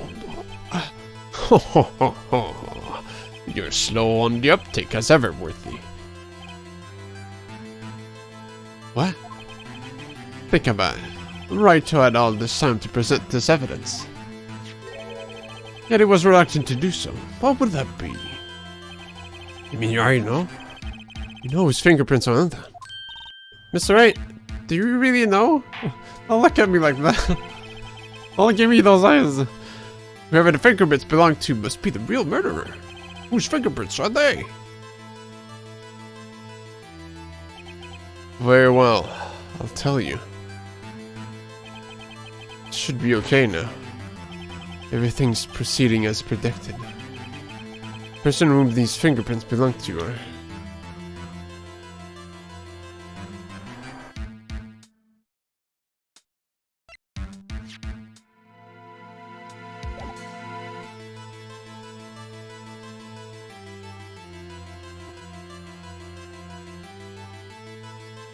I mean, they weren't against safe, so legally they belong to him.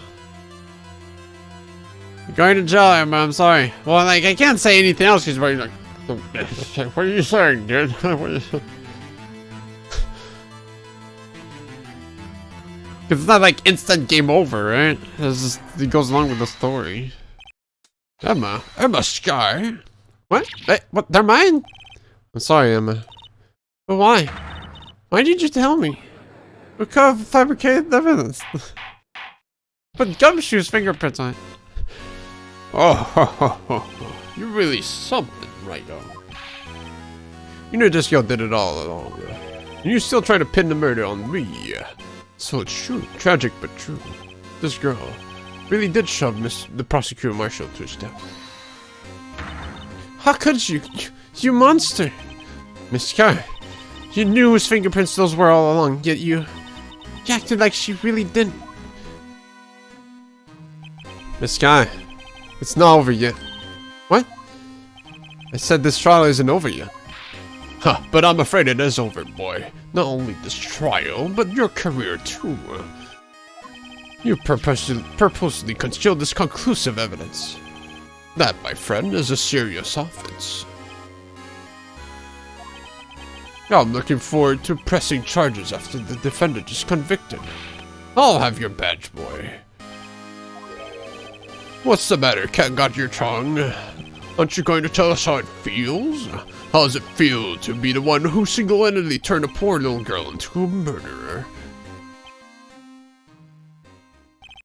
If I do that, there's just one little thing I have to clear up. Oh, and what's that? Who really killed Prosecutor Neil Marshall? What? Chief Gant, you are absolutely right. This piece of cloth proves who the real murderer is. Who killed Neil Marshall, you ask? was Emma Sky, wasn't it?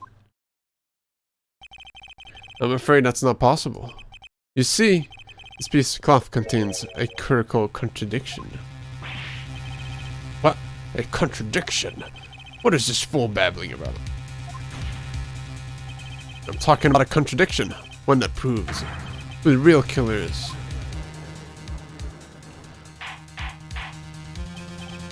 Mr. Wright, this piece of cloth, what could it possibly contradict? You get, you tyrannical ring ain't ear. Behold, the piece of evidence that contradicts this cloth.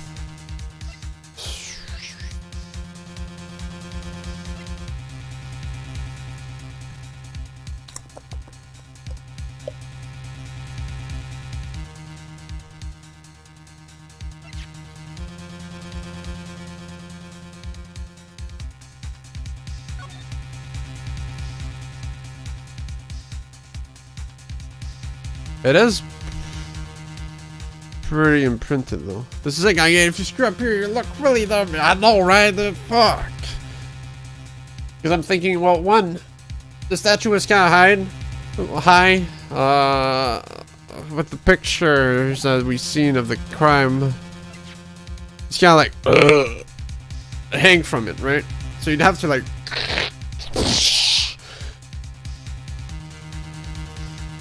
Otherwise, Emma did lose consciousness. So who knows if she really did push him, right? It might have been like a nightmare. No card at that picture?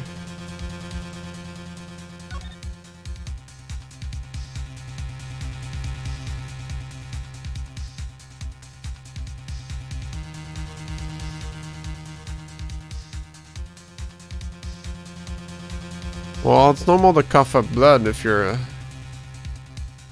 your shit's fucked from inside. There's blood where the cloth was. Well, why if you like... should I... That is true, indeed, yeah. What exactly is this supposed to be? This is the picture Miss Sky took. Take a good look at it. See where the piece of his vest was cut out? Yes, his shirt is showing underneath. It's hard to make out with all the blood on his vest, though. Exactly my point. His chest is choked in blood. That's only natural. His lungs, no doubt, were punctured. Blood poured out of his mouth. Oh, but that piece of cloth. Wait, there's no blood on it. Ah! It's Emma Sky's fingerprints on this cloth. It's no doubt that she shoved the prosecutor aside. However, Miss Marshall was not impaled on the sword. No, that's nonsense. Now then, Chief Gant, let me ask you something. Prosecutor Marshall was not impaled when he was shoved aside. He most likely hit his face, his head, the very... Most likely hit his head on the ground and it was knocked out. So then tell me, who could it have been? Who could have arrived at the scene before Miss Sky? Picked up the unconscious prosecutor and impaled him on the armor's sword. Then to make it look like Emma was responsible for the prosecutor's death. Said person proceeded to write her name on the jar with the victim's blood. Then he broke the jar on purpose to leave behind a clue. He did go like, ah! To make that I believe her sister did it. Remember what you admitted only moments ago? That you personally cut out this bloodless piece of the victim's vest? Ironic, isn't it? Though the very act of creating inches. You proved that you were the actual murderer.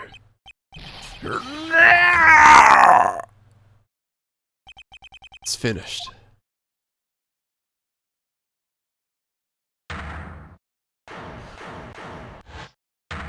Oh no, he's flaccid.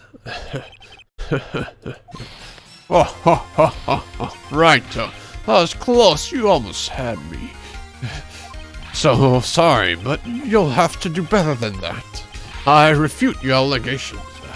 What do you mean you refute his allegations? You see that piece of cloth? is illegal evidence. It's not necessarily pull out the book. Order, order. What nonsense is this? Illegal evidence cannot be used to convict a suspect. Remember, Archie? Earlier, Wright here concealed that piece of cloth. So then, what's your excuse, Wright? You do have some conclusive evidence, don't you? Your Honor, I don't have any evidence I can present at this time point. It's time to book this guy in more ways than one. Well, yeah, your evidence was for it.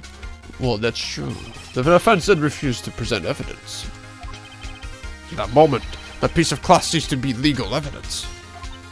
But that's not fair. Ho ho ho ho ho. Did you actually think you could best me in court? Looks like the last laugh's on you, son. Mirror. I'm afraid Mr. Gant's claim is legally correct. Well, Mr. Edgeworth. True, illegal evidence cannot be used to convict a person. Assuming, of course, that the evidence is indeed legal. Well, Mr. Wright. It seems at last. The time for me to reveal my plan has finally arrived. Mr. Wright, do you admit to it? That you purposefully and illegally concealed this piece of cloth? Oh, I'm a brain. Did not break the law. It's not broken, yeah. Certainly. I refuse to present evidence at one point. Haha, so the evidence is illegal. No, it isn't, Miss again. Huh? It's not that I didn't present evidence then. It's that I couldn't. What do you mean you couldn't? There are certain procedures involved when presenting evidence. Oh, yeah. That is true, he did bring it out. Because it didn't relate before, but now it relates. No, Ajit, don't listen to his lies. He's nothing but a coward. You can't let him. Ajit, please. Ajit, boo-boo, please. There's only one issue left to be resolved in this trial. Is this evidence legal or not? I did not. Oh, hi, Mark. Very well, let us settle this once and for all. Earlier you refused to present evidence. If you can't prove your conduct was not a violation of the law, then do so now.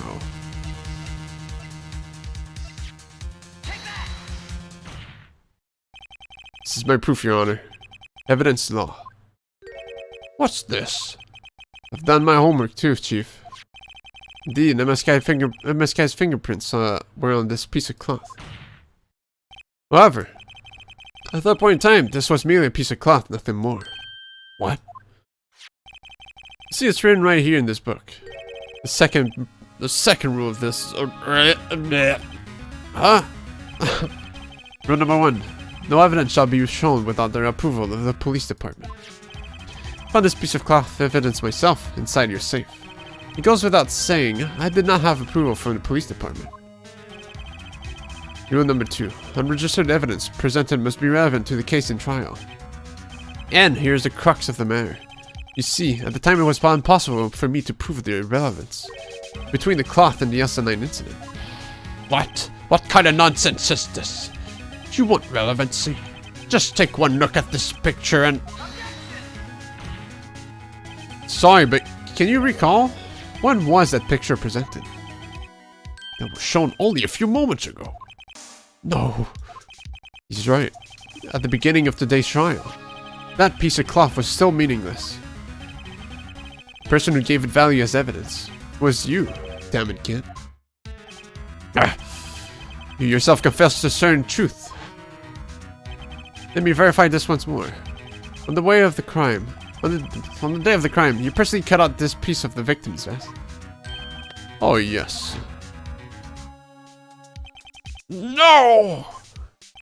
It was then that you approved this cloth. That's conclusive evidence.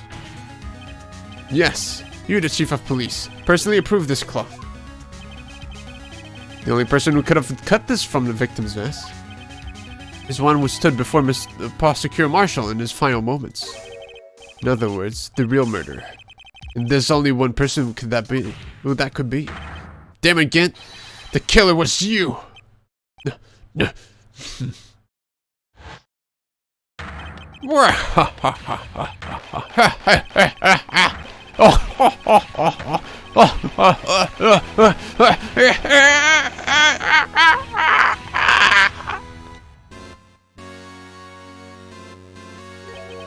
I knew I should have gotten rid of him.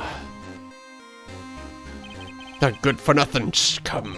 For 2 years he's been snooping around the department trying to get something on me. Claps into space. Crimes are being committed every day, yet he insisted on hounding me. Well, your crime wasn't exactly petty. Wanted to reinvestigate the case. You recruit Angel Star, then convince Bruce Goodman.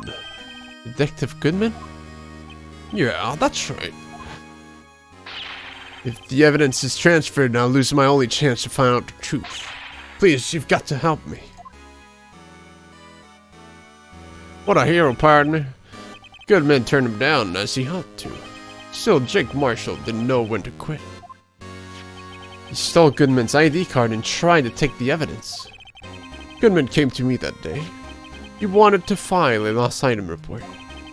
I went with him to the evidence room. Then all of a sudden, he had to speak out. What are you talking about, Goodman? Can you please reopen the investigation, Chief? We can't transfer the evidence out. There are too many questions left unanswered. He told me to open up the evidence room and take it out. It's not too late. I'll hand this to Marshall. Well, to be honest, I was a little panicked too. I had a bad feeling about it, but never knew it would come to this. That's when I saw it. That accursed knife.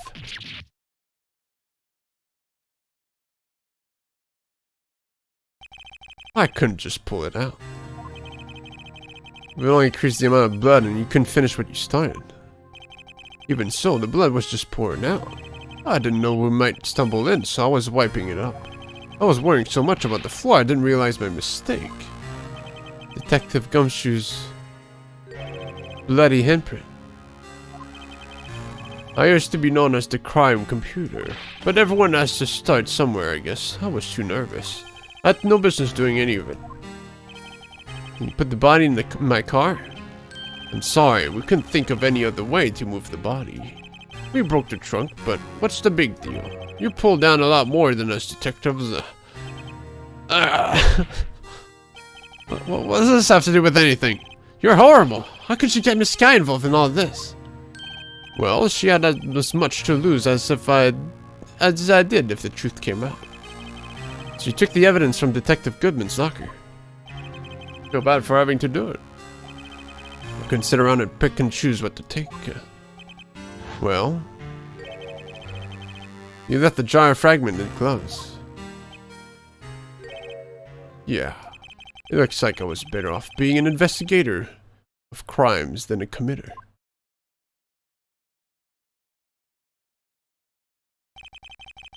They all did their best to get in my way. I've got to hand it to them. They do their jobs well, much to my dismay. Fake evidence doesn't hold up very well upon close examination. You must have known that. Tell me, Worthy, what are you doing in court? Me? You despise criminals. I can feel it. You and me, we're the same. One day you'll understand. If you want to take them on alone, you'll figure out what's needed. Join me to the dark side.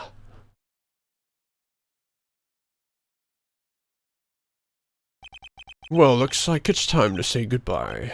Oh, Aji. What? Looks like we'll have to cancel that lunch date. Sorry, old friend. I'm sorry too, Gaungade. I knew you as you used to be long ago. You were once a fine investigator, and an example to others on the force. I'm sorry to learn that you are no longer that person. Those days are gone now, Aji. Thanks for all the memories, though. Don't worry, you'll be fine. Now you have Wright here, and Worthy. With these two around, you can't go wrong. You see, if I listen carefully, I can hear it right now. The sound of a new beginning. Of a new Ace Attorney game.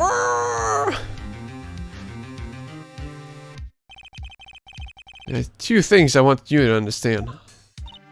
Yes? First, your sister never hurt anyone. Second, Gaungade betrayed you from the beginning. You see, Miss Guy, you no longer have any reason to keep silent. You're right. When this trial is over, I'll tell everything. All that I've done these past 2 years. From the time I had Grant help me forge evidence up until today. So, it seems all the questions raised in this trial have been answered. Sorry, Miss Guy. I couldn't get you out of all your trouble. My. What high standards you have for a rookie. I can see why Mia thought so highly of you. Who knows? A few years from now, you just might make it to the top. What a smile! Wow. I owe you my thanks, Mr. Wright. Miss Guy. And to you too, Mr. Edgeworth. You've suffered every bit as much as I have over these past few days. Believe me, I know how much of an ordeal it's been for you. It was nothing. I was worried the pressure might break you. And yet, you rose above it all and guided Mr. Wright to victory. You've done well, Mr. Edgeworth. Stop it! I only did my job. In light of this case, seems a good self-examining is in order for all of us. Miss Guy. Yes, Your Honor. You aren't innocent of murder, however. Although the chief blackmailed you, the fact is you still acted as his accomplice. Your trial will be scheduled for these crimes at a later date. Yes, I understand, Your Honor. Is there something amusing about all of this? Why are you smiling? It's been a long time, Your Honor. A long time since I felt free of these heavy chains. Wow. Well, this trial has gone on far too long already.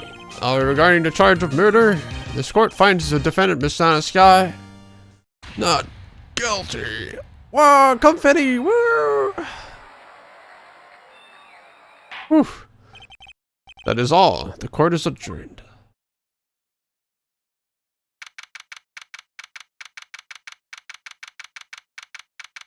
Final boss defeated. At long last, finally over. What a wild ride. What's that, Caleb? Caleb was there with us all along. Emma? Why the long face? I'm sorry your sister didn't get completely off the hook. But at least she wasn't convicted for a murder she didn't commit. No, that's not it. Just now after the trial ended. You can see why Mia Faith thought so highly of you. Oh, you my thanks, Mr. Wright. To you too, Mr. Edgeworth. Well, I just said this. You've suffered every bit as much as I have over these past few days. You've done well. What a sincere smile. You know, I did my best too. But that didn't say a single word to me. I hope I'm not interrupting you there. Oh, yes I am. I'll come back later. The way he fades away with the sad face. Detective Gumshoe, what is it? You're doing this on purpose, aren't you? Making a detective run around all day while on duty. To top it off, you call me here. I've seen happier people at funerals. Hey, lighten up, pals. I'm only kidding. Oh, are you here because of my sister again? Nope, not this time.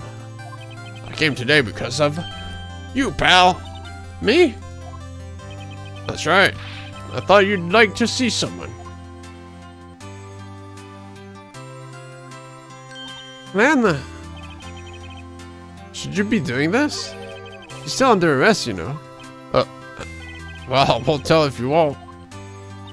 Emma, I owe you an apology. It's okay, sis. Don't worry about it. That day 2 years ago. It was the first time in my life I ever panicked. It was all I could do to keep myself from screaming. All I could think about was keeping you from getting wrapped up in that mess. Sis, Ask Aunt to help me cover up the truth. I thought I was doing it for your sake. But now, I realize I was wrong. I changed after that day. I became edgy.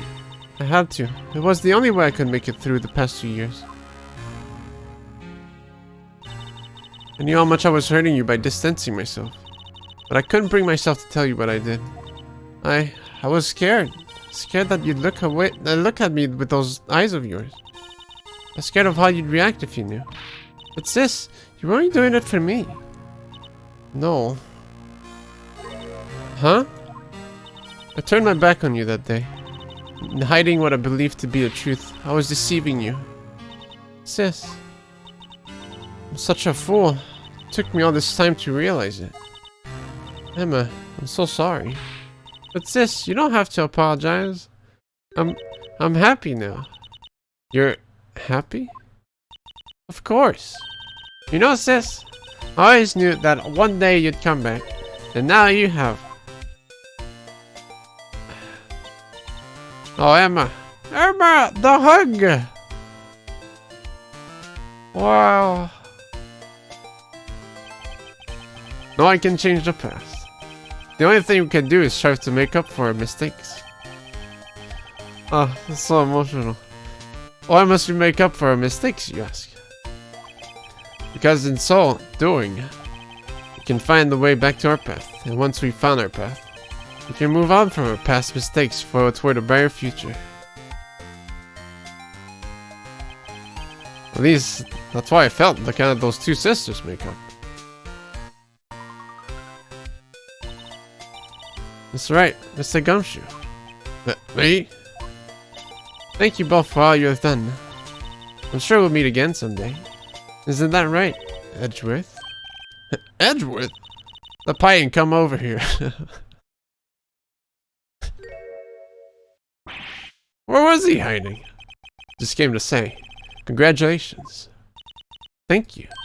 Thank you, Miss Edgeworth. Right, well, I'll be going, right? Well,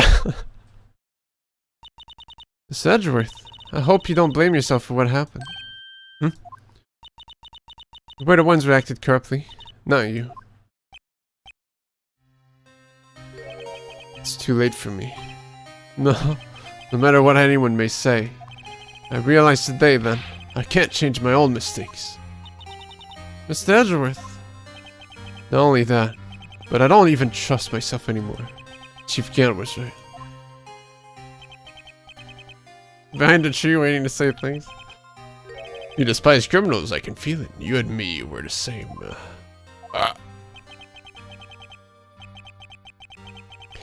One day you'll understand. If you want to take them on alone, you'll figure out what's needed. I do despise criminals. I plan to dedicate my entire life to fighting them. But in order to fight crime alone, one needs a weapon. It's scary, but I've been thinking the same thing for quite some time now. But Edgeworth, who knows, given enough time, I might have tried to pull something like Chief Gent did. That thought terrifies me. That's why I can continue on as a prosecutor. Edgeworth, don't you understand? Them again and your mentor, Manfred von Kama. They're fucked up. We're both the best of the best when it came to fighting crime. But they both made the same mistake. You said in order to fight crime alone, one needs a weapon. That may be right. But think back to today's trial. You weren't alone. You were working together with Mr. Wright. And because of that partnership, you were able to present evidence that otherwise would have gone undiscovered. Isn't that right, Mr. Wright? Huh? What? Yeah. What is this, a pop quiz? Come on, Mr. Wright, show him what Lana's talking about. Evidence that neither Edgeworth nor I would have been able to find on our own.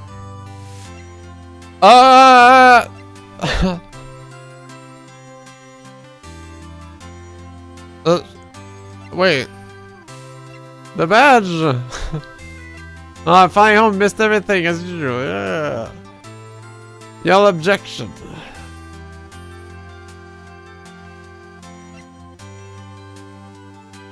I broke the cloth up.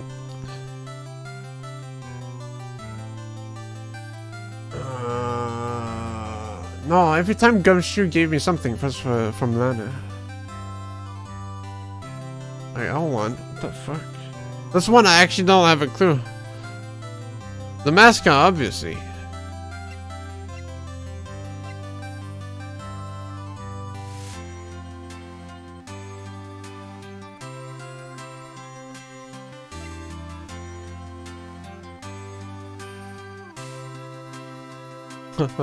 This? The couch? The clothy dope?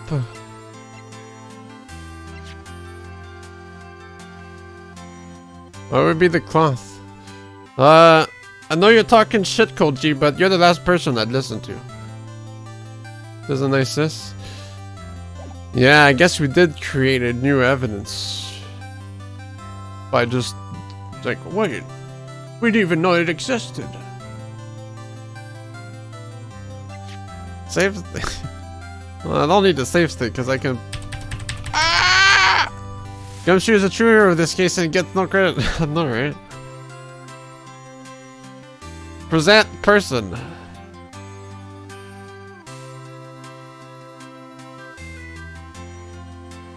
Because it is kind of like you had a piece of it and I had a piece, and together we united to bring a new piece of evidence that we didn't know about until we turned the paper. Google Doodle. Don't fuck up the cloth, you dope. Maybe. Do we present the evidence list?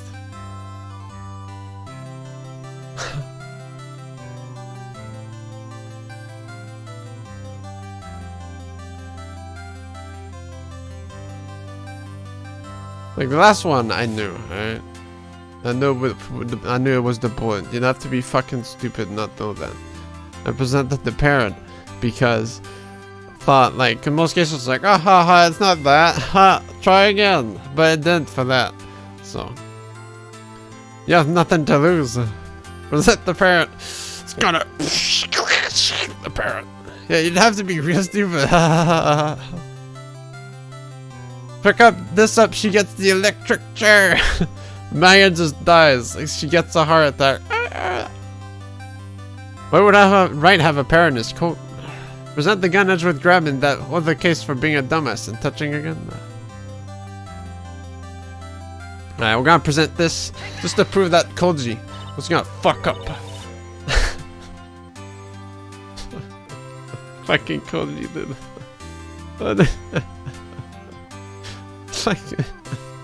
Fucking Koji dude. That's the picture I drew. Our counterattack began with this. You had one of half of the evidences, and I had the other. I imagine being Koji. Apart, we wouldn't have been able to completely restore Emma's picture. That didn't just happen by chance, Edgeworth. It's time for me to go. Mr. Edgeworth, you'll excuse me. There's still some loose ends that need wrapping up. Take care, Chief Prosecutor. Hello, Edgeworth, what will you do now? Well, whatever you do, just remember. What happened in this trial can either make or break you as a prosecutor. In the end, it's up to you. I know. It seems I owe you my thanks too, right? It's kind of like the real smug right there too. Yeah, very similar. What I face now is my problem.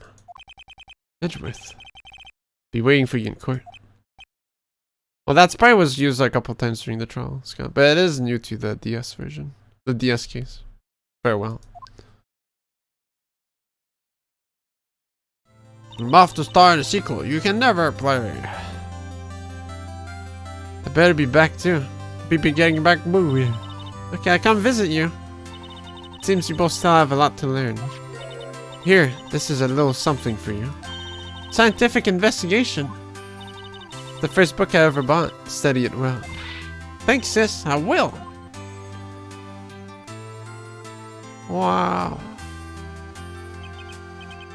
More frames of animation than the Neil Marshall being skewered on that statue.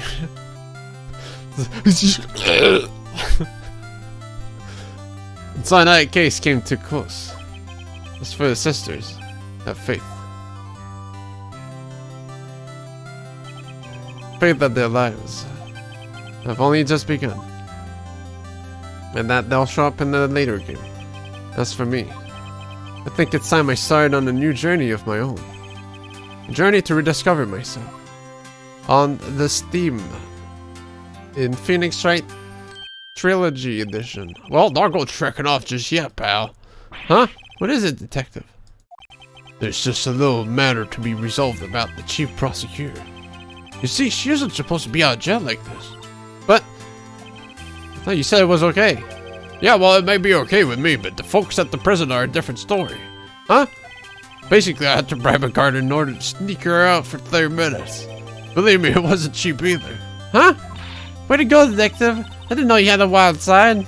Yeah, well, you see, Mr. Wright sure the ones who will be footing the bill. Huh? Huh? What, you think I could afford that with my salary? You gotta be kidding me, pal. Huh? Huh? Huh? Thank you, Mr. Wright. You're the best. What is it? I suddenly feel like I want to scream. That's why here. Why don't we all go together? Yeah, that's a great idea. Come on, guys. Let's go. Oh, shit. Alright. Whew. Good thing we learned a trick for this. Objection. Objection. Shit. Objection. Objection. Shit, hold on. Oh, fuck. Objection. Objection. Objection. What? Objection. Objection. Objection. Objection. Shit.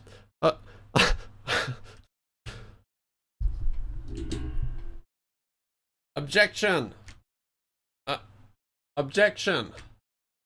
Objection. Objection. Objection. Like, objection.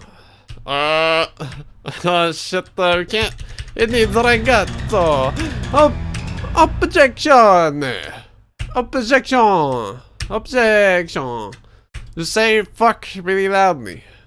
Fuck. I don't want. I think people are sleeping, dude. Hey, objection. Fuck. How did I get last time? Objection. Objection. Shit. Objection. Objection. Objection.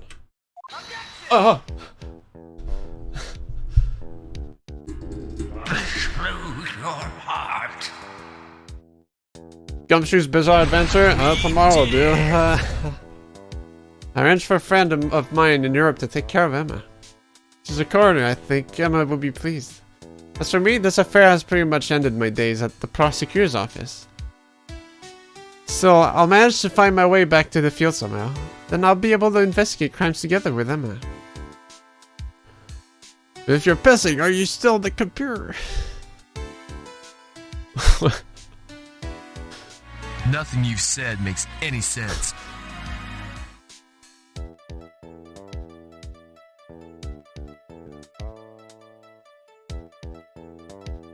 Yikes, I thought it was a guard for a moment there. In the end, though, they'll inflict my authorized... Well, if we paralyze you anymore, it'd be worse than firing you. Are you sure you guys want this?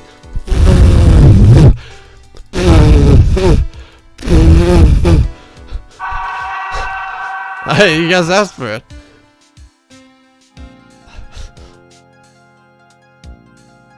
Yeah, do it. Alright.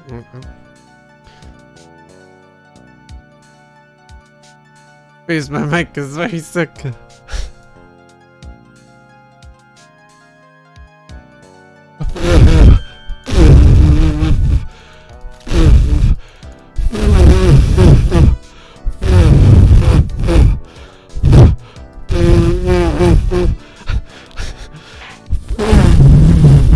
Fuck, he's dying.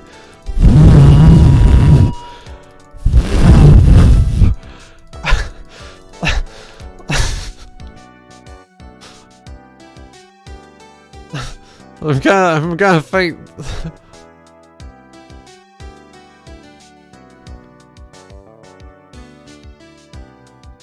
Is that mic blowing emulation? I think there is, but.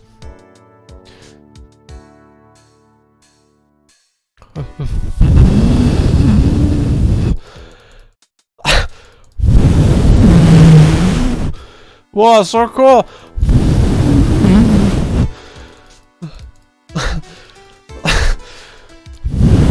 Whoa, no!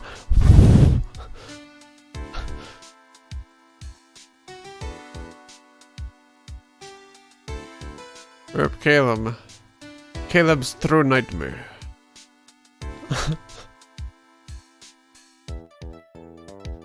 What is it? Can't you see I'm having a showdown with the steak lynch partner?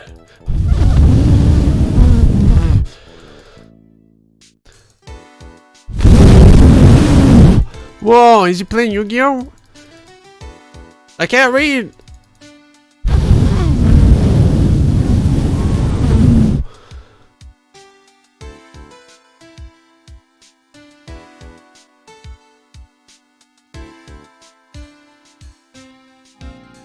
He looks like, well, I won't be seeing each other for a while. Well, as a farewell gift, I put a menu on. Hold on.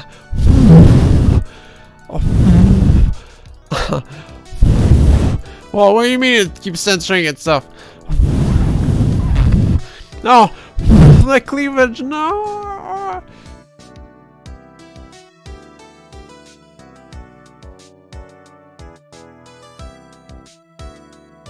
What? Dude, it's Raga right there. Or I forgot what. Oh, I want to see Judge. Oh.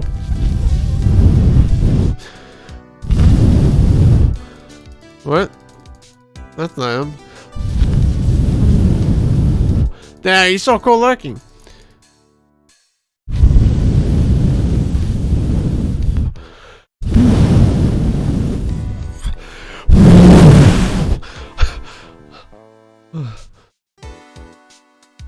That's his name.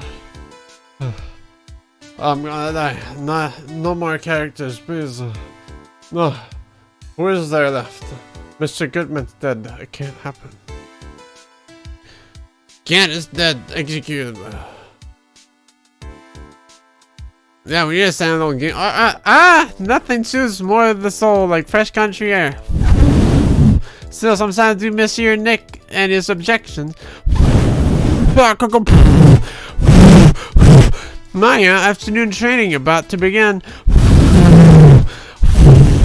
Well, I'll see you around, Nick. What? No, I missed one part.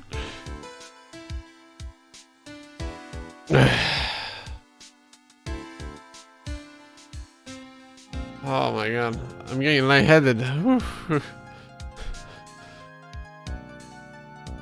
How much graphic are you doing again? All of it. As much as it takes to make up these plot lines.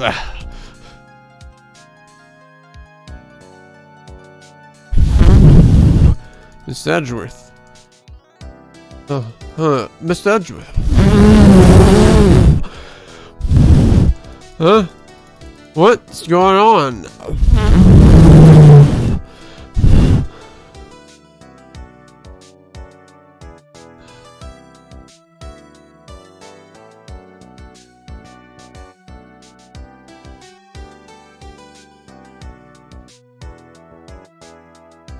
The cat's on my bed. Thanks for coming to see me off the same train. I can't believe I'm going to Europe. Whoa. Thank you, Mr. Wright. I'm a little sad. I can't blow during the fucking credits, Cody. Fuck. I wonder if I want to see Lana. All I want to do is open his book. That was some nerd's eyes. Oh. Blow the book open. Oh, they can't train from America to Europe, huh?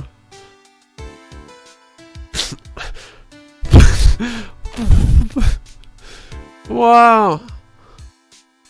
There's a police officer for... No, wait. That's her in the back. In days. No? Okay. Roll through pages. You can do it.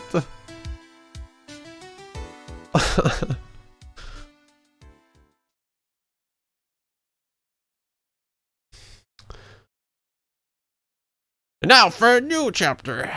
We did it. It was 3 days consecutive, but we find it. Well, Capcom logo away. Is there anything else? No, damn. No, I'll try my silver coin challenge. No, for the secret 7th Thunderbolt. Trial letter 2. Let's check out the cool pictures. Whoa, look at how they are together very well. Not cut out. That's kind of weird that they because they usually make a gap right for the DS screen, but they didn't do it here, so.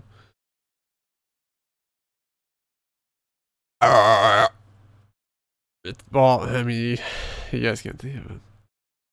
The Riddler trophies.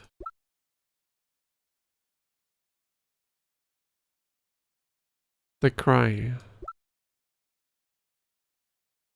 Damn, cool art. The magistrate is pretty cool looking. Remember that my all's truth will be getting back from overseas in a few days, and then AA investigations takes place on March 12th, 2019.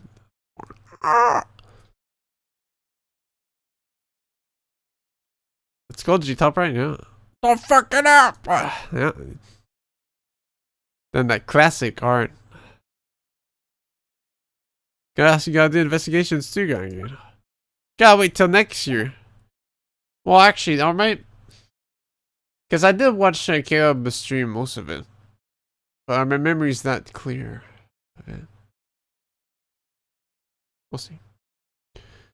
Hey, where'd Shenmue? Fuck. Well, there was a cell phone. I missed it. I bought bought DMC5. I bought Dragon Quest 11. I'm gonna buy Sekiro. I bought Yakuza 0, Yakuza Kiwami. Like, in the past week, well, I haven't bought Sekiro yet, but in the past week, I bought like $160 worth of games. Don't forget Minecraft too. Just to play Ace Attorney. Hey, Yakuza's gonna be Tuesday, right? We have to see it to the end, right?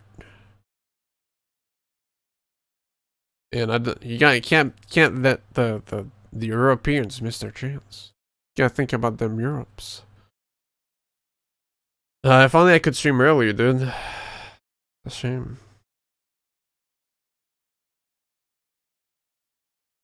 Fuck Europe. Yeah, it's not like all my... Dude, I miss Ruka, man. Every time I think about Europe, I think about Ruka, but... They just disappeared. He was like a top-notch viewer. I actually think about Ruka a lot. He's so good. So full of information, so much game gossip and knowledge. Where did you get this off? Like, I haven't had the chance to ask. I made that, well, I remade the whole thing myself, Caleb, out of vectors. And I had it custom printed.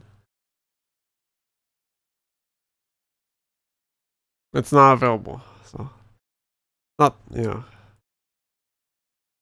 Technically, since it's not for, I'm not selling it. Yeah, it's not illegal.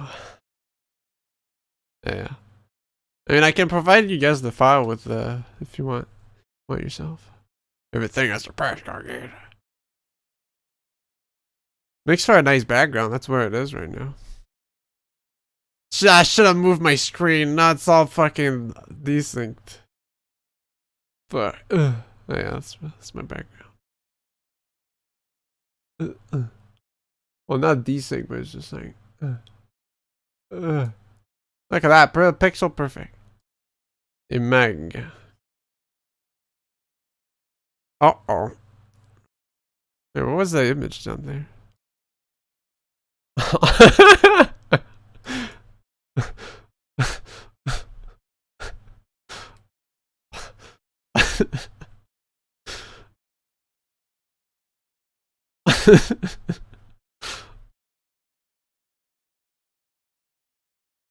Oh, yeah, dude, that flag is sick though. The Virgin green screen versus the Chad gun flag. Oh, it makes I like the background with it. Makes for a nice corner, you know. It's cool. I like it. Gotta share that laugh with the rest of the class. Alright, well, I guess that's it then, right? Unless there's something else. Oh. Yeah, it was actually a Christmas present from my mum. I mean, I requested it, but because it was like a secret Santa from inside the family. So I put that on my list. And it's a good thing my mom got it too, because otherwise I don't think I would have gotten it. I think it's finally over. Is it even Saturday's night? I don't know. Are you gonna play 2 or 3? It'd be nice, but gotta take a big break, right? Not until like another 6 months. But I mean, the trilogy's coming out on PC in April. Or we could snag that. But yeah. I mean, it's a lot. It's a lot of reading. They're long games. So. But they're cool games. They're cool stream games, but. No, it's not net. But wait, there actually isn't more. Yeah, I mean, we're done. Are you sure about that? It says 33 minutes left on nighttime? I hope not. Time until fuck, dude.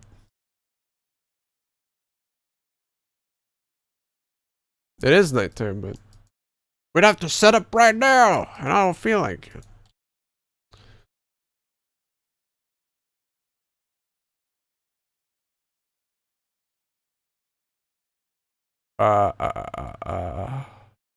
Unless we, I don't know.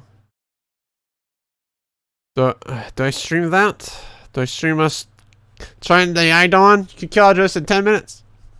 But we need to, I don't even know how to fucking set up. Go find out myself. Alright, well. Do I stream the Warframe or did you guys find with going to sleep? Gotta make a choice. Could go fast and go crash. Well, I'll go sleep for 12 hours. I'll hop in the next time. It's a stupid clock. There you are on, alright. Well, if anything, I think you're streaming Devil May Cry, so good luck on that yourself, King. Hopefully you get attraction for yourself. Get yourself going. Alright. Well, oh shit. Ragnarok restart. Uh-oh. The Avenger 4. Too many spoilers. Still a funny thing, follow me key. There, towers. Wow, why only towers, dude? Hey. Alright, there is. I guess I'll go live for the Warframe, why not? It'll be 1 minute. I don't have a webcam anymore, but Ragnarok Online too. Like, dude, I still think about it, yeah. About your exploits. I'm going offline and going back online with Warframe because why not? Okay, cool, nice. BRB.